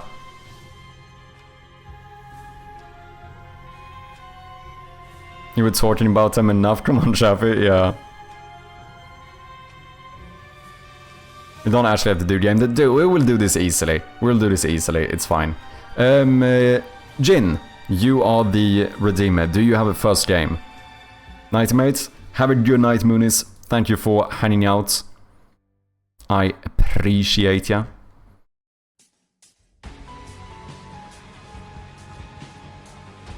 Just redeemed for the lols. If you need to go, then it's all Tamagotchi. It's too late, we already started it. Let's just, let's do a quick game over here. Pepsi Man. It is on the list. No idea of the game, but let's try it.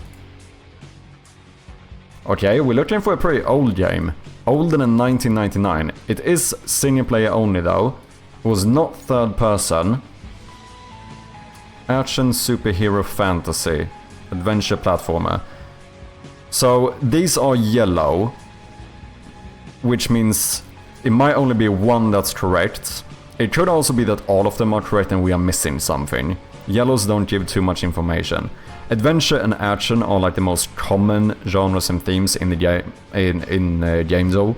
So most likely those are correct, but we don't know. It was not released on PlayStation though. If it's green, is it the only thing or can it be more? No. If it's green, the entire thing is correct. So we know the game is pure single player. However, here we don't know. All of these could be correct, but we could be missing something.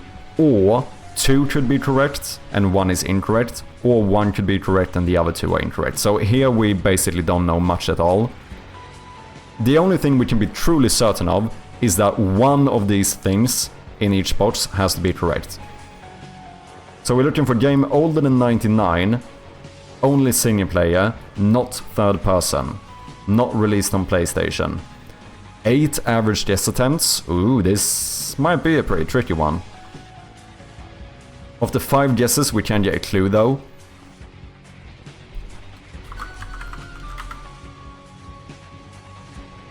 Okay, does anyone know a good game older than 99 that's not in third person? Some old platformer? Yeah!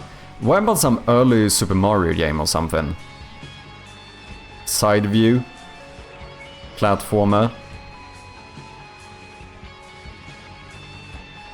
Like Super Mario Bros or something?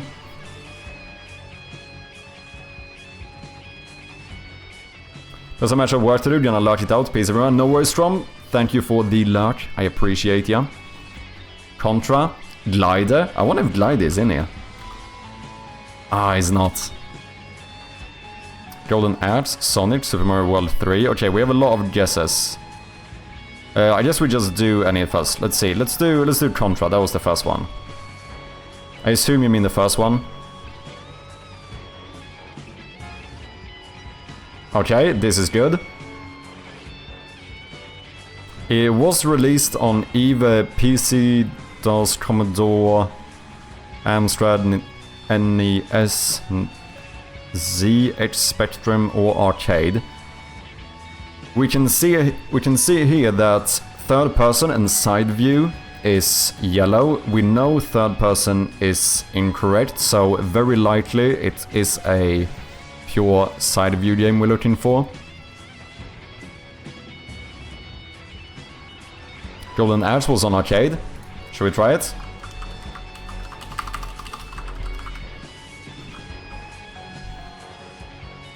Golden Axe 1 or 2. It's released between 88 and 98. We still don't know too much about genres and themes, because we still have action and platformer in both, but I guess that could make it more likely to be a platformer. But this is an assumption, because it could be that it's a adventure shooter. So, in reality, we don't really know fuck all here yet. My first console was Xbox? Damn, my first was Nintendo 64.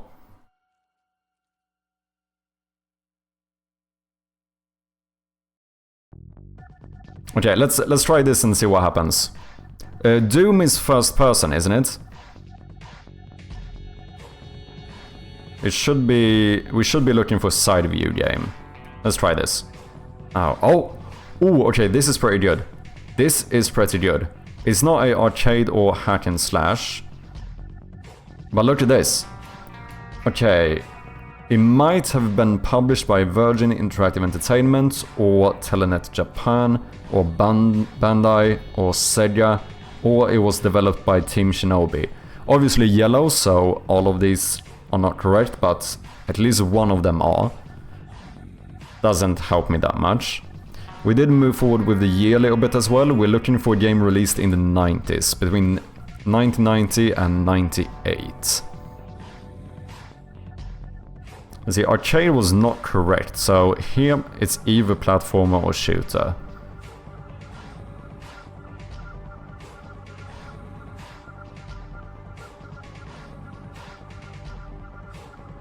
Battletoads is a good call too. Still Commander Keen 2 or 3. Crazy Taxi.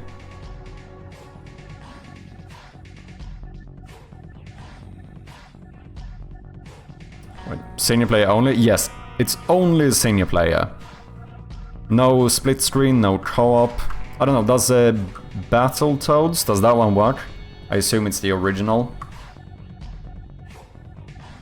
I don't know the game, but we're looking for a pure side view game. It should not be third person. Pure senior player. I mean, most likely it could be that this is like a side view isometric game, but most likely it's only side view. Battletoads had 2 player on screen mode? Okay.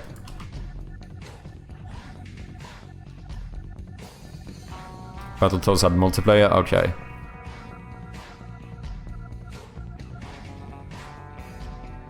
Commander Keen, does that one work?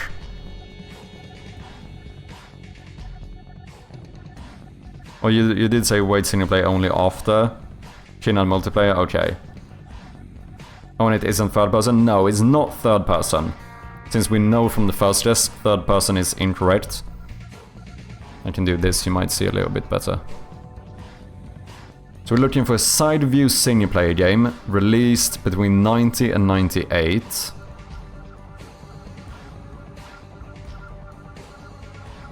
Metroid? That might be a good shout. That would be like a platformer, probably action. Side view? Maybe.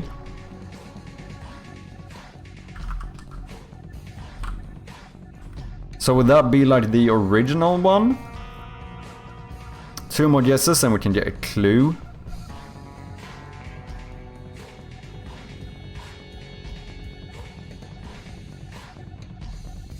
Should we run the original Metroid? Keep in mind as well, I don't know if I said, but we do generally try to play this without Googling or looking in Steam libraries and stuff. Play it the honest way. Possibly never played them much, and me neither. I know of the games, but let's try Metroid and see what happens. Okay, side view is indeed correct. The game was not published or developed by Nintendo. Oh, this was slightly too old. Platformer, adventure, action, sci-fi. We still don't know like anything here. That's a little bit tough. Can't be Super Metroid since it was the wrong franchise. Before I had split screen co-op.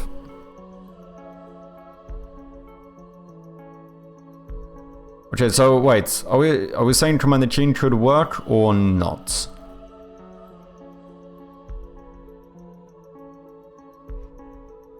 I have no clue.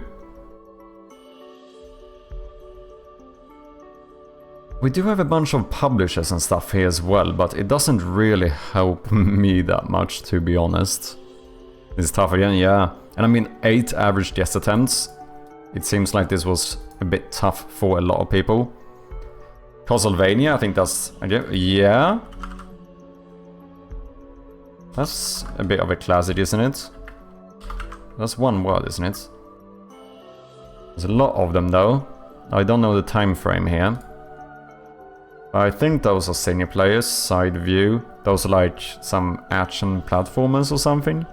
Yeah, because this is similar to Metroid, right? That's where the genre Metroidvania gets its name from being similar to Metroid and Castlevania.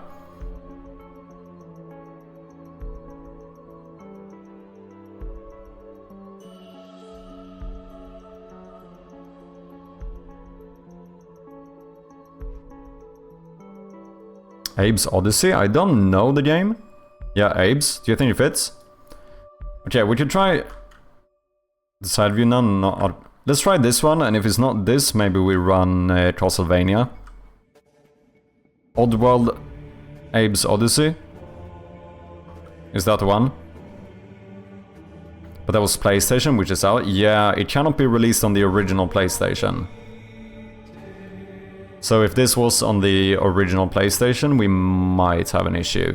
Doesn't mean we couldn't get good knowledge from the clues, but it can't be the game.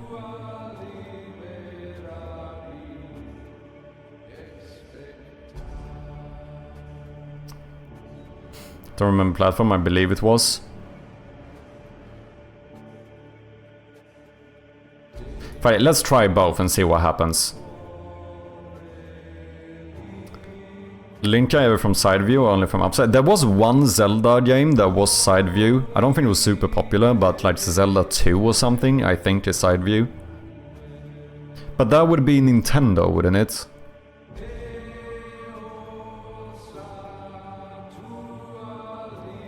Okay, I'm trying.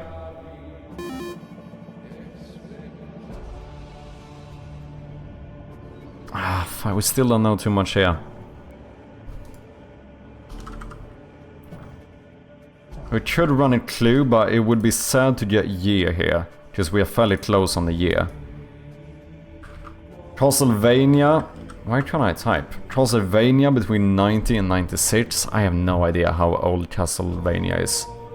Metroid came out 1986. Maybe Castlevania was similar, so maybe not that one. Maybe like the third one or something. Or maybe the second one. Castlevania 2 Simon's Quest. Maybe. Oh shit, we do have an ad starting. I cannot skip this one, sorry guys. What's the platform that matched all? None. Oh, do you mean a platform that's in everyone? That's a risky though, because we don't... That doesn't necessarily mean it is correct.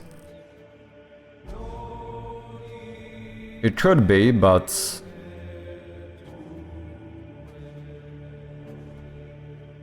PCDOS is in almost everyone. Family computer... I don't think we have one that's in every single one. But also, like I mentioned before, you never know. A clue being in every yellow guess doesn't necessarily mean it's correct. Like here, for example, we have action, action, action, action, action. So it's very likely that action is correct, but we can't know because it could be that we are looking for a fantasy sci-fi game. In that case, this would look the same. All of these would be yellow if it was fantasy and sci-fi. But, you know, obviously it's likely to be action, but it is inherently an assumption. Castlevania would be published by Nintendo or not? I have no idea.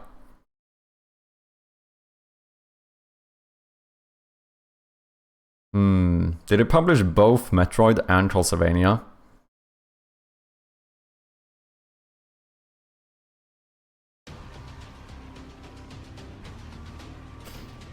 With the amount of cross-platforming they were doing in those times and the number of remasters to different platform genres, the era is just kinda useless.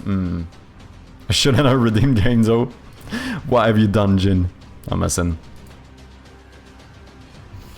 Okay, I'm gonna try this for the year for nothing else. Not that I know if this is in here, but fuck it.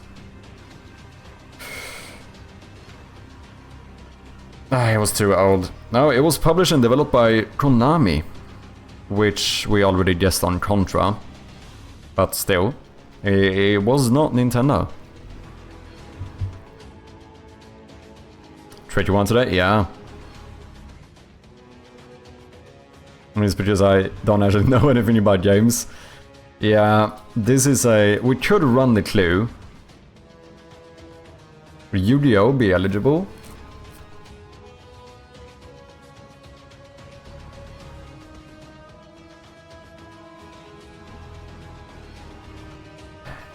No, we know no, probably not. Because we know either shooter or platformer has to be correct. Oh yeah, it would probably be top-down as well. I think we have to run a clue here and hope to not get the year. Hopefully get genres or themes. Or maybe full developer publisher. I really don't want to get the year here. Because we almost nailed down the year. Okay.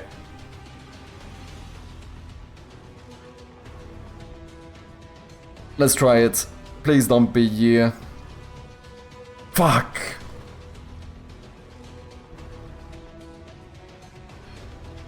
It was released in 1994. We have no more knowledge of genres and themes. This is not good. 3 more guesses. We're looking for a single-player side-view game released in 1994. Published by either Sega, Bandai, Telenet Japan, Virgin Interactive Entertainment, or developed by Team Shinobi.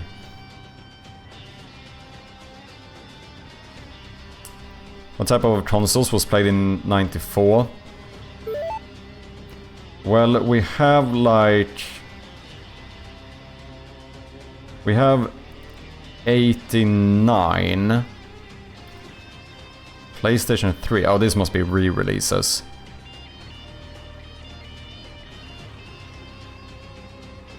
Bunch of Sega. It should be Sega since that might be the publisher as well.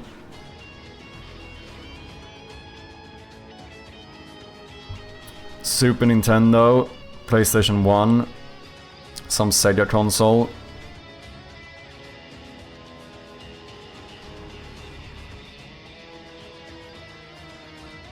It's probably not Super Nintendo since it wasn't published or developed by Nintendo. So it might be Sega.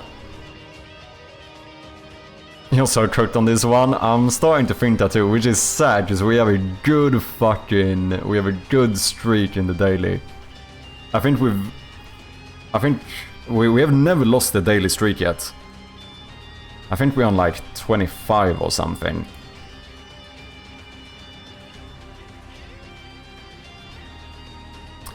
What have you been up to, Raka? I hope you've been well, man. Yet, true. Aladdin? Prince of Persia 2? Could be a Prince of Persia. Like a action platformer. Single player side view. Prince of Persia too old.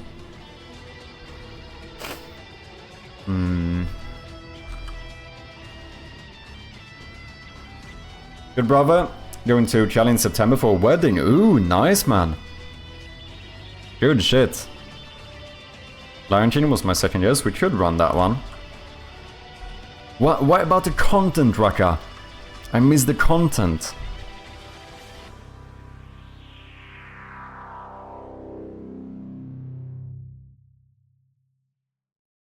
Well, I think Lion King movie was 95, so the game would not be out there. Okay. Is it too new?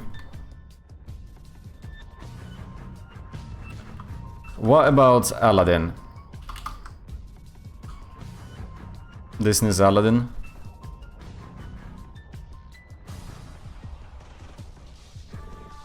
Maybe a newer Prince of Persia?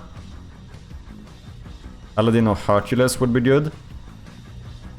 Okay, let's try this one first. Let's see what happens. I don't know, it feels like we might be fucked here.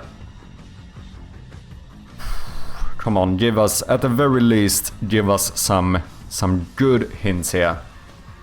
Disney Aladdin, I think is not what I'm thinking. Oh, isn't it? Hercules would be better.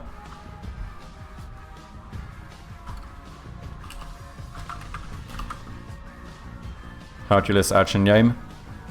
Should we try this one?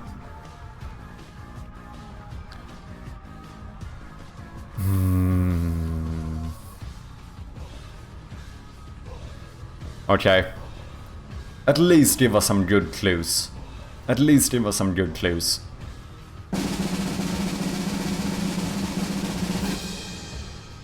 Oh, oh! Correct franchise, wrong saga.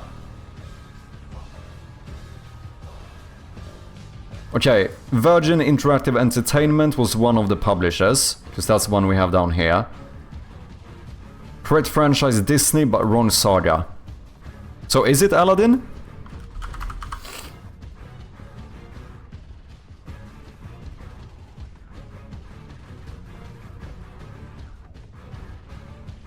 Action is indeed correct. We know arcade is wrong, so we are looking for a action platformer. We have 2 more guesses.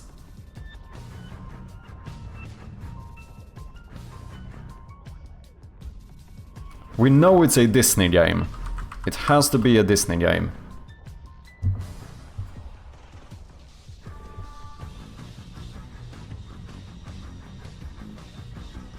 Jungle Book. I feel like Aladdin, maybe the Jungle Book. Ooh. Can we save it? Is this the save? Maybe Jungle Book. You know what? Wait.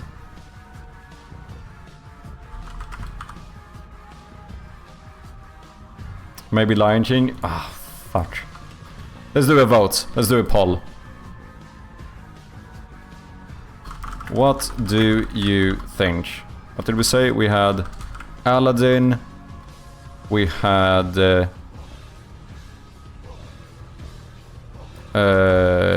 the Jungle Book. We had the Lion King. What was the last one? I can't fully see chat right now.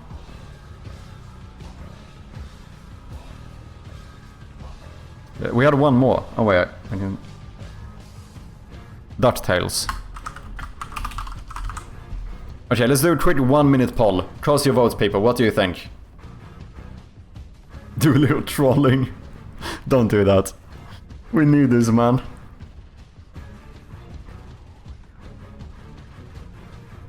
Vote is up. Cast your vote, people. This is fucking sweaty palms. Knees weak. Arms are heavy. Meatballs on spaghetti. I'm nervous. But on the surface, I don't look calm nor ready.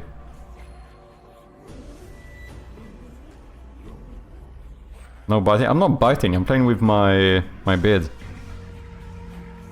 Okay, we have 4 votes for Aladdin, 3 votes for Jungle Book. That is where we're leaning.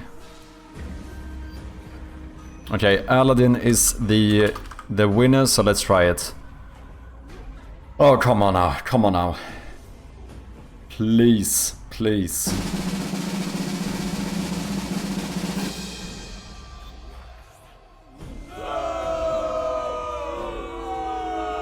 Fuck. This is not good. We have 1 more guess.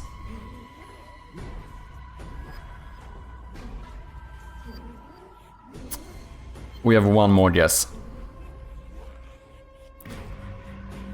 The Jungle Book was the second most voted, so I guess we try that one.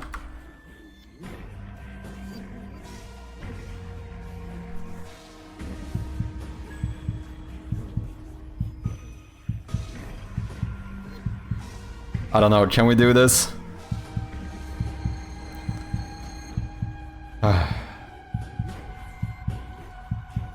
Let's try it. Fuck it. I don't know what else to do.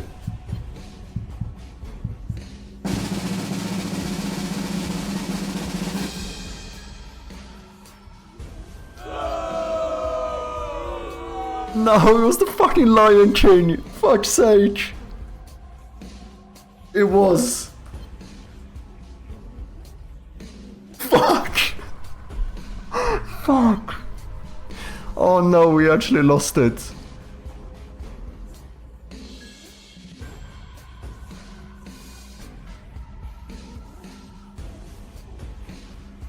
$25 in streak.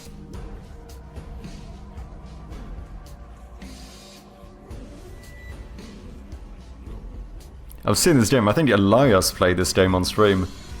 Oh, fuck's sake. That is kind of sad. That is kind of sad. The first time we ever lose the daily game though. Well, at the very least, we can all blame Jin, right? I feel like at least we can just all feel good about knowing that this is all Jin's fault. You know? Never again. I'm messing. Should have believed more. What's the result of Jungle Book?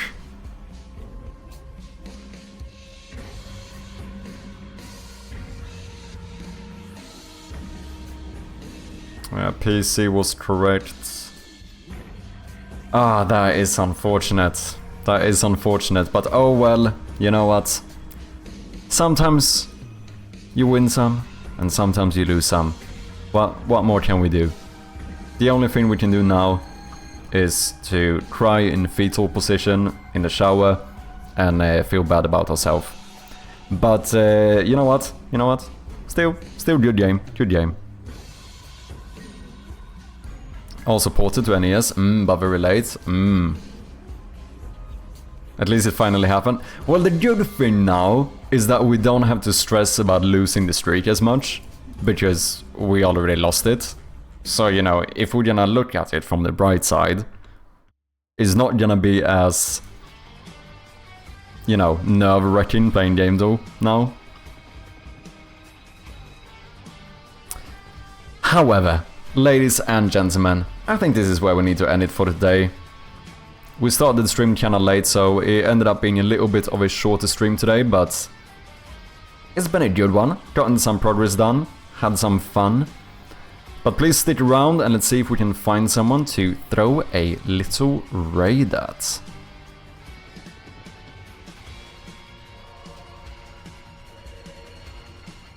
Who should we go to today?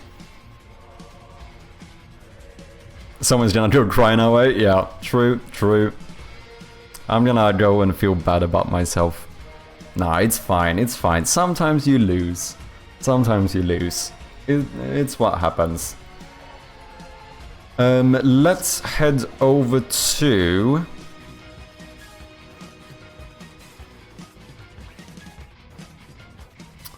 Where are we going? On the plus side now, we're gonna go replay Aladdin and Hercules. You see, we just gotta look at it from the bright side, eh? Let's go to Finn is fine. I think it was quite some time since we raided Finn. How long has he been on? Oh, it seems like he almost just started. He's another game developer, currently playing some little mini games as well. But not the Lion King, yeah. As always, thank you all so much for hanging out. If you haven't, make sure to wishlist Shroud of Gloom. If you've been enjoying the stream, make sure to click that little follow button here somewhere, you know, click that little thing. I'll be happy to have you again. Also join the Discord if you haven't, if you want to connect more with the community. We got over 200 members. No, wait, we don't have over 200. I think we have exactly 200 members. I'm pretty sure. So let's get us over 200. Other than that, if you miss me too much, don't forget to check out the latest devlog. I need to start working on the new one soon. That's gonna be exciting. But yeah, this will be it for me today. Big shout outs to all the new followers, all the raids, all that good stuff. Vinny with the resub. Appreciate ya. Spam the Discord as well. Yeah, let's have a party in the Discord. But for now, we're gonna head over to Finn is fine. Throw that chirpy raid in the chat, and I will be back on Friday. So yeah, until then, have a good one, everyone, and yeah, see you on Friday. Cheers.